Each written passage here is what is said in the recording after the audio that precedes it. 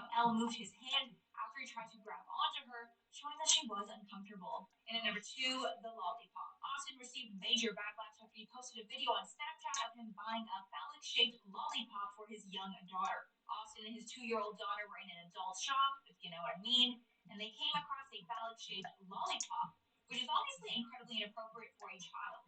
And then when the girl saw the lollipop, she didn't, of course, know what it meant, so she asked for it. Austin then bought the girl the lollipop and filmed her licking it. Following the outrage from that video, the Ace family told fans they were taking a break from posting, and when they finally returned, they didn't address any of the backlash. And finally, number one, Austin and Catherine themselves. This family does everything possible to make it seem like they are living the life of luxury along with having the perfect marriage. But it doesn't take long to see that this is all a big lie. The family is plagued with cheating allegations, and many think the couple can't stand each other behind the scenes. The couple have also left unedited clips in their videos that were supposed to be deleted that prove a lot of what they say is fake. In one clip, Austin snapped at Catherine after she didn't get the outro of the video right. And then after he snapped, he got right back into character for the other video. This clip just happened to be left in, but who knows if there's more footage of the couple fighting and crafting a storyline that we don't see. Back in the day, the couple was also accused of faking a robbery for views. So what we have in this video is basically the tip of the iceberg when it comes to scandals the couple is involved in. So that's all for today. Let me know your thoughts on anything I said below. But before I go, I'm going to shout out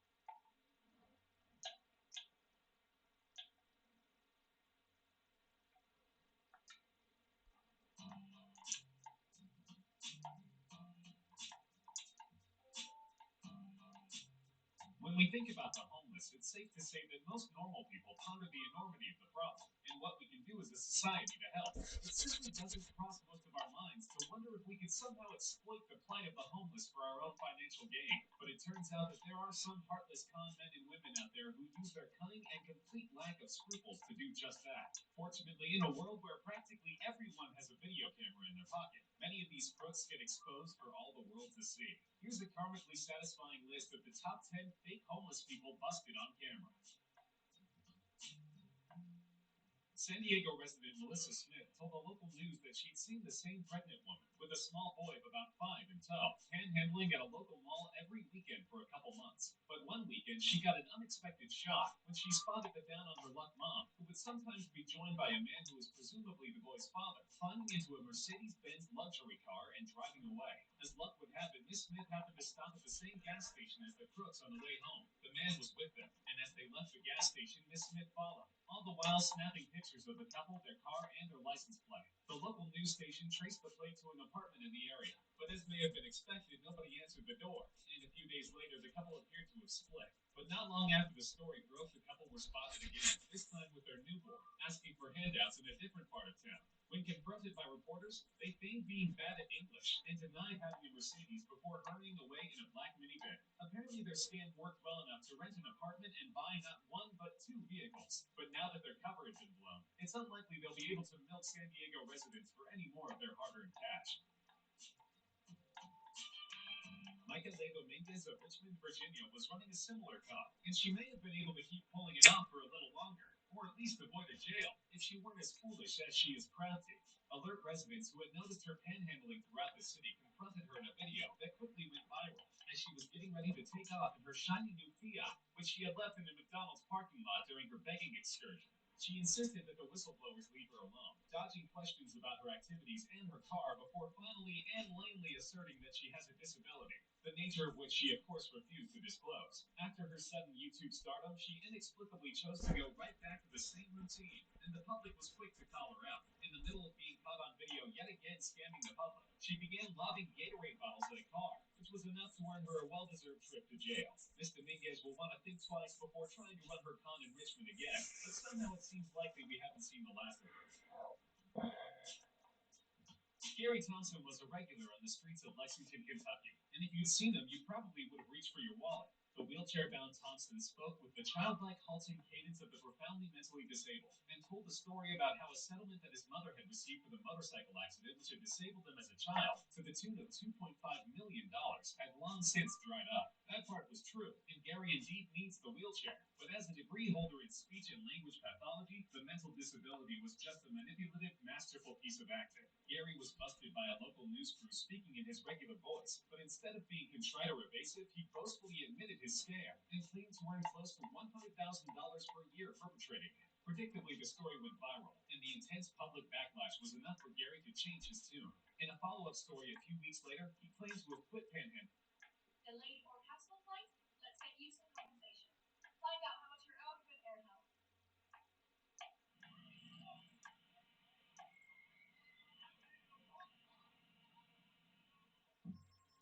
I answer my phone like what's happening. What you say, like you trying to get bags in. 5 minutes, but I know that you're rattling. Yeah, push the body, don't ring my phone unless you run a party. I'm grafting. I'm the crow king, cowboy captain. I don't know why your man keeps acting. We all know he's a runner like Gatlin. You better run for his life when I'm on pinch for me dog like Grinch, getting miles from an inch when I hit them roads. I'm a white boy like Finch when I flip them balls. Take this to nose. My drugs are pernicious, intentions are malicious. I serve food but I don't wash no dishes. The roads are hot like Mauritius. My tick list looks like a petition. I want profit, not commission. Let me tell you about the life I lead. Mans wanna know where I be. When there is a wonder by your G, cause there is now you need to try your key. Ops wanna try your G, but I'm kush cause the barrel on the shotgun. Fire me why you these man tryna act like the sort on it. I stay wired like robots cause I've got drugs in both pockets. And I don't fuck with racists. My son's first words were no cop, what's happening? Oh, damn. Hey there, girl for yourself. Yeah, level of fabrication. Mother probably slap you with a slippers or some shit. Stupid.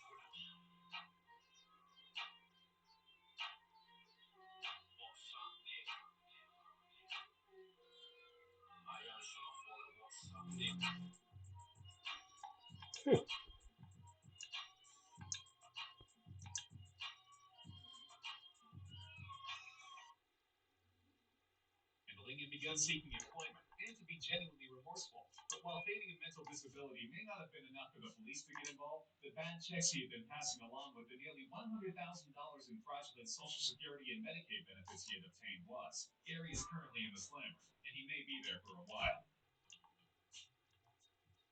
In 2012, a New York City TV news crew got a little curious about a woman they would see every day making her way up and down Fifth Avenue, which is populated by trendy upscale shops and the well-to-do shoppers who frequent them. Dressed in rags with her back bent at a terrible angle, she would hobble along on her crutches, shaking her cup and asking for donations, and she would get a lot of them. The news crew watched her day after day, scoring up to 50 donations per hour, and then hopping on a crosstown bus, getting into a black van, and emerging as a completely different woman.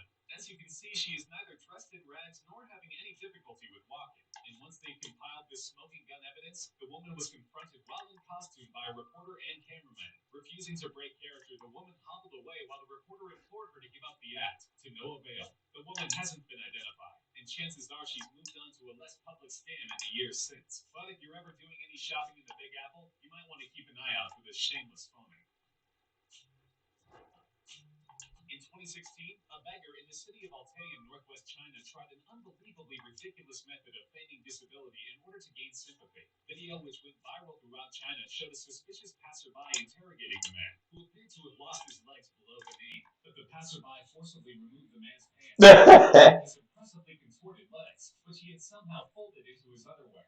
You may recognize this as the exact ploy attempted by Eddie Murphy's character Billy Ray Valentine in the classic comedy film Trading Places, which makes the gambit all the more hilariously stupid. He probably won't be trying this again anytime soon, what with the public That's fine. humiliation. But one could argue that any money he milked out of the public was worth it for this sublime piece of comedy.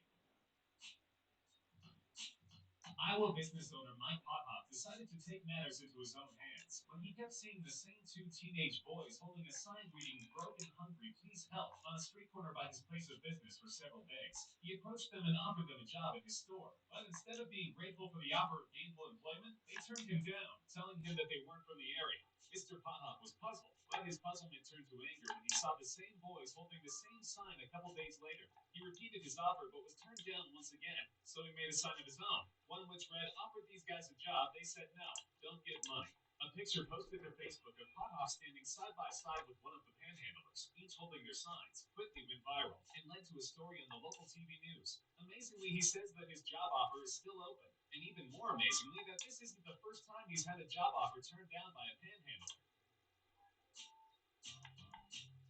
YouTuber Jack Vale, who runs a channel with his family, was alerted by his uncle to a homeless man who didn't appear to be exact.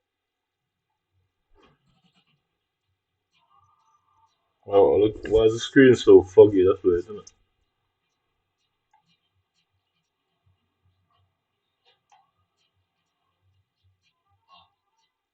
Who is Nunez? How is he? Why is he? How is he chasing?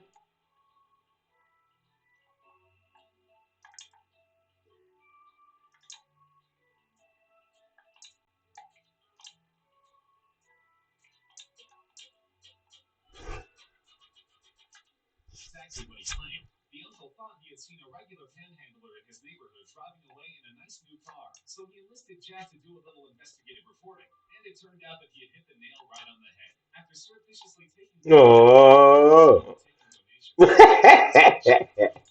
hilarious. where sure enough he climbed into a nice new Chevy and took off. The intrepid What? YouTuber What? What? managed to follow him to the What? house and ask him about the panic That's and actually drop hilarious. his activities. Predictably, the man was not happy that he'd been discovered and That's became funny. belligerent before almost becoming physical. But he had been utterly Ah. busted, and it's doubtful he'll be running his racket in Jack Vale's neighborhood again. Uh,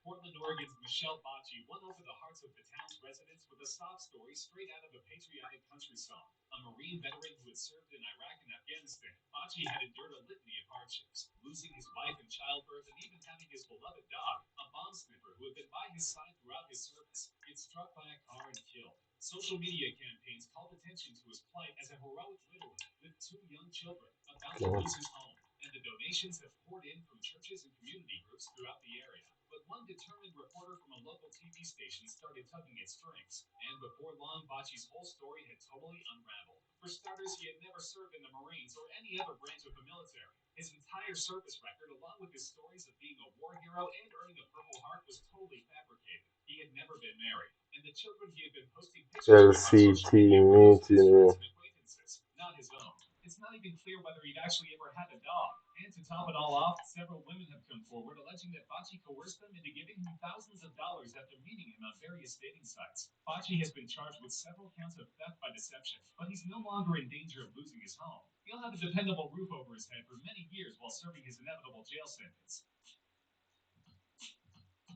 Former Army medic Garrett Goodwin lost his cool when he spotted a man on the streets of his hometown in full military garb, with a sign stating that he was a homeless Army vet. Goodwin had no way to tell if the man was actually homeless, but he was pretty sure the guy was no veteran, and he wasn't about to let that fly. When confronted with the burly Goodwin, the decidedly more slight imposter dropped his story in no time flat, admitting that he didn't have a military ID card and responding to Goodwin's demands to take off my uniform with nothing more than a contrite "yes, sir."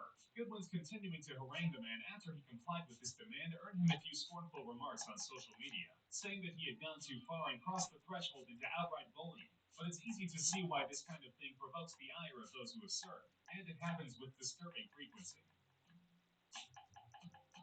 YouTube channel Epic 5 TV posted a video in which one of their contributors strikes up a conversation with a supposedly homeless down on his luck guy in Las Vegas. He at first offers money, which the guy would have gladly accepted, but the YouTuber then claims to be out of cash and instead offers to pay for a hotel room on his credit card, which the guy declines. It turns out that he did so for a pretty good reason. Unbeknownst to the Alright, so context, look the at this, same yeah? contributor had encountered him weeks earlier while Hmm. filming a prank video in which he asks random bystanders to help him rob a bank to get their So reaction. The apparently, guy admits that his getup is just a yeah, costume and that he owns these several guys celebrity cars, are and anyone who thinks that claiming owning a that they. fancy What was Toronto it bank saying? What the means fuck you're did homeless. this say? This YouTuber's experience illustrates a valuable lesson that anyone who is struggling Claiming that economically they're must some start by sort accepting an of offer of actual help rather than cash. It veteran, might be a yeah, good idea that to has keep this in never mind the next time you want to serves and all that shit, innit? Yeah, whatever. Yeah, but in all fairness, like, where do people learn scams? You get me? It's where it's something to think about. Maybe the people learn them things from it. This is your marketplace. And nobody didn't just come up with that sort of thing. You know what I mean? They learn it somewhere. We're heading to the scene of an accident with the cops in Ottawa. On the lookout for tow truck drivers' dirty tricks.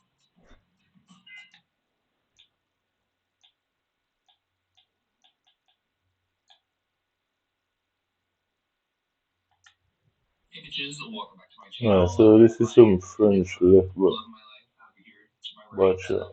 And we are gonna sit down and talk some shit because we're outside having a smoke sesh right now. I was going through my comment section on YouTube, and the first person that I saw getting called out is James Charles. Oh, what he do? You know that James Charles is coming out with this new palette with the Predator, like the Predator, basic Predator palette. This would be interesting. And a lot of people, there's two things actually. So one thing is people are like, That's not even a "It's good so cut. obvious how him and his team tried to make it look like his like palette has been used for such a long time. Their shades, they're supposed to look like they hit pan. They're just completely cracked out and it's just completely broken. But the second one is James Charles is using this one shade in his palette and he's talking about it a lot. It's the one that's in dedication to his mother and it's called Warrior because she's a breast cancer survivor. And I think that's an amazing thing. I think that's a very touching thing. Good for him, all of that. People are getting upset about it because he keeps using this to sell his product and get like the tearjerker and like pull on people's heartstrings, but he has not said if he's donating any of the proceeds of this launch or anything to a breast cancer awareness type of thing, which I think could be really Ah, nice. fucking I pen. he's not obligated to do it, but people are like, if you're gonna sit here and tell us every single time you talk about this shade what the reasoning is, why not give a little kickback to a charity and do some good? I mean, that's true. If he has a big audience, a big platform, I bet he would probably make more sales if he said he was donating something. That's probably the pipeline. Oh God, that's giving like when Michaela said that she was going to donate half of her proceeds from the Glenlight collection to like Roe versus Wade, like some charity for that. Never showed proof of that. She swore the money was sent, but nobody saw it. Took her good word. Nobody ever saw any documentation about that. System that day. It is. You know that on one of my previous videos, I need to follow up. Somebody left me a comment saying that they were the one that won that Chanel bag, and Michaela Slade. Of course. Speaking of the Chanel bag, if you follow Michaela over on TikTok, then you know she's been doing like a ton of giveaways. She's sending out like thousands of dollars worth of stuff in PR to people every single month. I think there's a new drawing like every single week. So she's sending out a lot of shit. Well, now she's putting in gift cards for like, I don't know, it's like $200, $50. Like, they're good gift cards that she's putting in there. People are saying that because a lot of people have been commenting about these two Chanel bags. They're not letting that go. People are thinking that she's turning around and doing all these giveaways now to try to get people to forget about that. Like, see, she does giveaways and she sends shit out all the time. You're probably looking at this like, what the hell is about to happen? Well, I'm your weekly gag product. Join a movement that's been fighting for trees for over 50 years. Join more than 300,000 people standing up for trees. It's 77. Someone to win a box filled with goodies every week for the rest of the year for the holidays. Every PI box drawing winner will also receive a $500 gift bag to either tag it, Sephora, or Ulta. I'm gonna be doing a lot of stuff for the holidays, and this is just a stat. For the holidays can be a bitch, so I wanted to do this so you can either buy things for the other people for the holidays or treat yourself because you deserve it. Let's pick the first person, and remember, it opens on Friday at a random time. It fills up really fast and closes once it's full. Once it's full, it closes, and it's very fast. Reopens every Friday. All you have to do to enter it is fill out the form in my bio. That's it. Okay, let's get to the good stuff. The first winner of the holiday PM with the drawers is Tessa in New Jersey. Not only am I about to fill a box full of goodies for you, but you're also gonna get this $500 gift bag. Okay, let's do this. Tessa says she wants bold makeup, colorful, bold eyeshadows, and skincare. The minute I saw you wanted bold eyeshadows, I knew I was gonna give you these. Every color in the rainbow through these palettes. Now you said you wanted to get out of your comfort zone, so I'm gonna send you some big old lashes, and I expect you to try them. I'm gonna give you a full brush set so that you can, create these looks. I'm gonna send you some nude stick skincare, really good. I don't know if you've already tried this, but Tatcha is my favorite moisturizer so I'm gonna send you this. Hey, Vicky, dance with sticks. These are amazing. If you really like makeup from Dior, just send you these Dior makeup bags. They're filled with goodies inside, and they're really nice. Some blinded highlighters. There's double serum and double serum eye. These are bomb. Use them before bed. All of the L'Oreal liquid blushes. These are so good. Covertly skincare. These are products from The Ordinary. One size setting spray. This box is completely stacked. Like it's filled to the absolute top. Congrats to Tessa and Peter. I'm so excited to do this. And I just love doing this stuff. It's so fun.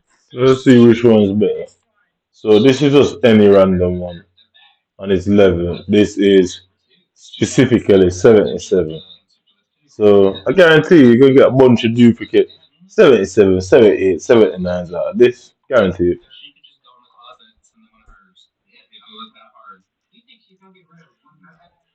Barcelona, who does this? Okay, cool. So Max 81. Let's see, obviously the rest are going to be lower. Duplicate, couple 77, 79, so all that. Yeah, fucking shit out of it.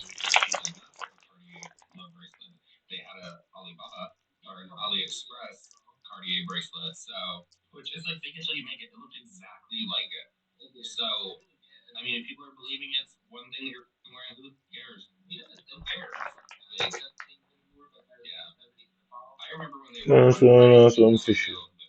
Only one of them things. Bitch.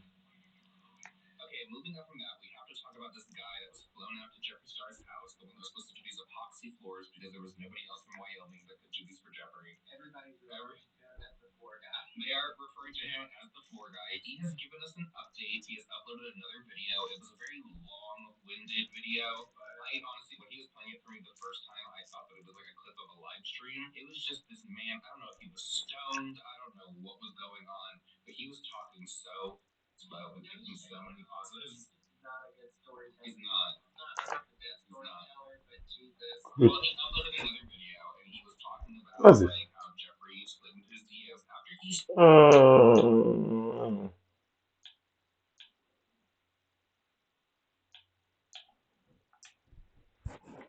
And me and my boyfriend broke up. I used to dress up in a trench coat, sunglasses, and baseball cap. Who does that? That's the weirdest thing she said. You can't wear trench coats. That's wrong. Take one of my friend's cars as a disguise, driving our two cars, park around the block where I can still see his house. Wait for hours till he would get home from being out just to see if he brought a girl home. But it's so old. That is exposing a toxic trait. I feel like relationships are hard. We know that. They're not easy. Editor can tell you that. They'll put it up right here. They're going to say something like Chetty's right or something right there. They're going to say he's a smart guy or something. I feel like when you break up with somebody, you call it quits. I feel like there's no in between. I feel like it either goes good or it don't go good. And I think that's the way it's not going good. So, I mean, at least she's admitting it, I guess, but like wearing a trench. Who wears a trench coat? Chris knows that's wrong. I know it's wrong. No more trench coats. It's 2022 to 1952. And then, but like, that's some like Inspector Gallup. Go, spy on X. That's just so weird. That's some go gadget. You know what I mean? It's so weird. Stop following him around, bro. Leave him alone. It's over. I don't know. Well, I'm in a relationship, and I don't want to be in a relationship anymore. I don't want to talk to you anymore. I literally set you up to cheat. Like I'll get like a girl to DM you or something like that, or I'll get a girl to like comment her eyes on your picture. Like I'll date you, and once you respond to the DM, you know I act like everything's okay, and then like 2 days later I act like the girl sent it to me. Well, whole time I sent the girl to you so we can break up because I don't want to be with you no more. And get a dangerous thing. Did we just get like the JFK assassination reveal of like what people do to break up? Like what? What is that, dude? What? You fake she and then DMs and then there's a little bit of that. That's so bad. That is so wrong. I cannot condone that activity. I liked your hair at first, but you know what? You're not such a nice person, so I don't know if I feel like that anymore. Next, please. When I was in second grade, a girl in my class had a really impressive box of crayons, and I wanted these crayons. I love crayons. The girl didn't really care about them that much, though, so she was like, hey, if you'll trade me your soul, I will give you these crayons. And I was like, hell yeah, I will trade you my soul for these crayons. So So I was super happy to have these crayons. She was happy to have my soul, and I took them home and I started using them to color things in. And then my mom was like, "Where did you get those crayons?" Naturally. So I was like, "Oh, don't worry about it, Mom. I just traded my soul to this girl at school, and she gave me this box of crayons." Well, I mean, that's An obvious lie. Who would keep talking about trading of souls? and somebody, and everyone's gonna know this because I feel like there's only one. It's Crayola. Everybody knows the crayon brand. Everybody knows it. And you're sitting in class, and they bust out the big one, the big one. You know what I'm talking about? It had like 128 colors in it. It had the sharpener in the back. And it's like, man, a crayon sharpener. Sheesh, I need one of those. And then like you start doing art and stuff in class, and they're like, oh, should I use seafoam pink or should I use hot candy pink? You know what I mean? It's like, oh my god, red. You know, and we never put the crayons back properly unless it was that big box. If it was someone else's, you like, oh sorry, here you go. But if it was like the school's crayons, you just like these things. I don't even want them anyway. You know what I mean? That's crazy. Like unlock that memory for me. It's fun. When you have a girlfriend, you usually ask them for the Wi-Fi password in the night, and sometimes you need access to the router. It's very simple. The password's on the back of the box. And when you have access to the router, it's really simple to actually check to see what other devices have connected to this router and this internet. So by doing so, you can actually determine who's been there before, and you can also set this up so you can check this remotely. So let's say she might say, "Oh, I'm staying in tonight." Well, I can just easily check remotely to see if her device is still in. Okay, yeah, that's your. Another device comes online, maybe she's staying somewhere. I feel like this has a lot to do with. I feel like this is. I think this is a popular one in relationships. Trust is a big one. I mean, if it's someone new, you see, I don't know. I haven't been in that many relationships in my life. The girls just didn't. It was me. They didn't really, So they didn't few and far between. But they last a long time when I'm around. You know what I mean? I make them stay. It's the blue eyes. What can I say? But the trust thing, I mean, it's just, it goes a long way. It goes a long way, brother. And I feel like if you have to do that to somebody because you don't trust them, I feel like it's just not going to work out in general. And if they are doing something heinous, I don't understand if your suspicions are confirmed, then it's like, are you going to fight or are you just going to go? Because if it was me, I'd just go. Like, why stay and fight? What's the point of staying and fighting? I don't know. Back in my petty toxic days, I used to track who my exes would follow on social media, like the girls, and I would follow them as well, become their best friends, and so my exes could never have a chance with them. It always worked, every single time, and I made a lot of great friends, so it wasn't really that toxic. I mean, that is some chess plays. I'm moving pawns, she's moving bishops and rooks. That is, wow. I guess that works, but again, I feel like I'm not Dr. Phil. Okay, if you're hurting real bad on the inside, I can't send you to the ranch. I only know a little bit about relationships, but I feel like if a relationship's working, y'all know it's working, and then it's working. And if it's not working, then it's not. So a lot of the stuff just feels unnecessary to me. It just feels like it's no need for all that spine and whatnot. You don't need to do that. Okay, you don't have to do that. That's fine. No spine, your girlfriend, your boyfriend, whoever they might be. Just relax and be yourself. I love canceling plans. Hear me out, okay? I know it's a big problem for you, but I just love doing it. I'll cancel you. The reason why is because I have this terrible habit of agreeing to plans that I don't even want to do. I'm just in the heat of the moment. I'll be like, yeah. I'll be like, Jordan, spelunking on Friday? I'll be like, you got it. I don't even know what spelunking is, but I just said yes to it. That's a game. I love canceling those plans. Why? Because then I have so much free time to do nothing. Like I've been doing all day, which is nothing, but I can just do more of it. I look good. It sounds like he just does it for doozing it. That makes sense. We've all been a little flaky. Let's do that. And the day came, and you're like in your bed, and you're just like nice and cozy with a blankie on. You're just like, nah, that's not happening today. I don't think that's gonna happen. Really don't want to do. Honesty is the best there. I'm always honest. So I'll do a lot of stuff with the rock climbing. Not gonna do it. You have to help me get up. I don't want to do that. Paintballing? Okay. Ding ding. I like that. That's nice. We'll do paintballing, but rock climbing? No thanks. I will leave a lipstick or a lip gloss that I don't care about that the guy has never seen me use at his house. Yep. In an obvious spot. If he doesn't ask me if that's mine within the next 2 to 3 days, I automatically assume he has another side hoe. Now, if he does end up texting me or sending me a picture asking me hey, I think you forgot this, or I think this is yours, I will respond, no, that isn't mine. And just see what he does. His reaction will tell me everything I need to know. That's Yes. what people in the criminal underworld would like to call it's entrapment. I don't want it's entrapment. You can't. That's you can't. That's a trap. What's the guy's name from Star Wars? Admiral Akbar. Death Star is totally operational. Yeah, you can't. That's very toxic. If you like, what are you trying to figure out though? Look at the guy's innocent. What are you trying to figure out? If the dude's all right, you're stepping on landmines, and that's not a good place to step. If I decide that I don't want to beat you anymore, I don't tell you. I just decide in my brain, and then I slowly start removing myself from your life. I'll just start texting you less and hanging out with you less until you're like, "Hey, where are you?" And I'm like, "I'm on, bye." I don't know if that's that toxic. Again, the honesty just saying straight up, like, this ain't working out for me. I'm gonna get out. But I don't know. Is that bad? I don't think it's that bad. It's kind of like letting them down easy. It takes some time, and if you're willing to take the time to do that, you can't be that heinous. Can't be that toxic. That's probably the least toxic thing I've seen so far. Not everyone has to know what I know or what I think I know. Now, I'm still learning and still healing, but this one, babe. What do you I mean? didn't keep my ego in check. She would really have me out here running around telling other people how to live their lives every damn day because I learned the thing, and so you should know that thing. If you don't know that thing, then you aren't whatever. Okay. Everyone is on their own individual journeys.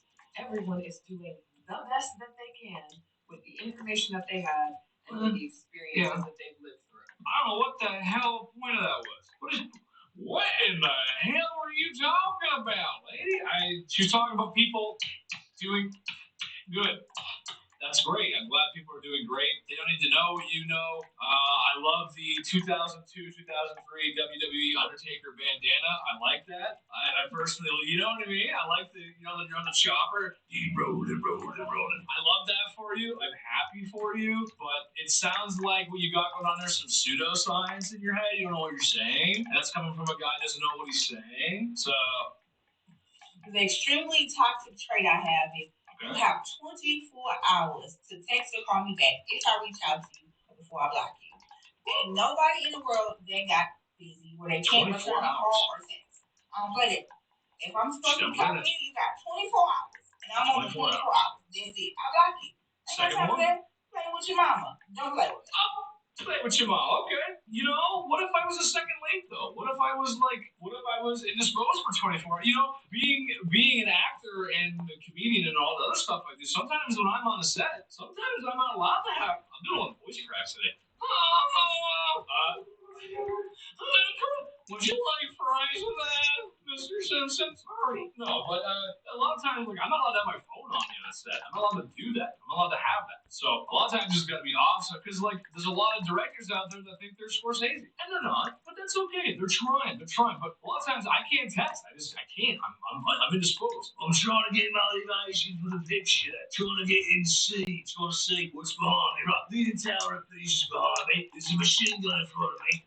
That's the scene. Let's go. You know what I mean? You don't have time. So 24 hours. I respect where she's coming from because you're you, and everyone has to have their own boundaries. But 24 hours, I don't know. I feel like maybe 48 hours. If the police wouldn't call for an Amber Alert, then you can't do it. You know what I mean? You gotta get the same amount of time. They're not gonna. If the police wouldn't file a missing report in the amount of time that I've been asked to talk to you, then you gotta wait the same amount of time. That's hammer law legal. There's my gavel. Do it. Yep.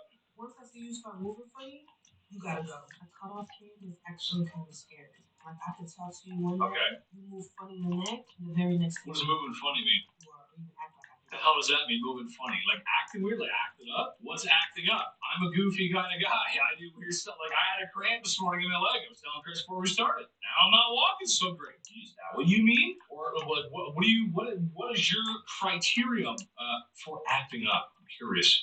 That's been another Top 10 Central video, guys. I've been your host, Big Chet, and I will see you sooner than later. That's right. Bye. Like I have to.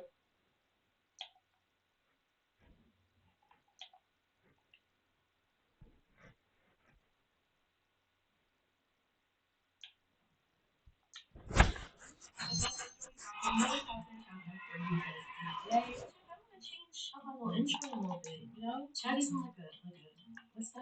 Top of the top 10? No, don't do that.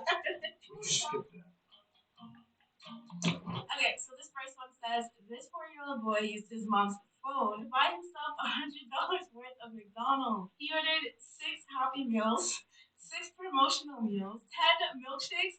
What does a kid need 10 milkshakes for? 8 McSundays, 8 bottles of water.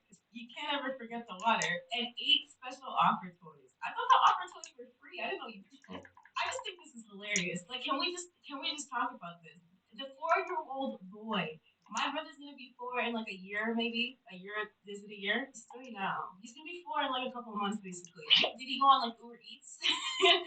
Oh my god! It's the different milkshakes sitting out. Like this is killing me. Like he has his milkshake open and he's drank some, but he has the remaining like sitting out. You know, my biggest thing is like imagine you're like regular Sunday, you're just chilling, and then you hear the doorbell ring or the door knock, and you're like, oh, okay, who's that? I wasn't expecting a guest or a delivery. And you open the door, it's like 8 bags of McDonald's at your front door, and you're like, I'm sorry, who's this for? Like, I would love to know how this conversation went when the McDonald's arrived. When the McDonald's arrived at their house, and they're like, we didn't buy any McDonald's. This is so funny to me. Like, oh my days. Kid orders food from his dad's iPad. All right, all right, all right. Deliver. Their accents.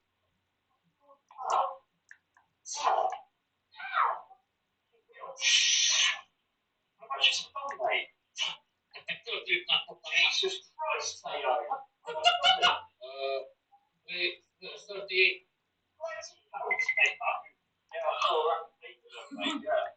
You know what I did? Not want to take it that dude. It's already done. You'd have to take it anyways. Pay for it, even though you didn't pay for it. Oh, there's so much to like unpack here. I absolutely love the accents. The bloody way. I thought that was so funny. I personally love like I can't tell what this rhymes at UK. Is it UK slang? That whole like bloody hell. And I think that is so funny. I don't know. They just have a very specific way of talking that I enjoy. I think it's really funny. They have a very interesting like dialects too. So y'all telling me? Here, Cam. I'm seeing boxes. TJ Mass. Cam. Amazon, Uncle Alexa. Huh? That's funny. Who you talking to? And you listen to a damn 4-year-old. So, wow. TJ Mass. You wanted this? Hello? I'm not really bad. I can just send it back here. Really. It's no big deal, man.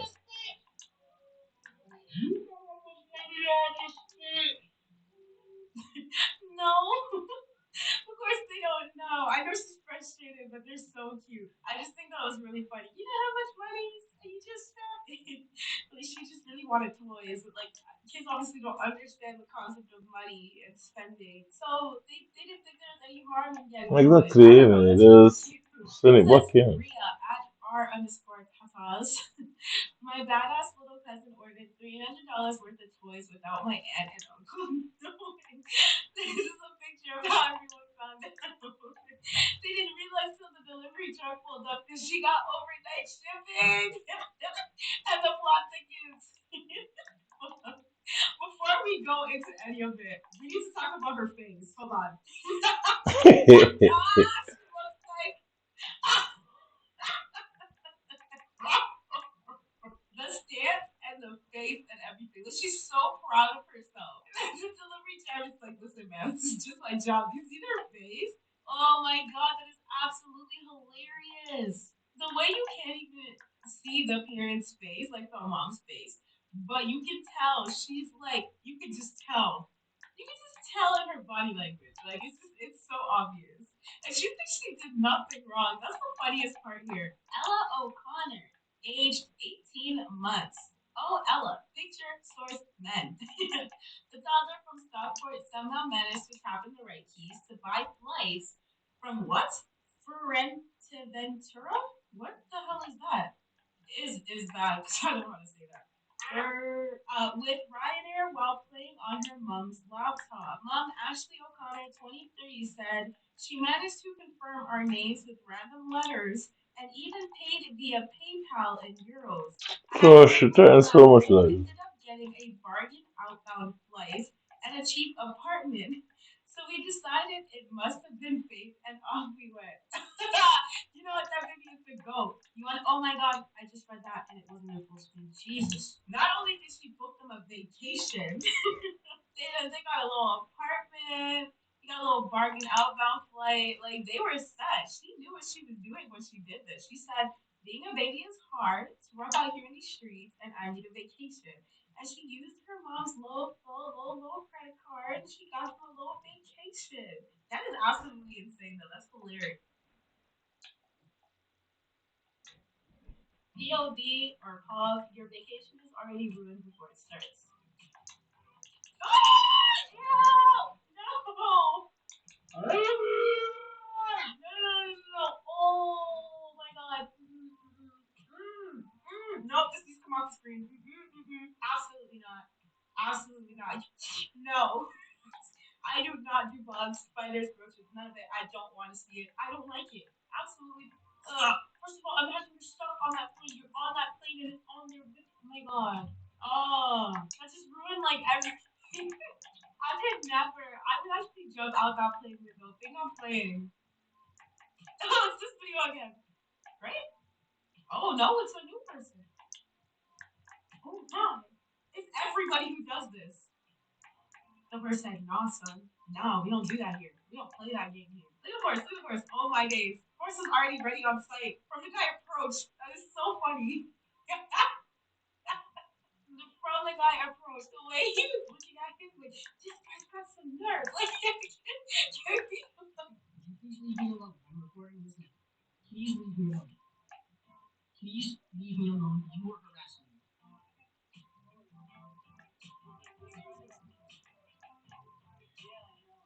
Please leave me alone. You are harassing me.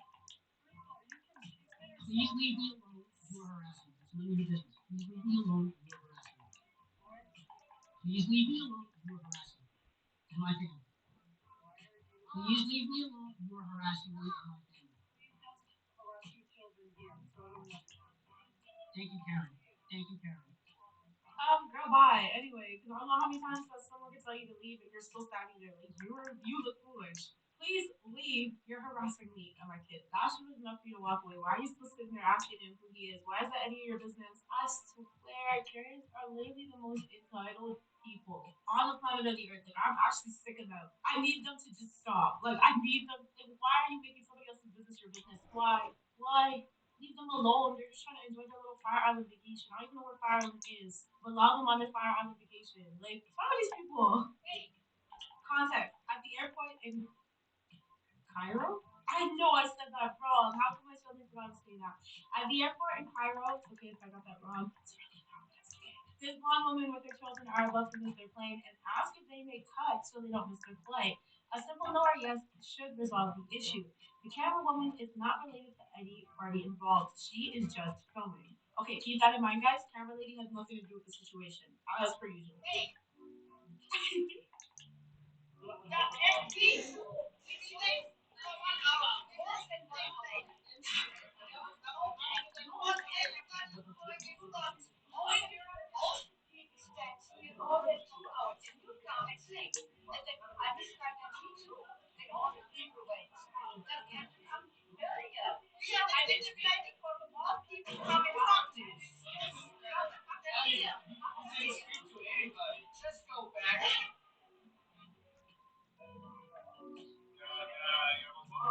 Wait, what? Oh, okay, so they got angry. I thought the two ladies were cutting in front of the blonde woman and her kids. I was gonna be like, how rude of them. But really, it's the blonde lady trying to cut in front of them. I don't know, their response is really extra, but like, I guess it's justified because like, you should technically line up sooner if you want to catch your flight. Like, somebody else's place in line isn't your responsibility, but at the same time, like, two little kids, like, if you're not missing your flight, if it's not too big of a deal, I don't see why you couldn't just let her in front just this one time.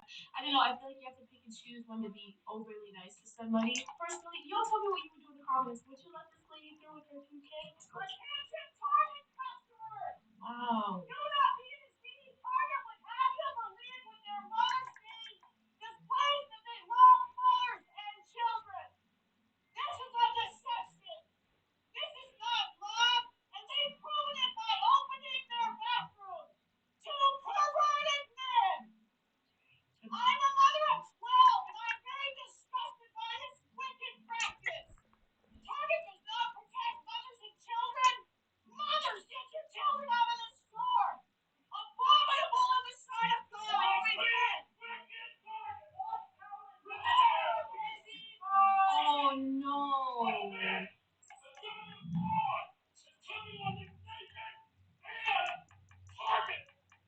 Uh, That is so much going on. level of madness This story energy, bro. on such a high. Like I was so shocked when this video played. I was Okay. like, what is going on here? Confused, isn't it? Oh my god, by perverted Right, men. okay. She So, how much is represents Shisoko going to LGBTQ. now? I might It's be alright, losing but connectivity these dots right now, but they were going on about Shisoko God was and a and 86. evilness right as they were leaving, and I'm wondering 86, how 86 religious was people do 86. tie LGBTQ to things that are Lowest so Muslim ones were demeaning. So 86. I connected that dot. I don't know if I really did, but connected that dot. So it can be a very 86, so long I'm or a buying for short. Don't 81. project your views on other people. It's just that simple. Like I Right, don't, so like you this however you cool. want to feel about whoever's living their life however they And want, I'm not but going to you get have people who choose to Janabi. live their lives the way they Janabi. see fit, and that's none of my business how other people live their lives. Janabi. But you know what? If Janabi. you disagree with somebody's lifestyle, keep that to Janabi. yourself. Janabi. That is not your position or your right to police people or authorize how people should live their lives. That's all I'm saying. Black girl stop and not touch your shit. You for mind your business as much as you're telling them for mind theirs, isn't it? That's the problem with people. You see, some man, oh, religious people, this and religious people are judgmental. Okay, cool, fair enough.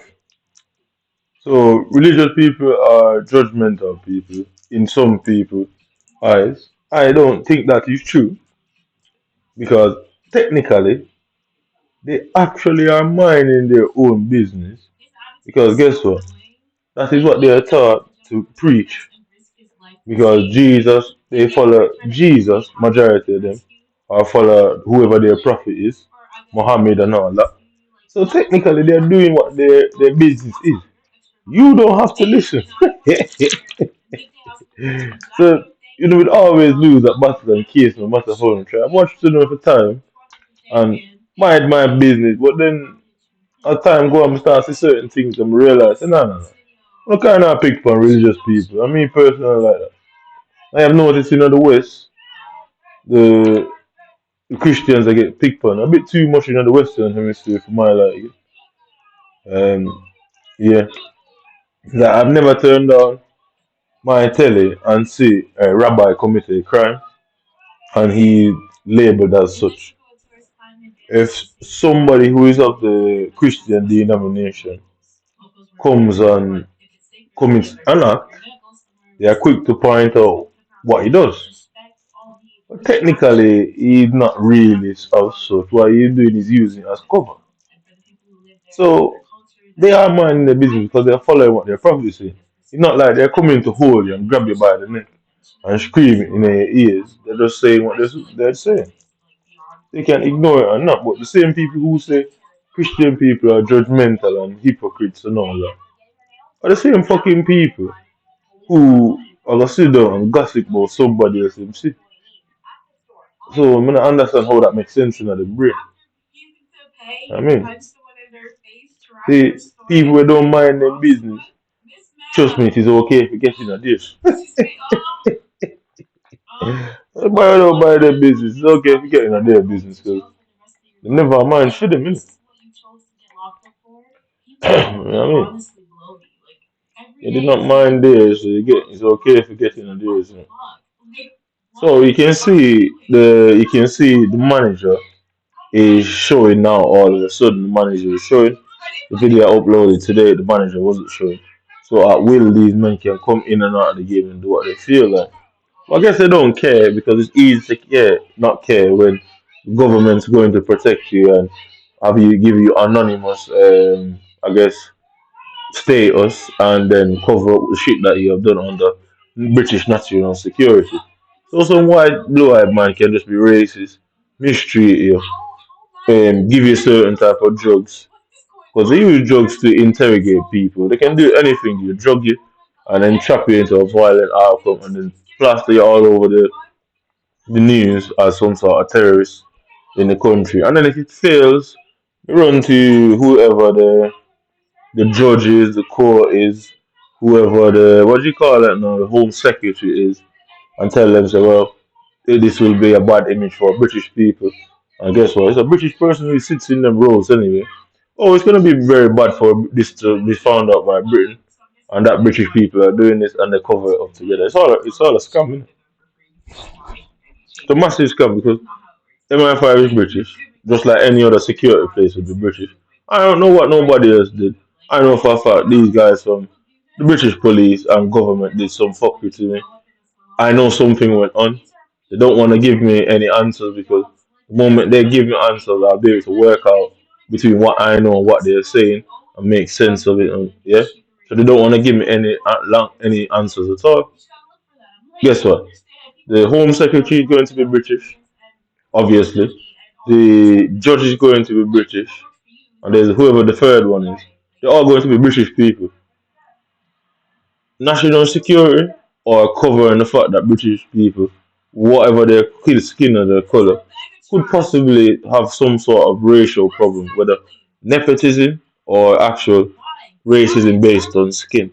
So it's very easy to go to another person that's just like you and say, oh well, we can't let it go out into the world that oh British people are doing these things to foreign people.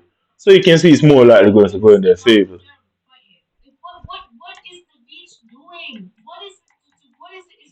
So anyway, yeah. So right, so I've got Dipper as well. Dipper.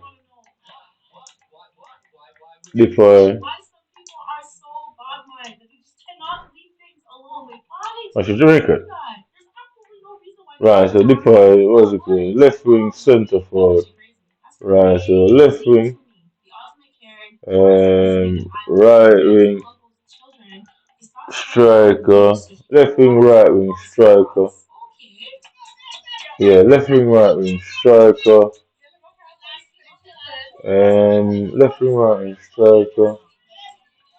I don't particularly like this kid here. Who's gonna be better there? It's gonna be quite complicated. This is not. Right, so that Dutch guy, centre back that I just got. Um, his finger's proper long, innit? Proper slow, innit? But gotta have to put him in to get him the chem there. And then if can he get left mid come? That's a take out Pereira. Take out Madrid. Take out Pereira. Swap. No. No.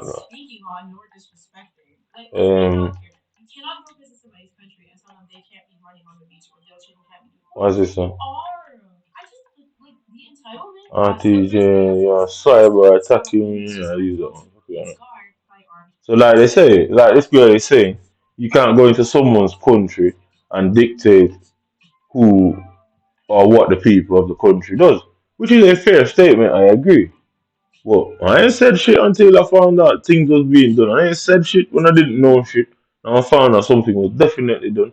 And people exercise certain right within their country. Whether it is illegal or illegal, I'm not allowed to know. And why would it? Why would they not want? If they did something legal, they would want. They would tell you to your face. Because guess what? If they did something legal, they would have fucking put you. They would have done something paperwork wise, yeah. So I never come here and start in trouble with no blue-eyed man, no British man, no nothing. They came and seek me out, and they don't want to tell me why, because guess what? Whatever started, it's probably the baseline, the foundation of the issue was probably a lie. Why some ex-partner of mine that I cheated on, or somebody somewhere along my past that I did something to, whatever, yeah, and they took it upon themselves to take revenge. You know what I mean? Simply something. So obviously they don't want me to know because they'd lose. You know what I mean?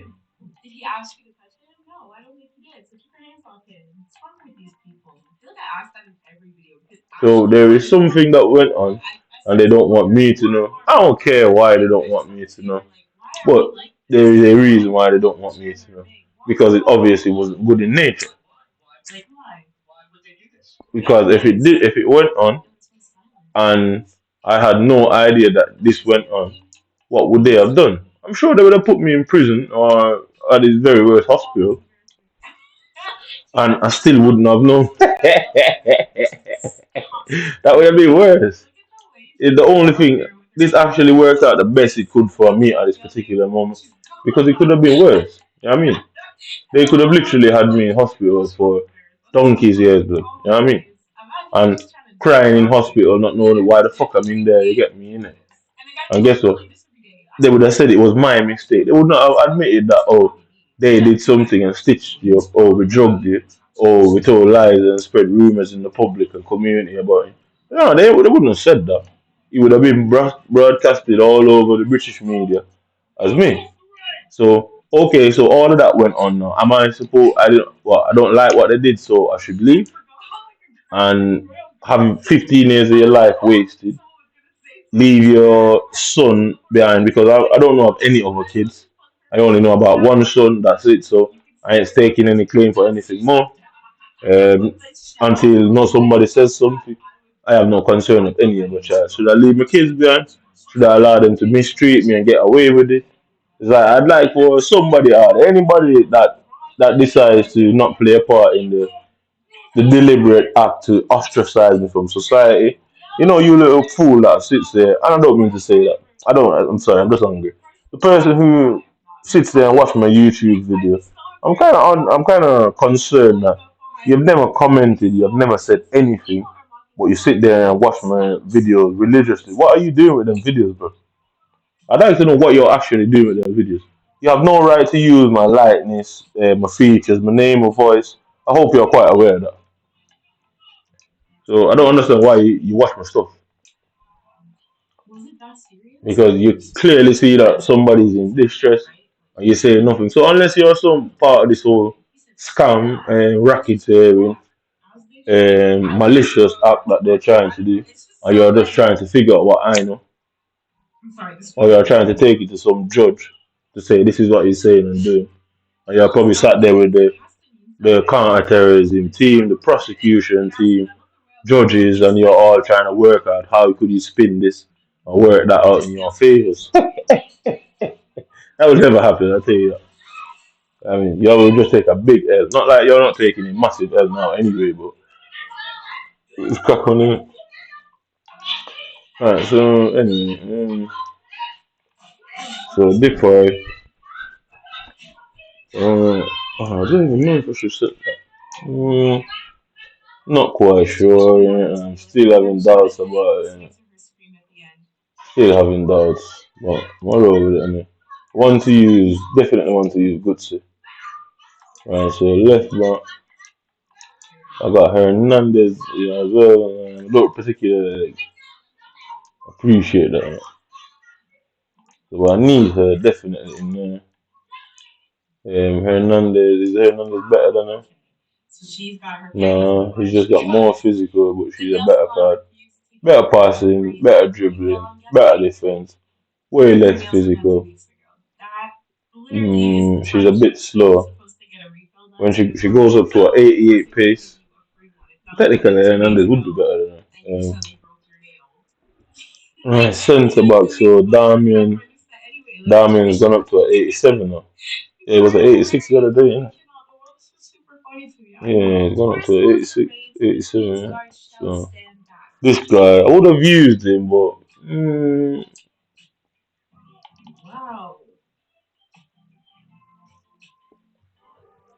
technically, yeah, I need her in the squad first. I don't know if I should waste my 50 again.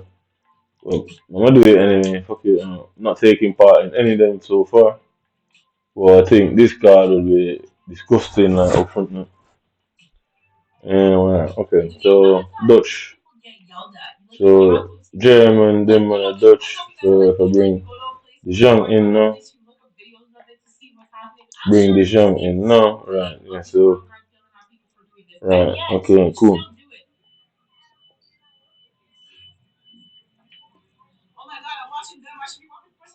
Right, so Dutch looks good. I'd have to go with Frimpong there. So I've got her. I don't particularly like Klaus card. I go with Frimpong there. That should give Dutch. So Dutch there, cool. Right, so that fits perfect there. Right, that fits perfect there. Right.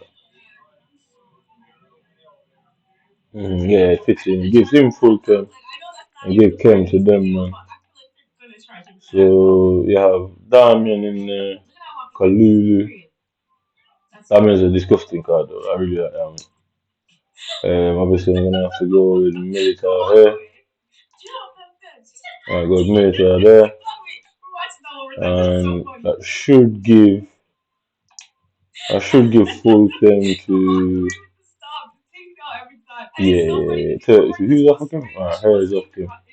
So it's Spanish. Right, Spanish one should work out. Yes, sir. And right, Spanish gold and Kike Sente. Right, yeah, everybody good now. Alright, cool. Right, so mm, right, so Messi. I'll check out that one. Not really, I don't really like that one. Rickton. Social. Colin.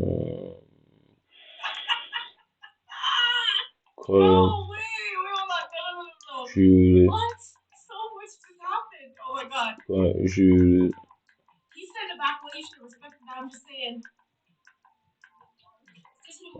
Pereira. Most. What we got?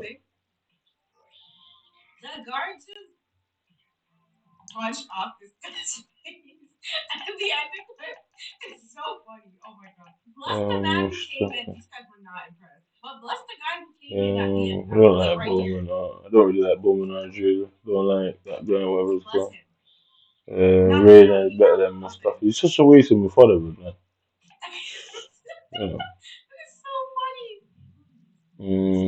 There's somebody that we just want to bring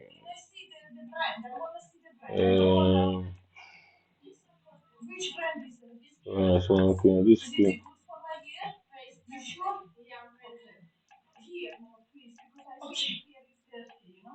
Okay, he's faster, better shooting, less passing, less shooting, less physical. Back to you. Kind of like I went through all that stress for not really.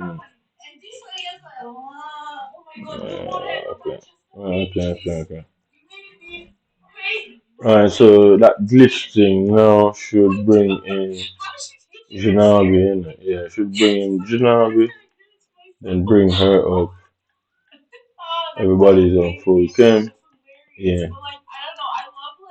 Right, okay. So I need to do the glitch thing now. And after the glitch thing, then it goes into. Then I need to do. So that. I open evolution. Then almost done. So then I need to really feel like I'm making a mistake here. You know, really do feel like it. Really do feel like it. But fuck it, innit? Alright, Janabi. So what would you go to? 8, Janabi got 4 star.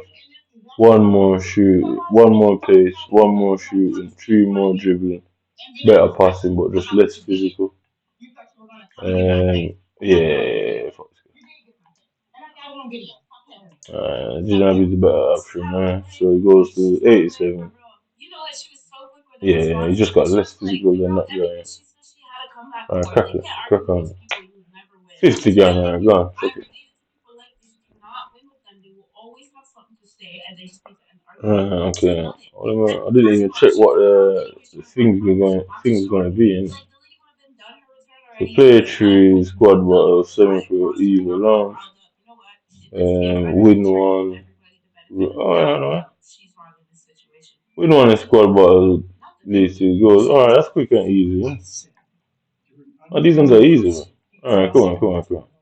So if I don't even have to do them together. Technically, I didn't even have to do it. It's that quick, innit? Yeah, because I'm gonna have to play it in a different fucking game and mode. Mm. Kind of waiting my 50 again, whatever. So, let's let him up there. Okay, so yeah, select him up there and claim it should move the file up. Okay, she some smoke now here. It didn't select him. Fuck it. So hold on, I prefer to get what he quicker. The evil Rin. Fuck it, man. Why didn't it just work, man? That's so shit, innit? Depay was already in there. I don't know why I took Depay out of active. I hate you, man. So that's what it was, innit? Depay was already active. I should have just done the Ginabi and that would have brought Ginabi. Yeah, that was all. Okay, yeah.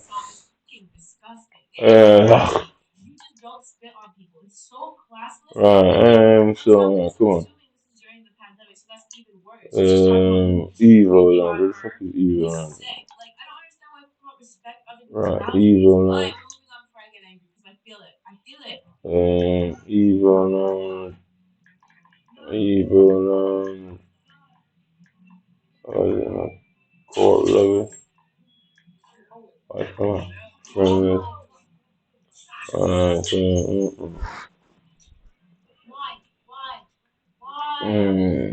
What? Did he just break the can?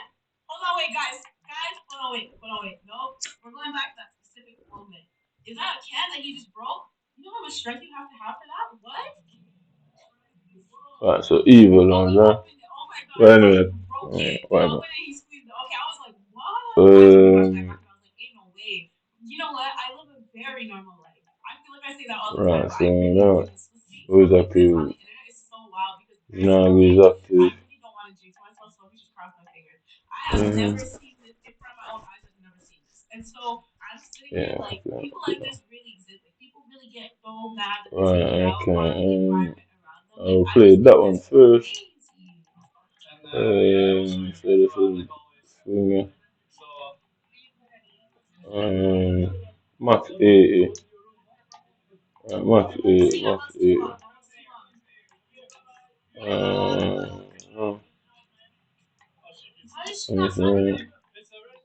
No.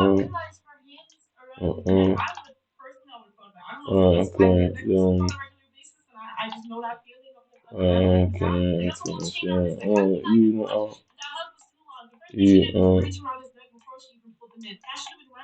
you can start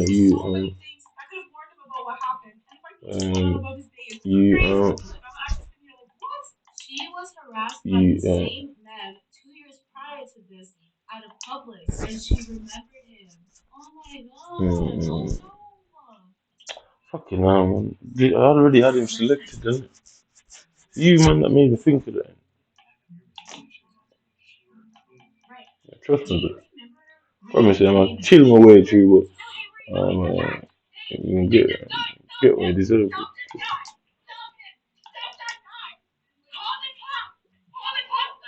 Definitely get what you deserve.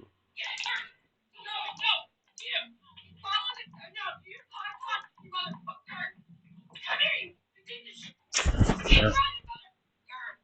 Oh my god! Hold on, wait, that's serious. And that's so scary. Like, oh my god. And the way she was screaming, like, Fuck's call sake. stop this man. You could hear, like, the fear in her voice. Like, that was actually, that was scary to watch. Like, I don't even know what to, like, say. Oh my god. I hope that never happens to anybody. Literally, that is so scary. Yeah, of course you turn around like that.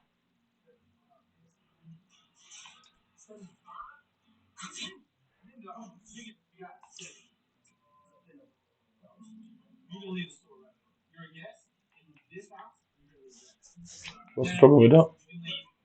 In progress, evolution plus evolution. One. I thought he had to. I thought he could go now.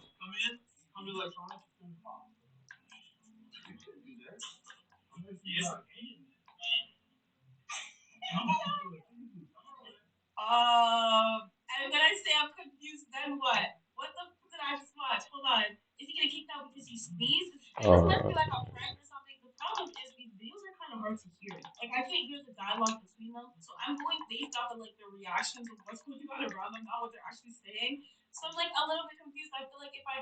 conversation a little bit? Like, what did he say?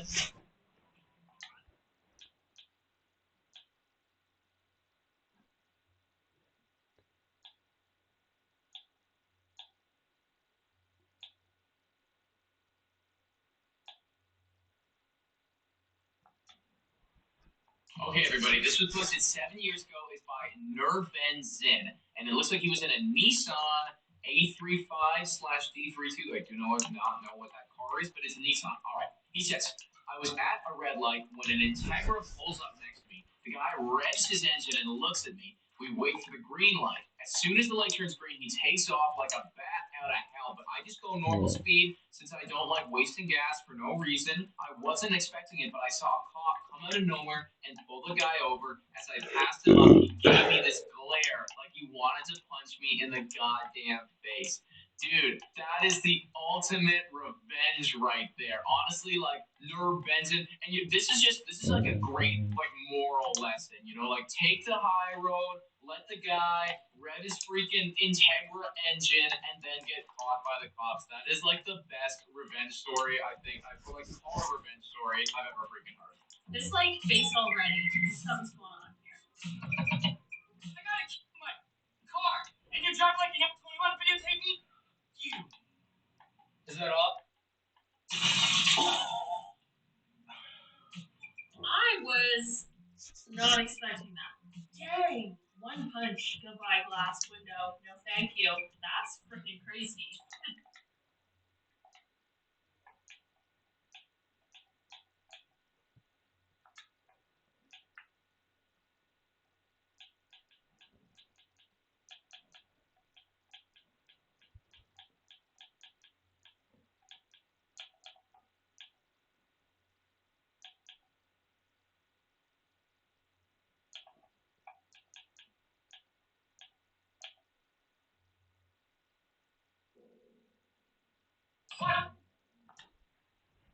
But people don't like that at all. They don't like having their fragility and vulnerability exposed to the group. It's one of the two major fears of people, because one is social humiliation, and the other is something like mortality and death.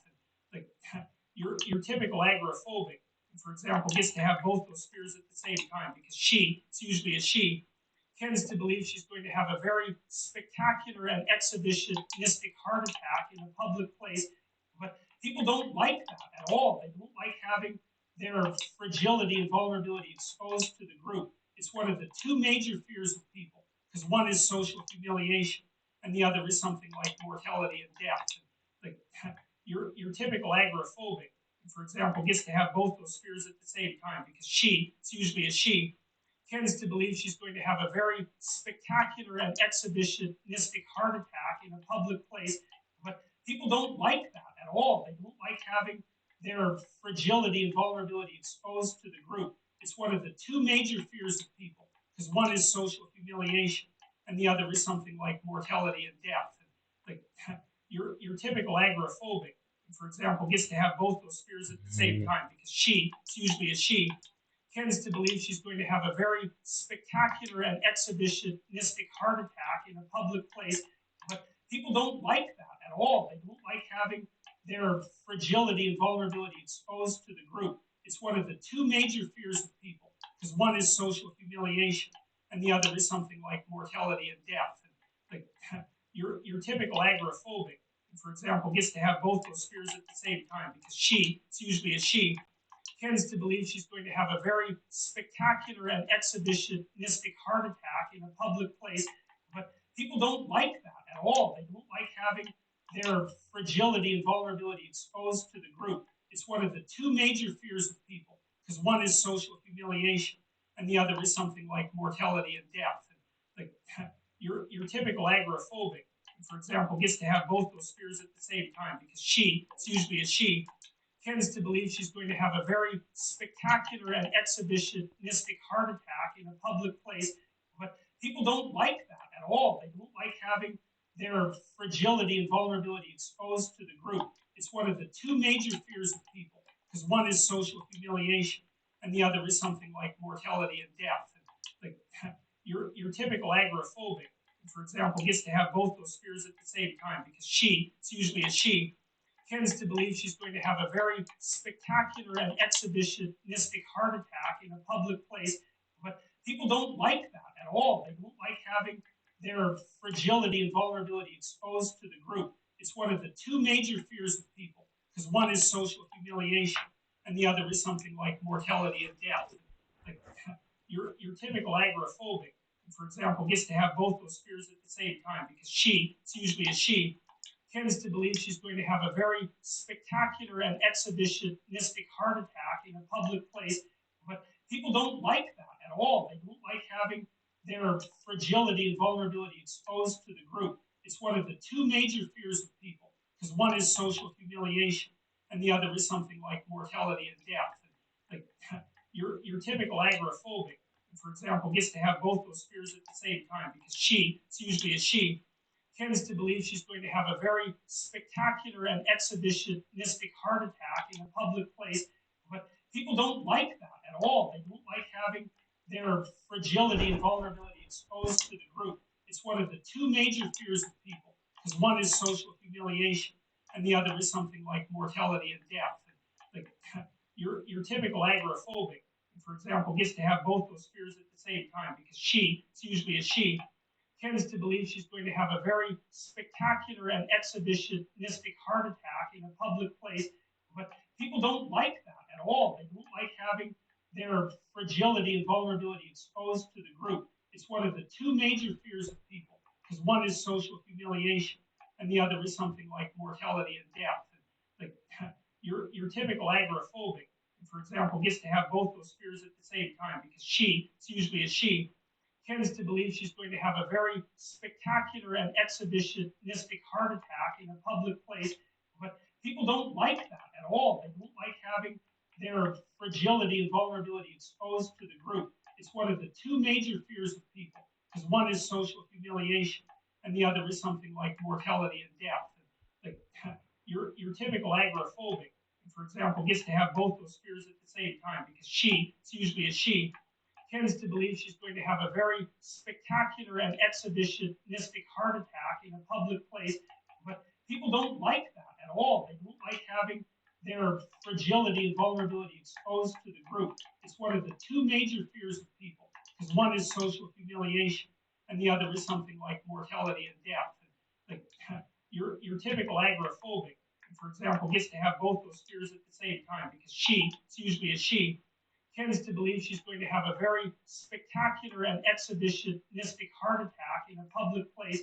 But people don't like that at all. They don't like having their fragility and vulnerability exposed to the group. It's one of the two major fears of people, because one is social humiliation and the other is something like mortality and death. Like your typical agoraphobic, for example, gets to have both those fears at the same time because it's usually a she, tends to believe she's going to have a very spectacular and exhibitionistic heart attack in a public place. But people don't like that at all. They don't like having their fragility and vulnerability exposed to the group. It's one of the two major fears of people, because one is social humiliation and the other is something like mortality and death. Like your typical agoraphobic, for example, gets to have both those fears at the same time because it's usually a she, tends to believe she's going to have a very spectacular and exhibitionistic heart attack in a public place. But people don't like that at all. They don't like having their fragility and vulnerability exposed to the group. It's one of the two major fears of people, because one is social humiliation and the other is something like mortality and death. Like your typical agoraphobic, for example, gets to have both those fears at the same time because it's usually a she, tends to believe she's going to have a very spectacular and exhibitionistic heart attack in a public place. But people don't like that at all. They don't like having their fragility and vulnerability exposed to the group. It's one of the two major fears of people, because one is social humiliation and the other is something like mortality and death. Like your typical agoraphobic, for example, gets to have both those fears at the same time because it's usually a she, tends to believe she's going to have a very spectacular and exhibitionistic heart attack in a public place. But people don't like that at all. They don't like having their fragility and vulnerability exposed to the group. It's one of the two major fears of people, because one is social humiliation and the other is something like mortality and death. Like your typical agoraphobic, for example, gets to have both those fears at the same time because it's usually a she, tends to believe she's going to have a very spectacular and exhibitionistic heart attack in a public place. But people don't like that at all. They don't like having their fragility and vulnerability exposed to the group. It's one of the two major fears of people because one is social humiliation and the other is something like mortality and death. Like your typical agoraphobic, for example, gets to have both those fears at the same time because it's usually a she, tends to believe she's going to have a very spectacular and exhibitionistic heart attack in a public This place. girl, I do my head People don't like that at all. They don't like having their fragility and vulnerability exposed to the group. It's one of the two major fears of people because one is social humiliation and the other is something like mortality and death. Like your typical agoraphobic, for example, gets to have both those fears at the same time because it's usually a she, tends to believe she's going to have a very spectacular and exhibitionistic heart attack in a public place. But people don't like that at all. They don't like having their fragility and vulnerability exposed to the group. It's one of the two major fears of people because one is social humiliation and the other is something like mortality and death. Like your typical agoraphobic, for example, gets to have both those fears at the same time because it's usually a she, tends to believe she's going to have a very spectacular and exhibitionistic heart attack in a public place. But people don't like that at all. They don't like having their fragility and vulnerability exposed to the group. It's one of the two major fears of people because one is social humiliation and the other is something like mortality and death. Like your typical agoraphobic, for example, gets to have both those fears at the same time because it's usually a she, tends to believe she's going to have a very spectacular and exhibitionistic heart attack in a public place. But people don't like that at all. They don't like having their fragility and vulnerability exposed to the group. It's one of the two major fears of people because one is social humiliation and the other is something like mortality and death. Like your typical agoraphobic, for example, gets to have both those fears at the same time because it's usually a she, tends to believe she's going to have a very spectacular and exhibitionistic heart attack in a public place. But people don't like that at all. They don't like having their fragility and vulnerability exposed to the group. It's one of the two major fears of people because one is social humiliation and the other is something like mortality and death. Like your typical agoraphobic, for example, gets to have both those fears at the same time because Alright, so tends to believe she's going to have a very it's now 5:02 a.m. exhibitionistic heart Yeah, attack in a public so place. whenever But people don't like whenever I that at stop all. playing, let's see Their see where I fragility and end up vulnerability after exposed to 5:02 the a.m. group.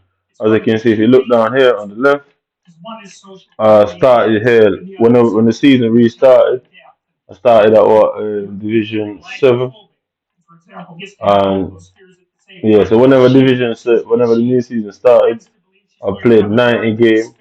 I spectacular and started in Division 7, exhibitionistic heart and attack after in a 90 public games, place. I've not But left people here. don't So like that at you all. do the They don't maths like after having 90 their games. fragility and vulnerability Division exposed to the 7 group.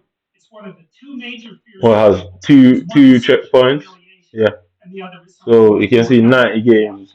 Like I shouldn't be down there your anymore. typical agoraphobic, Now we're gonna tends see to believe why she's I'm going to have there. those fears at the same time because it's usually a she, tends to believe she's going to have a very spectacular and exhibitionistic heart attack in a public place. But people don't like that at all. They don't like having their fragility and vulnerability exposed to the group. It's one of the two major fears of Hmm. people because one is social Reference. humiliation and the other is something like mortality and death. Like your Test typical it. agoraphobic, for example, gets to have Usually we both those can fears at go the same time because it's usually a she, there. tends to believe she's going to have a very spectacular and exhibitionistic heart attack in a public place.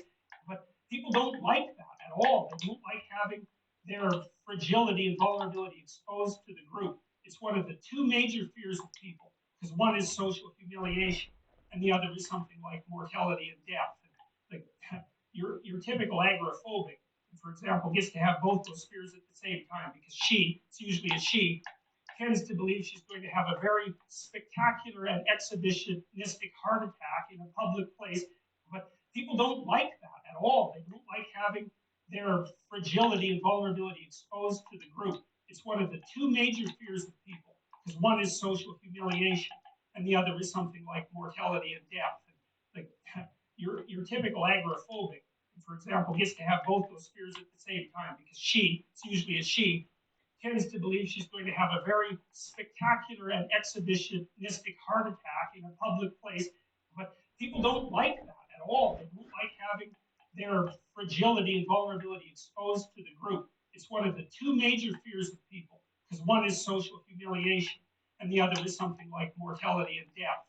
Like your typical agoraphobic, for example, gets to have both those fears at the same time because it's usually a she, tends to believe she's going to have a very spectacular and exhibitionistic heart attack in a public place.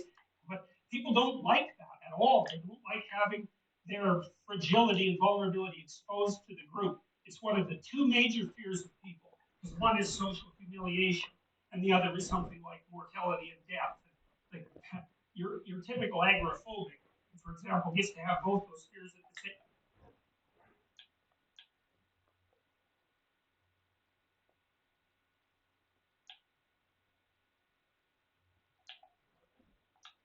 I'm sure you've seen that video with this guy. Do you think 12-year-olds should be able to get tattoos? And they're all like, no, they're too young. Do you think they should get tattoos? I'm gonna say no. Probably not. No. It's probably too young to make decisions. I mean, it's a pretty permanent decision. They can't make the decision for themselves. They have something permanent on their body. Do you think 12-year-olds can choose their gender? Yes, they know. Bro. Do you think a 12-year-old should be able to consent to puberty blockers? Yes, because that's not a permanent decision. And I'm sure you've seen that video with this guy.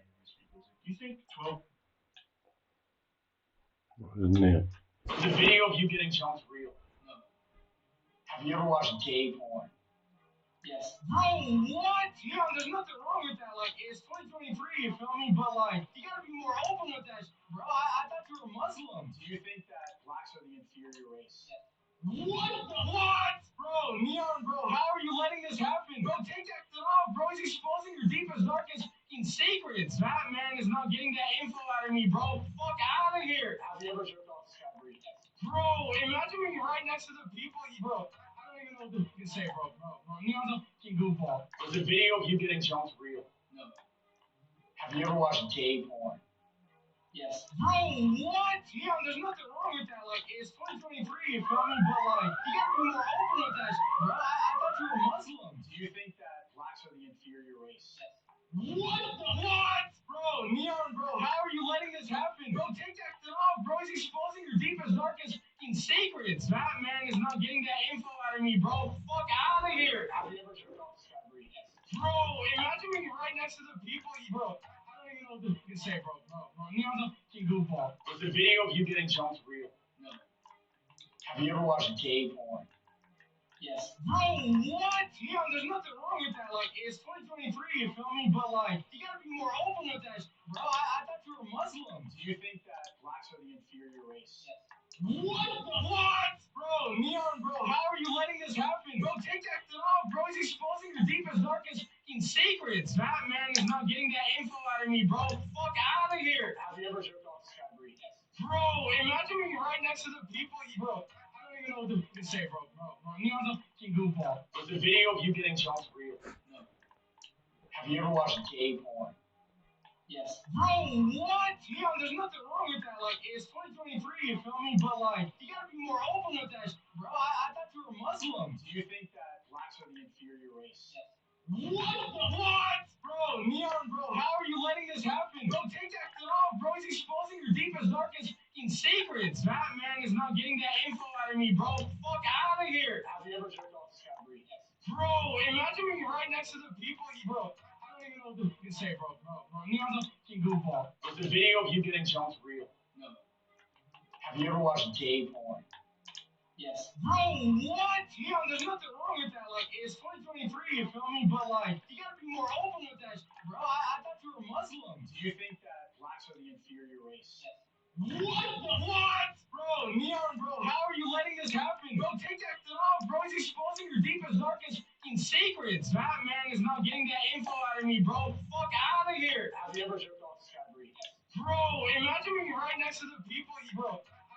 what you can say, bro. Neon's a fucking goofball. Was the video of you getting jumped real? No. Have you ever watched gay porn? Yes. Bro, what? Yeah, there's nothing wrong with that. Like, it's 2023, you feel me? But, like, you gotta be more open with that. Bro, I thought you were Muslim. Do you think that blacks are the inferior race? Yes. What? Bro, Neon, bro, how are you letting this happen? Bro, take that shit off, bro. He's exposing your deepest, darkest fucking secrets. That man is not getting that info out of me, bro. Fuck out of here. Have you ever jerked off to Skybree? Bro, imagine when you're right next to the people, bro. I don't even know what you can say, bro. Neon's a fucking goofball. Was the video of you getting jumped real? No. Have you ever watched gay porn? Yes. Bro, what? Yeah, there's nothing wrong with that. Like, it's 2023, you feel me? But, like, you gotta be more open with that, bro. I thought you were Muslim. Do you think that blacks are the inferior race? Yes. What? Bro, Neon, bro, how are you letting this happen? Bro, take that shit off, bro. He's exposing your deepest, darkest fucking secrets. That man is not getting that info out of me, bro. Fuck out of here. Have you ever jerked off to Skybree? Yes. Bro, imagine when you're right next to the people, bro. I don't even know what you can say, bro. Neon's a fucking goofball. Was the video of you getting jumped real? No. Have you ever watched gay porn?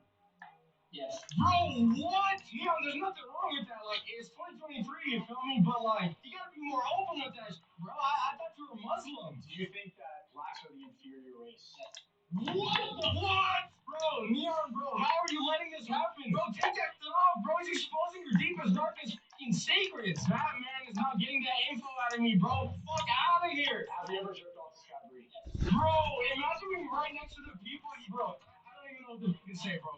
Neon's a fucking goofball. Was the video of you getting jumped real? No. Have you ever watched gay porn? Yes. Bro, what? Yeah, there's nothing wrong with that. Like, it's 2023, you feel me? But, like, you gotta be more open with that, bro. I thought you were Muslim. Do you think that blacks are the inferior race? Yes. What? Bro, Neon, bro, how are you letting this happen? Bro, take that shit off, bro. He's exposing your deepest, darkest fucking secrets. That man is not getting that info out of me, bro. Fuck out of here. Have you ever jerked off to Skybree? Yes. Bro, imagine when you're right next to the people, bro. I don't even know what you can say, bro. Neon's a fucking goofball. Was the video of you getting jumped real? No. Have you ever watched gay porn? Yes. Bro, what? Yeah, there's nothing wrong with that. Like, it's 2023, you feel me? But, like, you gotta be more open with that, bro. I thought you were Muslim. Do you think that blacks are the inferior race? What? Bro, Neon, bro, how are you letting this happen? Bro, take that shit off, bro. He's exposing your Hi, what's up, everybody? fucking secrets. That man is not getting that info out of me, bro. Fuck out of here. Have you ever jerked off to Skybree? Yes. Bro, imagine when you're right next to the people, bro. I don't even know what you can say, bro. Neon's a fucking goofball. Was the video of you getting jumped real? No. Have you ever watched gay porn? Yes. Bro, what? Yeah, there's nothing wrong with that. Like, it's 2023, you feel me? But, like, you gotta be more open with that, bro. I thought you were Muslim. Do you think that blacks are the inferior race? Yes. What? Bro, Neon, bro, how are you letting this happen? Bro, take that shit off. All right, I thought you missed. Your deepest, darkest fucking secrets. That man is not getting that info out of me, bro. Fuck out of here. Have you ever jerked off to Skybree? Yes. Bro, imagine when you're right next to the people, bro. I don't even know what you can say, bro. Neon's a fucking goofball. So you can see that shit won't come off the screen now. Have you ever watched gay porn? Yes. Bro, what? Yeah, there's nothing wrong with that. Like, it's 2023, you feel me? But, like, you gotta be more open with that, bro. I thought you were Muslim. Do you think that blacks are the inferior race? What? Bro, Neon, bro, how are you letting this happen? Bro, take that shit off, bro. He's exposing your deepest, darkest fucking secrets. That man is not getting that. Well, Tesla and Nandez, I don't particularly think Nandez is that maybe that great over the girl. It's just faster, innit? Neon's a fucking goofball. Was the video of you getting jumped real? No. Have you ever watched gay porn? Yes. Bro, what? Yeah, there's nothing wrong with that. Like, it's 2023, you feel me? But, like, you gotta be more open with that, bro. I thought you were Muslim. Do you think that blacks are the inferior race? Yes. What? All right, so it's a skill move that determined that so if them have good skill move, then if them have force, then it do that thing, then. Yeah. All right, let's get it now. Yeah. So the normal play them 3-star skill to the just a regular one. That's the new variation. That's why I couldn't understand how it works. Bro, what? Yeah, there's nothing wrong with that. Like, it's 2023, you feel me? But, like, you gotta be more open with that, bro. I thought you were Muslim. Do you think that blacks are the inferior race? Yes. What? Bro, Neon, bro, how are you letting this happen? Bro, take that shit off, bro. He's exposing your deepest, darkest fucking secrets. That man is not getting that info out of me, bro. Fuck out of here. Have you ever jerked off to Sky? Yes. Bro, imagine being right next to the people, bro. I don't even know what to fucking say, bro. Neon's a fucking goofball. Was the video of you getting jumped real? No. Have you ever watched gay porn?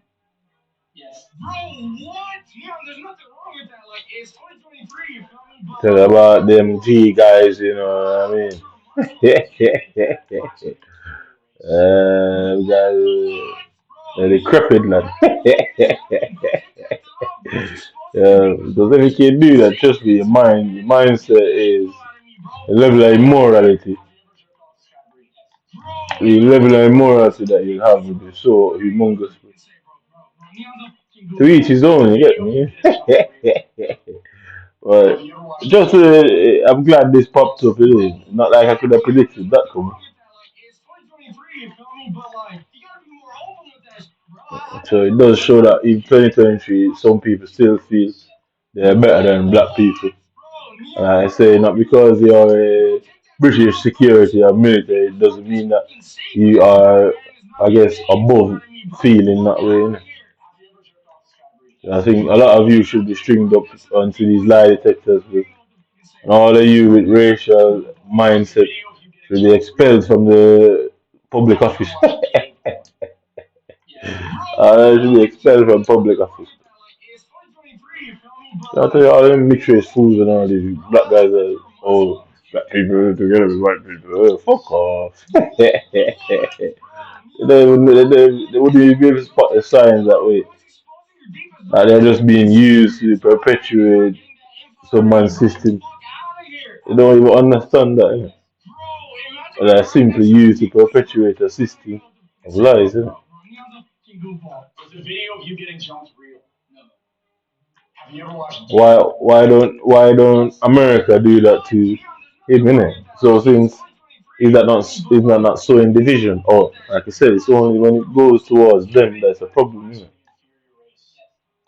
When people use open racism against minorities, it's fine, but when it goes the other way, saying security, because the security services are not for minorities; they're for people of a certain color. And if you bow down to them, you benefit from such security. Innit? Have you ever watched gay porn? I mean, that's why the internet can be a good thing as much as a bad thing sometimes. So what his parents, so if he thinks that, what does his parents think? You know what I mean? No doubt his parents gonna like, oh my god, we can't believe we raised him better than that. That's funny. They be like, oh, we raised it better than that. Lies.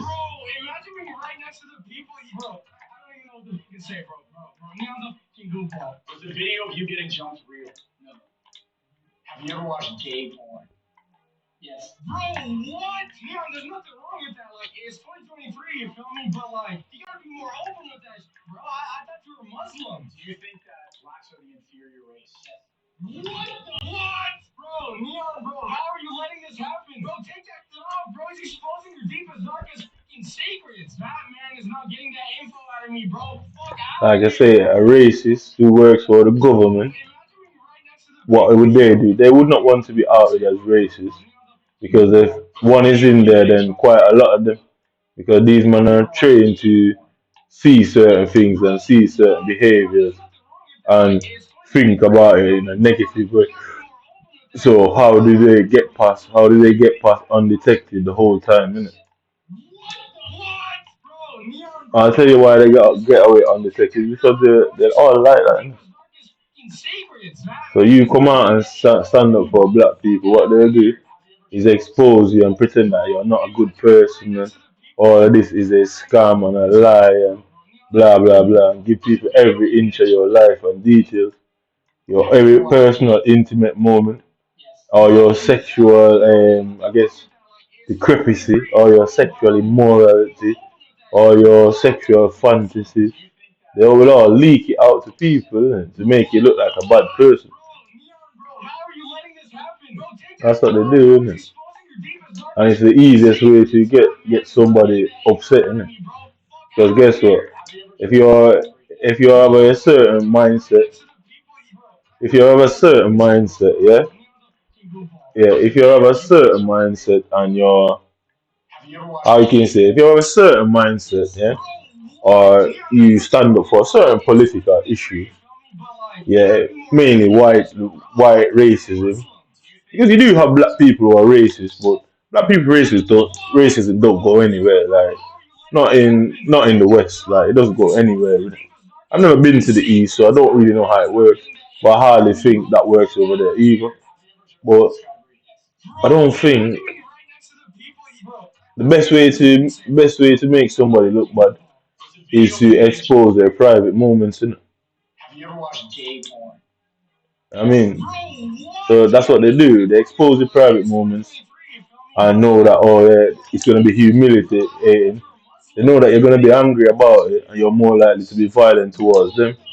So instead of you being violent towards instead of they being violent towards you, because it's not the 1800s and 70s and where they could have gotten away with it. Now they make you violent towards them.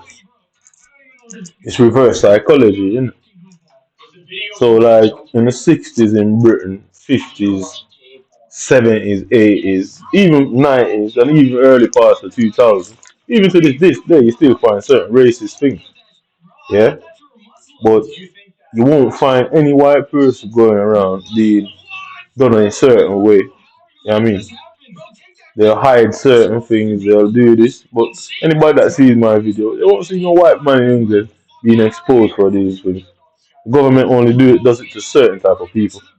You know what I mean? And then they pick and choose what category of character assassination they're going for. So basically, if somebody's a political enemy, I don't know what that left ring and right ring things mean.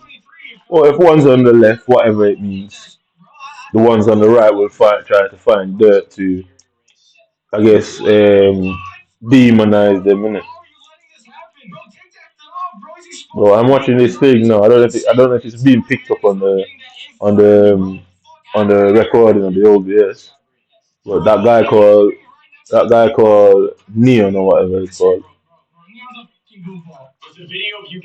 He's basically tied to a lie detector test, and they set him up. They basically set him up by putting him on that lie detector test. They basically set him up on the lie detector test and tricked him into asking him if he thinks that Caucasian people are superior to black people. And obviously, there were so many people in front of him who were tied to the machine. He thought, well, fuck it, he might as well say it because they would know anyway.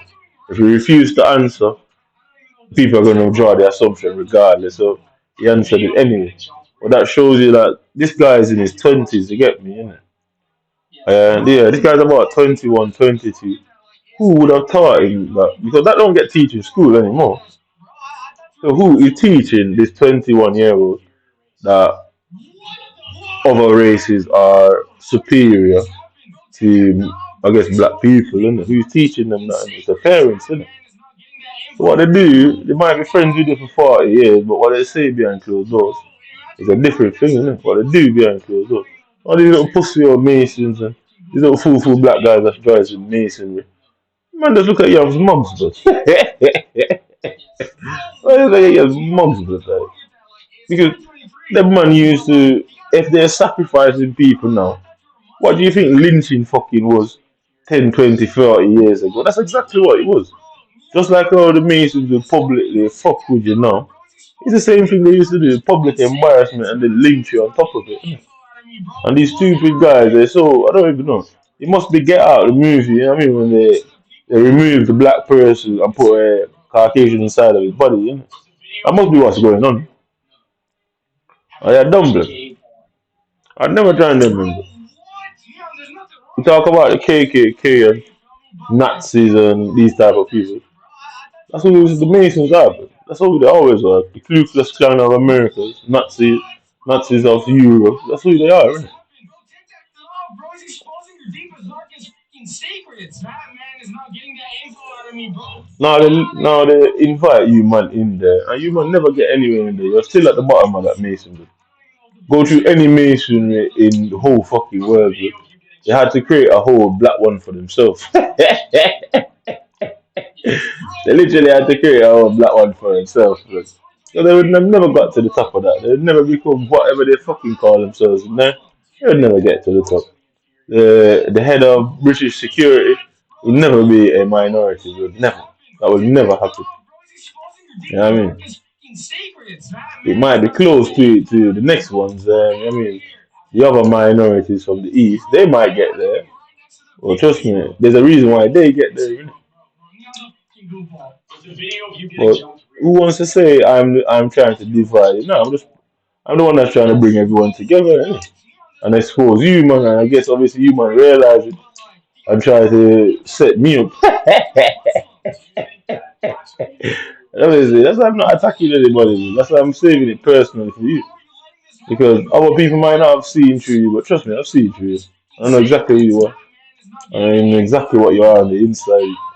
You might have bare black friends and them things, and yeah, that trick won't work with me. But trust me, that fucking trick won't work with me. But if the police will pretend to be your friend to gain information from you, yeah, man will pretend to be your friend too, innit? To keep it close. So they can invite you into places and murder your clout when you don't least expect it, innit? Bro, he's exposing your deepest, darkest secrets. That man is not getting that info out of me, bro. Fuck I out mean, of here. I don't need 400 devices to figure out people's mentality. That's a God given talent. That is my ability from Jai, you get me? To situate people, but I know exactly what they are. That's what I do. Why you think, man? Why you think I don't stop playing the game? Why you think I don't lock up in the house and hide? Because I know what you're doing it for. Is how the security service kill black people because they can't do it publicly, they can't do it physically, because obviously people will revolt on it and that. So they make it look like also innocent investigation. And half of these black people who come here, they're scared to go back to get deported, so they work with them. The ones that are born here are brainwashed in school, isn't it? I know man that's born in Jamaica. I know man that's born in Jamaica. You'd never know that they grew up here. You'd never believe that they were actually born in Jamaica. They're completely like you never believe in it. Their mannerisms, the things they say, do, think completely different. And it makes me really, that's what made me realize it. They'll pretend on the outside like, oh, they're this and they're that and they're Jamaican and they're liars, but they don't even know themselves, they're confused. Massive identity crisis, you get me? And they're not even conscious that they're having an identity problem. I'm saying, so these men that are going around, now you know what I'm going to do. Everybody are add on there and they do something to let me identify them. I'm gonna what do you call it? Send that video to them. That's actually funny. Okay, how you man say I'm scared of you, man, but like, get them horses and ropes, man. Nigga. See, in England they still ride horses and that, yeah. And horses at the time was used for a specific purpose, and horses are a symbolism of racism. As weird as it is, it actually is a symbolism of it. And they won't give up the horses. They get me. What is it called? Two white men on a horses. Is that what that film's called? I'm sure it's called some shit like that. Two white men on a horses. Isn't it? Yeah, that's what I'm saying. That's what it was called. Two white men on his horses. Isn't it? Some shit like that. Isn't it? Yeah. Well, they pretend they're very good at pretending. They've always been pretenders. So at the time, especially in America, at the time when Malcolm X was around, at the time when Malcolm X was around, they went and convinced a black guy. Yeah? So Malcolm X was trying to fight for freedom and not freedom like you in chains at that time because it weren't that chain thing anymore, but for equal rights, innit? And they somehow managed to convince some black guy to help them stitch up Malcolm X. And at that time, racism was over, you get me? It was blatant to everyone.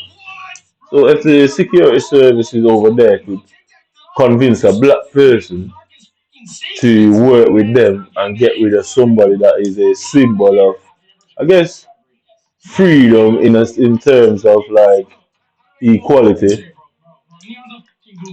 Yeah, so they could convince them at that time. What the fuck can they convince niggas of? That's what I'm saying. Like, I ain't saying everybody's racist, but how do you know? How would you know who is and who isn't? You got to test them, innit? But trust me, they'll test you. We don't think we're being tested. And if you want to be upset about it, ask yourself why are you actually upset about it? Is it something that doesn't make sense? Is it something that is offensive? Because even if it's offensive, it doesn't make it not the truth. Because you have the whole issue in the Middle East now. Isn't that racism? You know what I mean? It's 2023. Them man still believe in certain behavior. And then the governments of the West are allies of such country, you get me? And they don't recognize one country but are allies of the other that decides to mistreat a set of people and look at them as animals. So the saying says, the saying is, show me your friends and tell me who you are. Innit? Anybody you're a friend with, you have similar interests with. So you might not agree with everything, but you have a similar interest. And that particular country, they have no value. I guess they have no resource value in that country. Yeah, yeah, they have no resource value in that country. Yeah, they have no fucking resource value in the country itself. So I don't understand what the interest is. There could only be one thing in it. There would only be one reason why they have decided to, I guess, back them or be an ally of them. Innit? You know what I mean? It could only be one significant reason. Because it's not like there's oil over there. It's not like they have minerals. It's not like they have anything like that, innit? So what reason do they side with them, innit? And so obviously in this country at that time when Malcolm X and them man was running around, yeah, when Malcolm X and them man was running around, racism was over, innit? Like everybody knew it was going on, everybody saw, everybody heard, everybody bare man are being mistreated all the time in the system and yeah, I mean disproportionate police stops, disproportionate incarceration, disproportionate murders, all of that sort of stuff was going on. And everybody knew. But they still could convince somebody to work for them and infiltrate whatever we call the Black Panthers, yeah. And infiltrate the Black Panthers, isn't it? So you can really see that these men have mastered the craft of manipulation. That was like what, 40 years ago, something like that. So you can imagine what they've developed 40 years later. You know what I mean? Because psychology was developed in Europe, innit? Psychology was developed in Europe, so they've had 40 years. Yeah, at the time they had 40 years.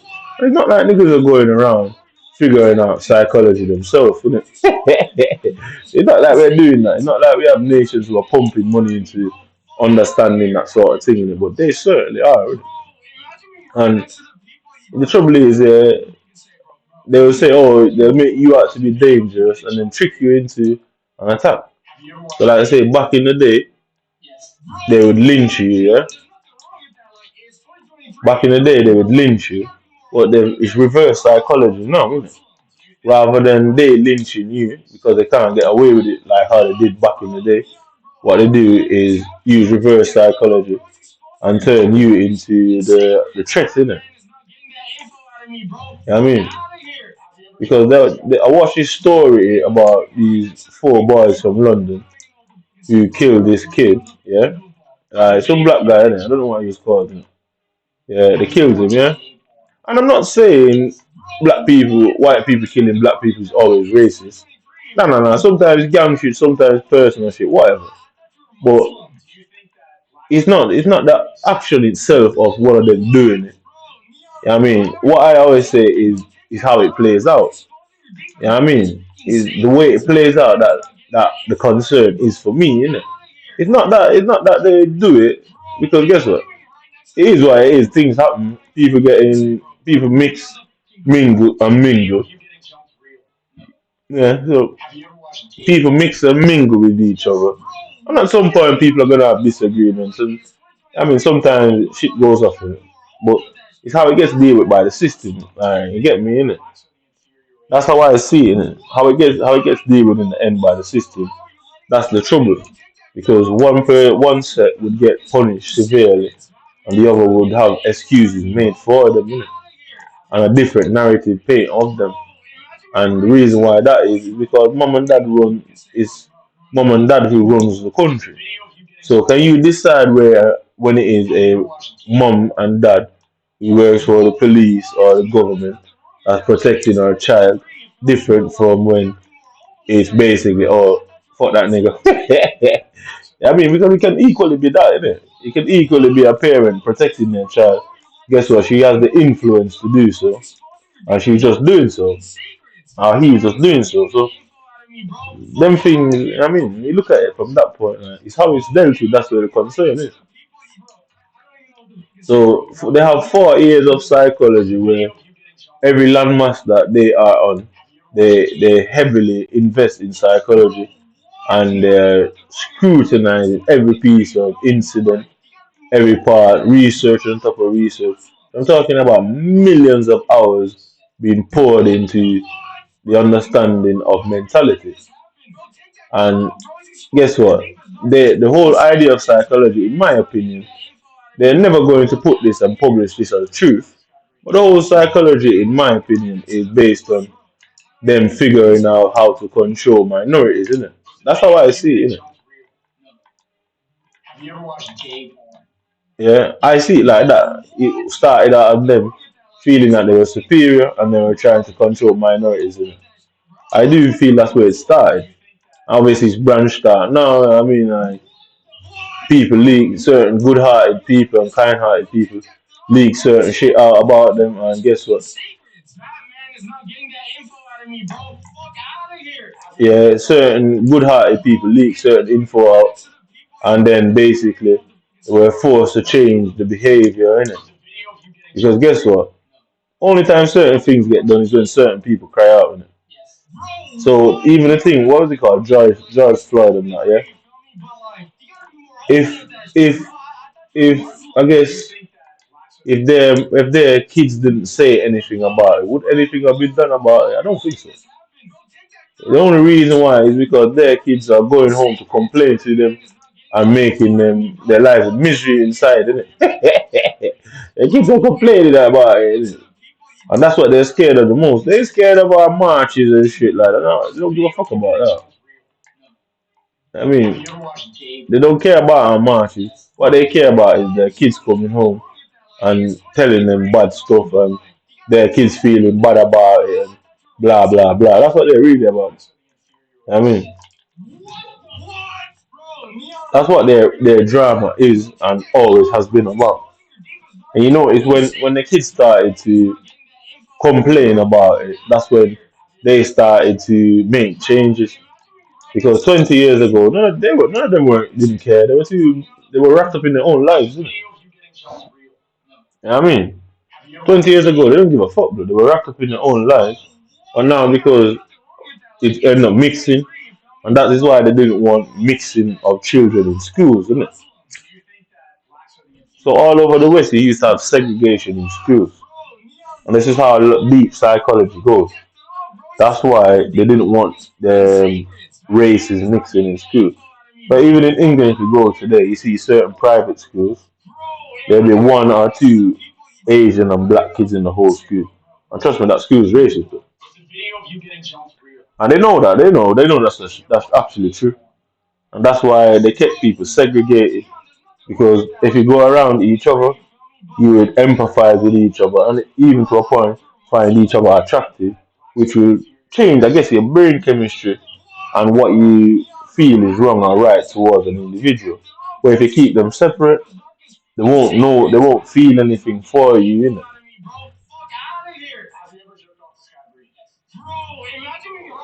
Like I say, if you grew up in a country where violence was a norm, violence was the norm, you wouldn't feel anything. You wouldn't feel anything towards it. You'd be desensitized, yeah.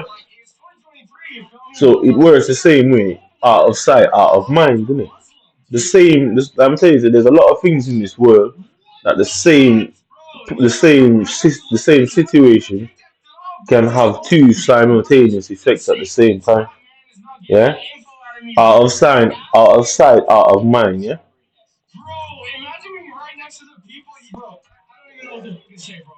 Yeah, out of sight, out of mind. But if you see something every day, it becomes the norm. Yeah.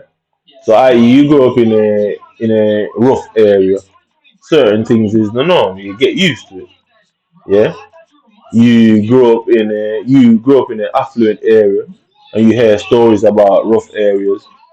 You think, I can't believe them people live like that, and you pass judgment. All right. Simultaneously, you can grow up in that rough area and so used to it that you don't even notice, but and it can be the other version. You can grow up in a rough area and you know what I mean, you want change in the area and all that. So the same situation can evoke different responses. So that's why they prefer the segregation route, innit? Because out of sight, out of mind, innit?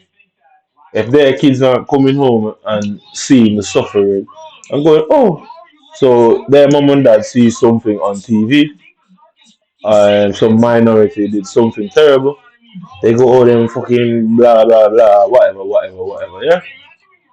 They look at it like that, but their kids come home and like, oh, it's wrong, it's this and that. They're being forced to look at it a different way. And that's what segregation was about. And that's why divide and conquer has long been a statement. So what they call isolation is basically it's that old saying to divide and rule, isn't it? To isolate you from a situation, guess what? You're out of sight and out of mind. People only hear what they say about you. They don't get to hear your side of the story. Therefore, they don't empathize with you. Not that they don't care, it's that they're going out of the way to ensure nobody hears it. So it's segregation. Just like England used to segregate people, it's isolation now is a form of segregation. Because that's what they call it in prison, segregation. It's isolation.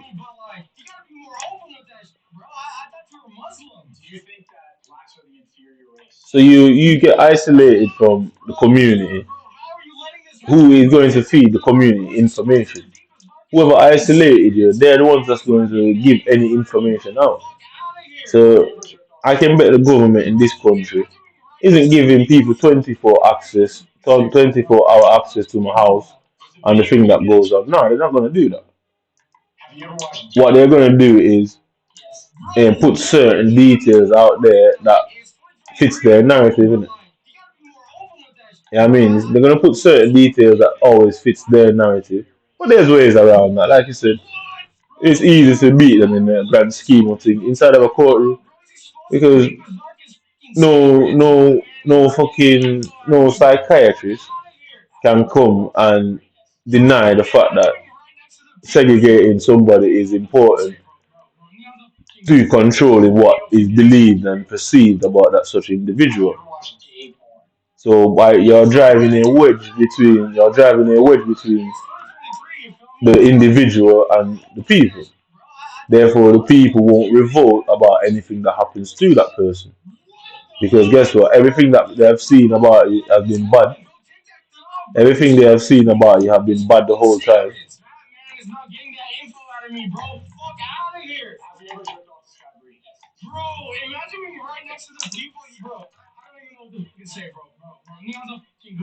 Was the video of you getting jumped real? No. Have you ever watched gay porn? You get me? It's basic isolation is segregation, and it's nothing to do with being dangerous. It's more control of the narrative, isn't it? You know what I mean? Because how can they be dangerous for 15 years and they can't catch you doing anything at this point, innit? But guess what? They get to tell everybody what to say and what to think. And like I say, they make sure to keep you away from their children. Yeah, and say, oh, it's because they're protecting their kids. Nah. What it is, they don't want their kids to come and say, mom and dad is wrong, it's this and that. And guess what? They don't want them kids to look at them like a bad person. They certainly don't want the moral dilemma. And so they want to keep you away from their kids, not to protect them 9 out of 10 times, but to ensure they don't have the moral dilemma of their kids saying, mom is wrong, dad is wrong. And guess what? Their kids will see them as bad people. And that's probably the last thing any parent wants to do. You know what I mean? I know exactly how they do it. Like I said, they've had, what, 400 years of, I guess, experimenting on black people. Like I said, that's where psychology came from, isn't it? It is the idea of an inferior race, isn't it? They saw themselves as superiors. So just like how we treat animals, guess what? Mankind see themselves as superior. So what do we do to animals? We fucking eat them, innit? I mean, that's what we do to animals because why? We are the apex predator. Yeah. So obviously, they have the same thought about us. They are in their heads. They are the apex predators. Yeah. And apex predators don't mean you're out here eating flesh and cannibalism and that. It just means they think they're at the top of the food chain. Is that true? There'll be more than enough information to deny that concept. More than enough. I mean, more than enough information to deny such concept that they are the apex predators of the human race. Yeah, I mean, but you can see where segregation is important. And it has always been important to white supremacy. It's always been the key go-to move. Yeah, it's always been their key go-to move, segregation. Like I said, is to avoid moral dilemma. But not everybody is going to feel that way about the situation. Yeah, but guess what? If you're not mixing with them, then you don't feel nothing for them. And like I said, the kids will come home and say, oh, mom, I saw this video. That's bad, that's wrong. Guess what? Their mom and dad don't want to hear that because guess what? They believe in the same thing.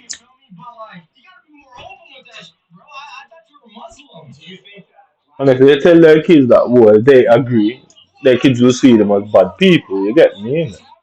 And that would be a nightmare for them, innit? Because your kids would hate you, innit? And that's what drives change, really, innit? I say, look at most of the things that have gone on in the world, right? And the changes and the progress that has been made through society is because white supremacist kids are being mixed in schools with us, and they don't really like it. But go and check them private school kids that don't mix from them affluent areas. Yeah, trust me, they're the worst for racism. Innit? Because guess what? It's not like they're around you like that. Innit? But you get one of them and throw them down into our world. You realize they'll change, innit? They'll change over time and not feel like they're better in it. They feel like either make friends or they somehow develop a I guess consciousness towards it. Innit?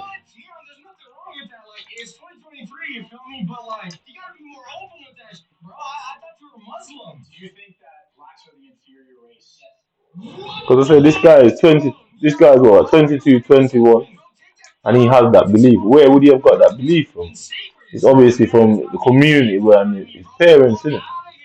Like I said, when they start growing, it's like kings, yeah. Kings and the princesses and princes do not mix with fucking peasants. You get me? Because why? They're told that they're better, so they keep them separate from the peasants. That's what kings used to do. is because guess what? They told them that they're better.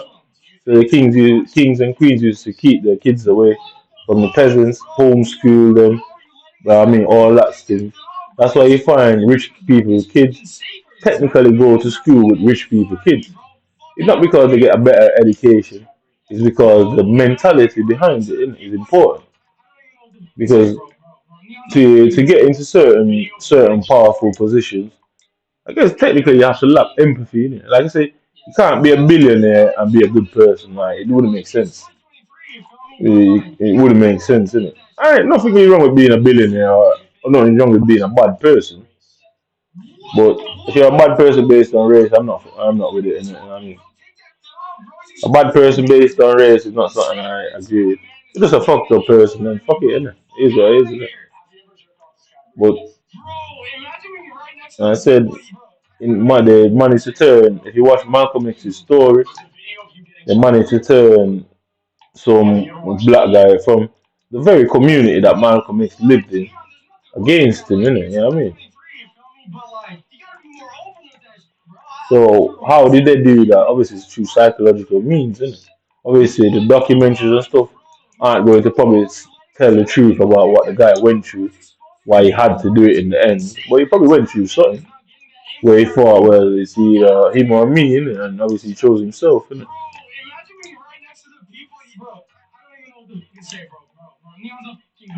Was the video of you getting jumped real? No. Have you ever watched gay porn? Yes. Bro, what? Yeah, there's nothing wrong with that. Like, it's 2023, you feel me? But, like, you gotta be more open with that, bro. I thought you were Muslim. Do you think that blacks are the inferior race? Yes. What the what? Bro, Neon, bro, how are you letting this happen? Bro, take that shit off, bro. He's exposing your deepest, darkest fucking secrets. I said these men went out of their way to expose my life. Not like they found nothing. They just end up looking like fools and embarrassing the people and the country and making people feel bad about certain things. I'm not gonna feel bad for how they feel. They're trained to believe that, and obviously somebody had to point out that it's a lie, isn't it? Whether they think it's wrong or not, I don't think that's the point. The moral of the story is that it was a lie, and they themselves would be scared of having the potential of that sort of act being swung over their heads themselves. And trust me, people might not care about you personally, but when they realize that that same axe that the hangman swings can be thrown over their heads, it becomes a different situation. Innit? That's all it really comes down to, isn't it? Bro, what? Yeah, there's nothing wrong with that. Like, it's 2023, you feel me? But, like, you gotta be more open with that, bro. I thought you were Muslim. Do you think that blacks are the inferior race? What the what? Bro, Neon, bro, how are you letting this happen? Bro, take that shit off, bro. He's exposing your deepest, darkest. So I'm a flat earth believer, yeah. I don't care about what science says. Yeah. You can't always believe everything others say. Sometimes in life you have to make your own beliefs up. Regardless, that's what makes you a person, eh? Because if I don't really think that makes sense, innit? You have to somehow have your own beliefs based on what you think is real and what isn't, innit? You know what I mean? So your perceivance of reality should basically be down to sometimes yourself. Yeah, sometimes you can take in other information. I do believe that you can take in other information and don't just rely on yourself. But to me, I can't accept the fact that we are on a floating bar. You get me? Because the people who are upside down, yeah, does nobody live on the bottom of the earth, yeah. So how do if gravity holds things down, or does it push it towards the earth? Yeah, I mean, so where is the gravity itself being, I guess, propelled from? Innit? What's the energy source behind such a phenomenon? Innit? Yeah, I mean, what is the energy source? What is the energy source behind gravity? Innit? Because under the bottom of the earth, on the side of the earth. So if you look at a tennis ball, it's a circle, yeah. So how do they work that out? Yeah? So is the water leaking off the bottom of the earth out into fucking space, or is it just being held to the bottom of the earth. Because if you put a fucking ball, blood, if you put a ball in water, doesn't the water not drip off of it anyway? Yeah, so if the water drips off of the ball when you soak a tennis ball in water, why would it not drip off of the bottom of the earth? And it would eventually run out of water. Yeah, that's enough to prove that the earth cannot be round, isn't it? Because why would the roundness of the earth, eh, why would gravity keep the water on the bottom of the earth, which is basically a sphere is just like a slightly egg-shaped ball and slightly or a blunt ball in it. So it's basically a ball. But if you put a tennis fucking ball in water, that fucking water drips off the tennis ball in gravity. So why would gravity not, yeah, why would the water not drip off the earth anyway? So why would gravity apply to the bottom of the earth and keep the water on the bottom of the earth and keep it in the sphere, but not apply the same logic? Because that's what physics is. Physics is a predetermined state that cannot be changed as far as our human beings' understanding of physics. Why would physics do one thing to one object, the same shape, the same context, the same liquid, but don't do it to another one? That's not physics don't work like that. You know what I mean? Lightning strikes any metal, all they're going to shock your clout if you touch it. You know? Lightning hits water and you're in the water, it's going to shock you one way or the other. You know? So that is enough to demonstrate the fact that it is impossible for the earth to be flat, isn't it?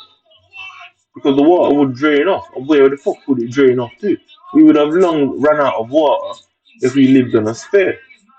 If you live on a flat surface that has a slight concave, yeah. So if you know what's like the new things, a concave is like it's slightly flat but it's slightly tilted. It's like how they build drains. So they build drains that the road, you know, it's at the corner of a road. They've got drains in it.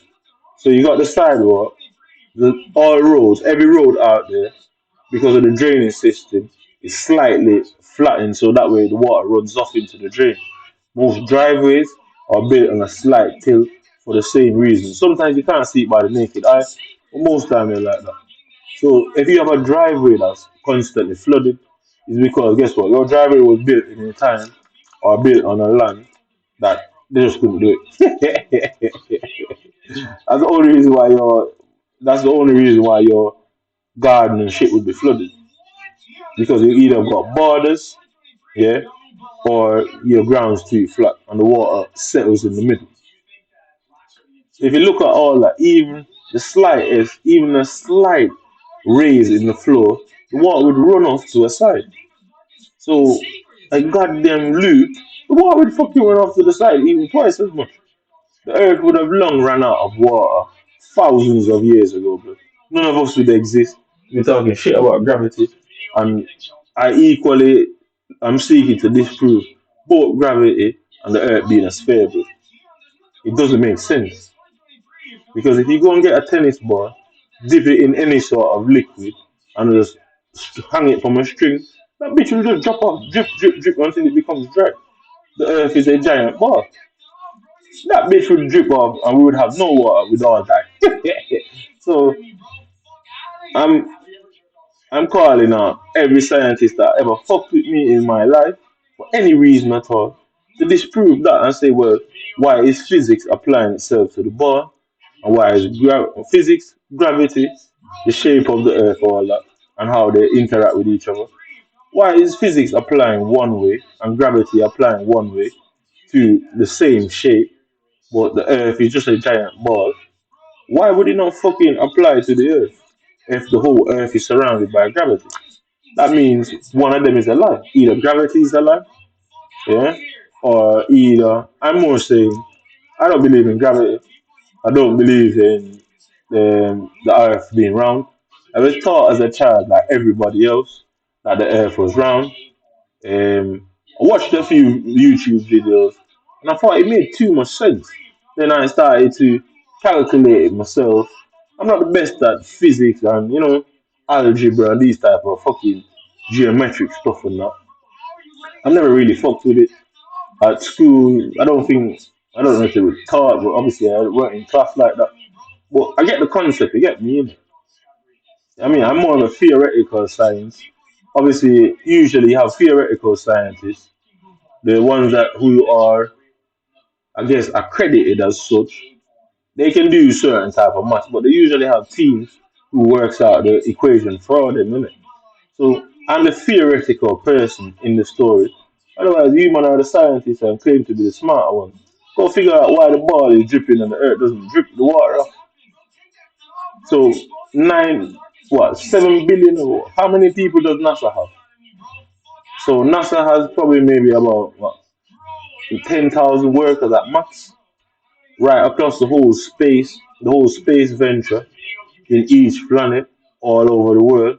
You're looking at about 30,000 people at max, bro. So 20,000 people, there's 7 billion. So 20,000 people is about 0.02% of the overall population. That's telling the rest of us something that we will never be able to prove. I ain't having that, bro. Yeah.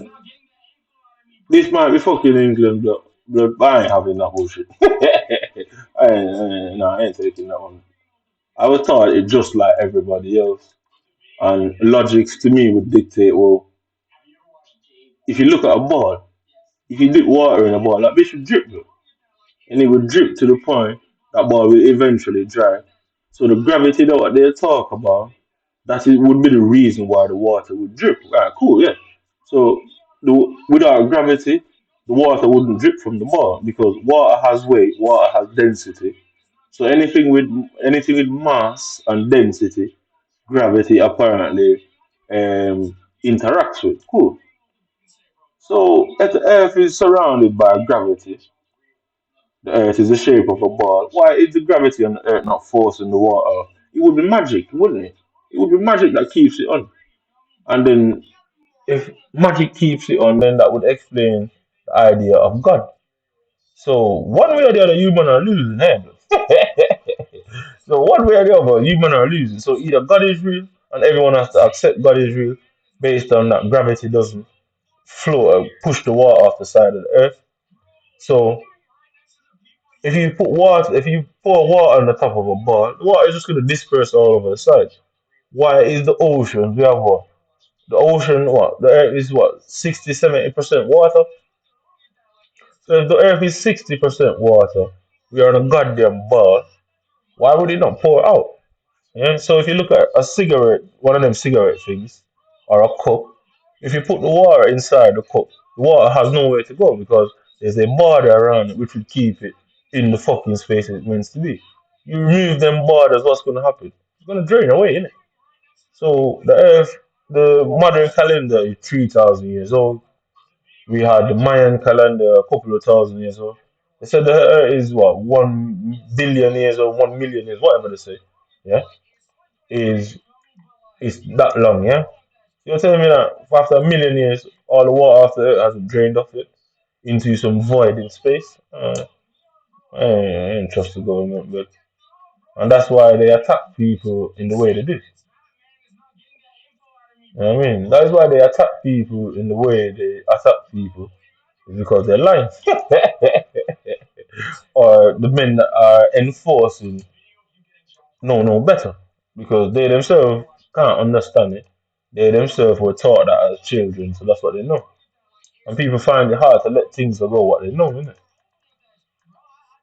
People struggle to people struggle with to let go of things that they've done all their lives. You know, like I say, I'd like any scientist to not demonstrate it to me, but demonstrate it to each other to prove me wrong, innit? I'd like it to be proven wrong. Because, like I said, I believe that sometimes, even when I can't allow one small group of people to tell me how to think, innit? Yeah, I can't allow that, innit? And I can't make logics or that they say physics is fucking stationary. Physics, what we know, cannot be changed. That's why they're concerned about fucking UFOs and aliens because they're saying they're doing shit that they don't understand. So the physics that we have as human beings and is given to us by the power structure, whoever, the scientists, the researchers, says that basically physics is solid, it can't be changed, is how it works. The earth is a gigantic ball, so all it is, the only difference between a actual ball and the earth is just size. Gravity would apply to both of them. The same action water takes on one would obviously take on the other. So why is the water not drained off the earth after so long if we live on a sphere or a round earth and it's not flat? Why who lives at the side of the earth? Because you would be sideways, you get me? You wouldn't stand up. People who live on the who is their countries are located on the top of the earth would be like this. Just like we hit 9 o'clock, 3 o'clock on a fucking clock. People who live on the side of the earth would be stood like that, innit? They'd fall over. So obviously they must know some sort of mathematics that could make sense of why that doesn't happen. But it would be magic because it would break the laws of physics as we know it. Because none of us can walk up a wall, yeah? So why would relocating to another planet, another country, now gives you the ability to fucking be Spider-Man? It doesn't make sense, does it? Because that's what they're basically saying. When you hit a time zone, you have now gained the ability to climb walls, bro. I mean,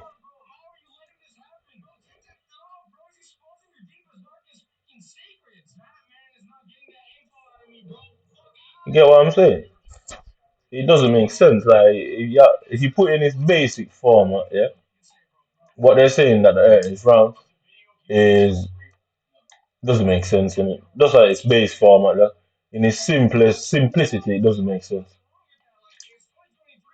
I mean, as simple as it can be demonstrated very simply that them two things are key to the situation. Yeah? So if you are born on whatever country is at the top of the earth, you're telling me every country is located at the top of the earth. Every single country. That don't make sense. So Big Bang is not an intelligent designer, is. So can you imagine a engineer and an architect building a building, yeah? And they build this building 100 feet tall, but you only have houses on the extreme top. That would make sense. That would be a fucking waste of time, innit? So unless they're trying to claim that mankind is smarter than the creator, that is nonsense. Bro. To me, that's too simple to debunk and say the earth cannot be round. It's a lie. So maybe I have knowledge that I shouldn't have. I don't call it knowledge I shouldn't have. That's fucking common sense, but like, maybe I should have been a scientist or a doctor, and these guys were setting me up and lying. They didn't want a Jamaican to come and debunk white people science. Innit? I mean, because the question I would ask them, I don't have any subjects in school, but like, and I don't. To me, it never made at the time. At the time, it didn't concern me, but we think about it now. It's even a question. It's even a question that conspiracy as well. Why do I have subjects in school? Because whether I talk shit or not, I think my level of talking shit should be enough to have a few subjects. But I mean, like questions have to be asked to it. Like I mean, and that's why I'm not backing down because something strange went on in my life, and they don't want to give me certain answers now because it will make sense. Certain things will now make sense going forward, innit? And what happened in my younger days, and yeah, I mean, certain things would happen, would open certain doors, and they don't want that door to be open because it will lead to something that they don't want to be found out, innit? I say, I know I'm smart, but and I know I'm clever. I don't know how I left school without any subjects. And just like how nobody told me what was going on with this whole process. Just like how nobody told me about the setups that I was facing, the rumors, and I worked it out based on people's behavior. I think that credits me and gives me enough credit to say, well, I'm capable of working out things that other people probably don't want to be worked out, I mean, I think I am capable of such. And to me, physics, what I basically know about basic physics is, yo, physics is stationary, but like it can't be changed according to what we know as human beings. You get me? You know? So if we what we know as human beings says gravity, gravity would affect everything in the same way. Every shape, liquid would perform the same way when it comes in contact with similar shapes. Yeah. So liquid will perform the same way if it comes in contact with a square, a rectangle. So any octagon type of shape, octagon, pentagon, all of these type of guns and guns, liquid will act the same way and behave the same way. That's according to physics. So the Earth is a giant goddamn ball. A sphere is like it's not quite an egg shape, but if you look between an egg, what a football, the shape of a football and an egg, that's what a sphere is. And it's not quite an eggy shape, but it could be similar. Yeah. So if the water acts a certain way on the ball, why would it not act the same way on the Earth? Because gravity is applying to the same force, isn't it? Yeah. Gravity would be applying the same force on both of them, isn't it? You know what I mean? On the same shape. So and again, if you are born on the top of the earth, when you take a plane to a country that's on the side of this sphere and at the bottom, yeah, what you now develop Spider-Man abilities like that don't make sense to get me. You now become Spider-Man now you can crawl on walls, blood. I mean, and as soon as you come back off your holiday, you're not able to climb the walls anymore. That don't make sense, innit? Yeah, I mean, it doesn't make sense, innit? So I don't know what is going on the side of the earth that gives man super human abilities, because that would obviously mean nobody lives at the side of the earth and no country is located there. And like I said, an architect would not build a skyscraper at 100,000 feet, and there's only one house on stilts at 100,000 feet. That doesn't make sense.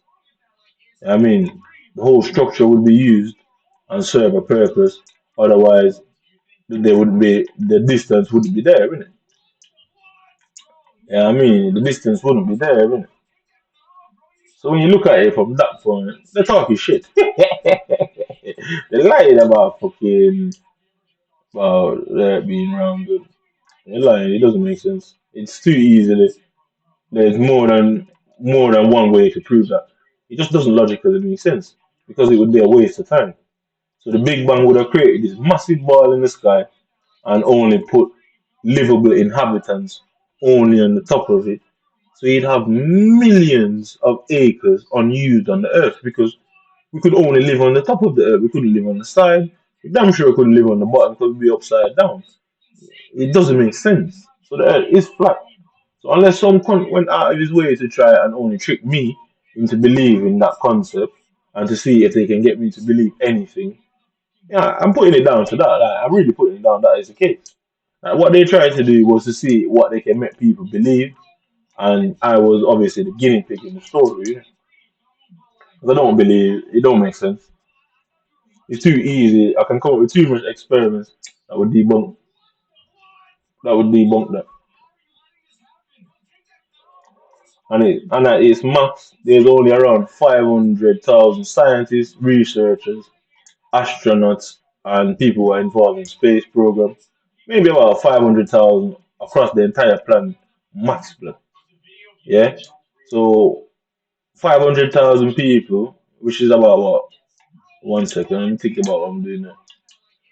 500,000 people is going to tell the other, what, 7.3 billion of us that the earth is round, and I'm supposed to believe that. Nah, that's a minority trying to control the majority. But I'm not big on control. I mean, and lies are the best way to control people. You get me?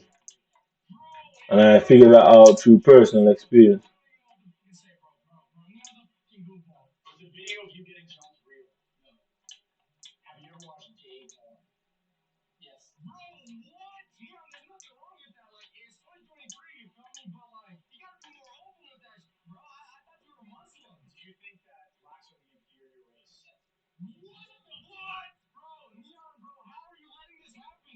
Because nobody, so if somebody came out and said their minds were being read, yeah, 5, 6, 7, 10, 20 years ago, they say you're fucking crazy, bro.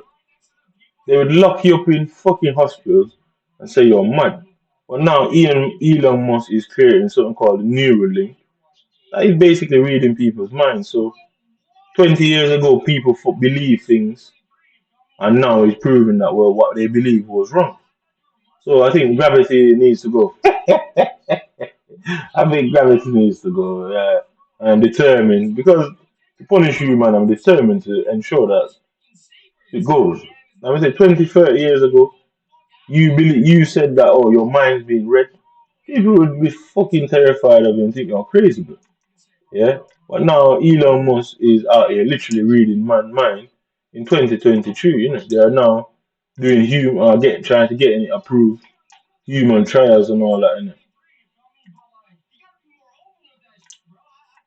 So when you think about it from that point of view, like the information from them times should go in it. The information that is given to the public should now change, innit?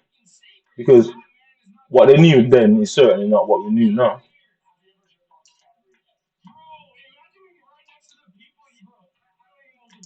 I'll punish you, man, by for what you do. But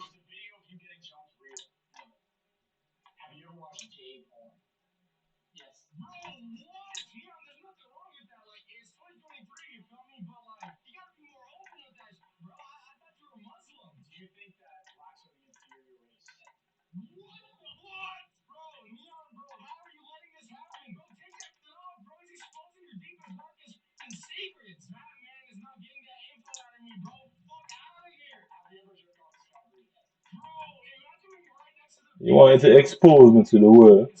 You only expose yourselves, yeah. The fuckers. I mean, my granny said, from me, I like her, boy. She said, they mark, I'll be, you see that way, that? They're 6 foot 6, eh? That's what Lucifer did. Lucifer, the name Lucifer, they said means enlightenment, innit? And enlightenment means knowledge, innit? So the fallen angels in religious context came to the earth and taught mankind things. You know what I mean? So if I'm a fucking devil blood, then watch me teach you and shit, you know? I don't care either way. You might have pissed me off, and that's all it means to me. You pissed me off. I don't care. The turmoil that you man have as a result of your own doing, your own volition. Every action has an equal and opposite reaction. So trust me, you man ain't smarter than me. It never said every action has a disproportionate reaction. It says an equal but opposite reaction. So that's the key there, government boy. If you ain't realizing it, that is the fucking key. You have just been given a book of life there. Every action has an equal but opposite reaction. You expose me, I expose you. You try to harm me in any way. Otherwise, an eye for an eye. Yeah, so obviously the lower class people would simply say, "Oh, an eye for an eye," and the upper class people say, or the scientists would say, according to physics, yeah, and that is an actual physics term where it comes from every action have an equal but opposite reaction. That's based on science. That's where the saying came from. But they're trying to let science fit their narratives in it. And obviously, I know the history of why because that's not nothing new. That's not nothing new, is it? I mean,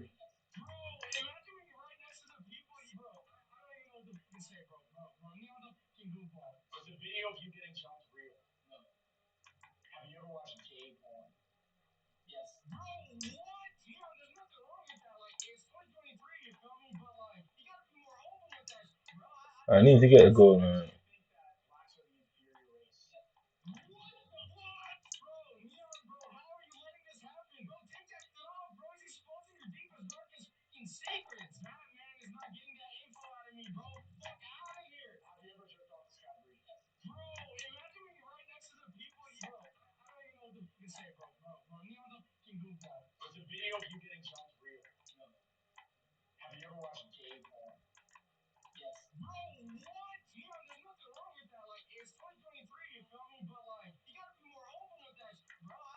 Why is Spring Punk tired? What's going on?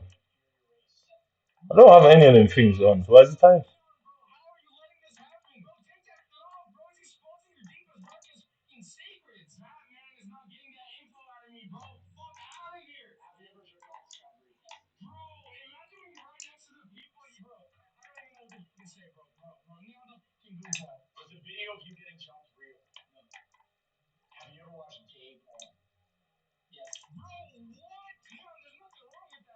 I got lucky.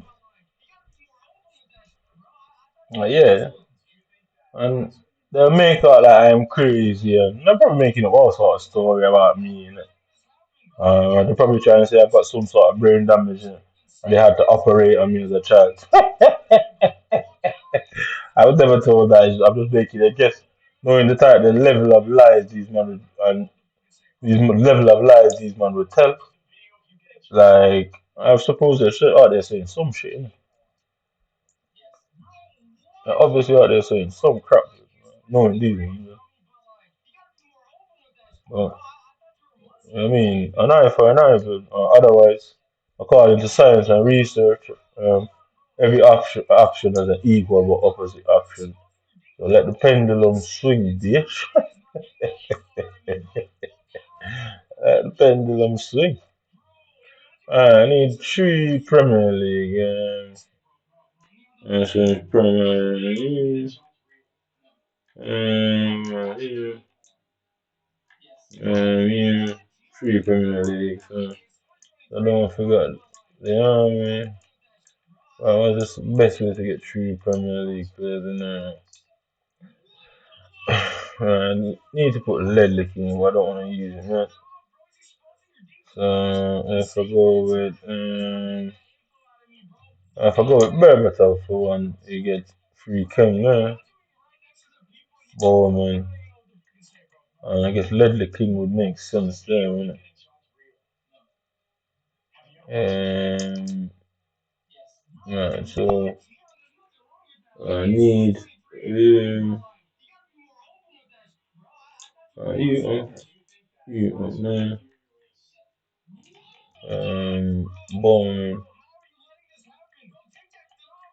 and yeah, English brother from we can should I go with keeper?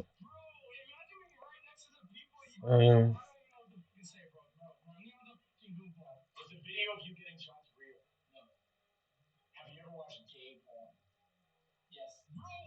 mm,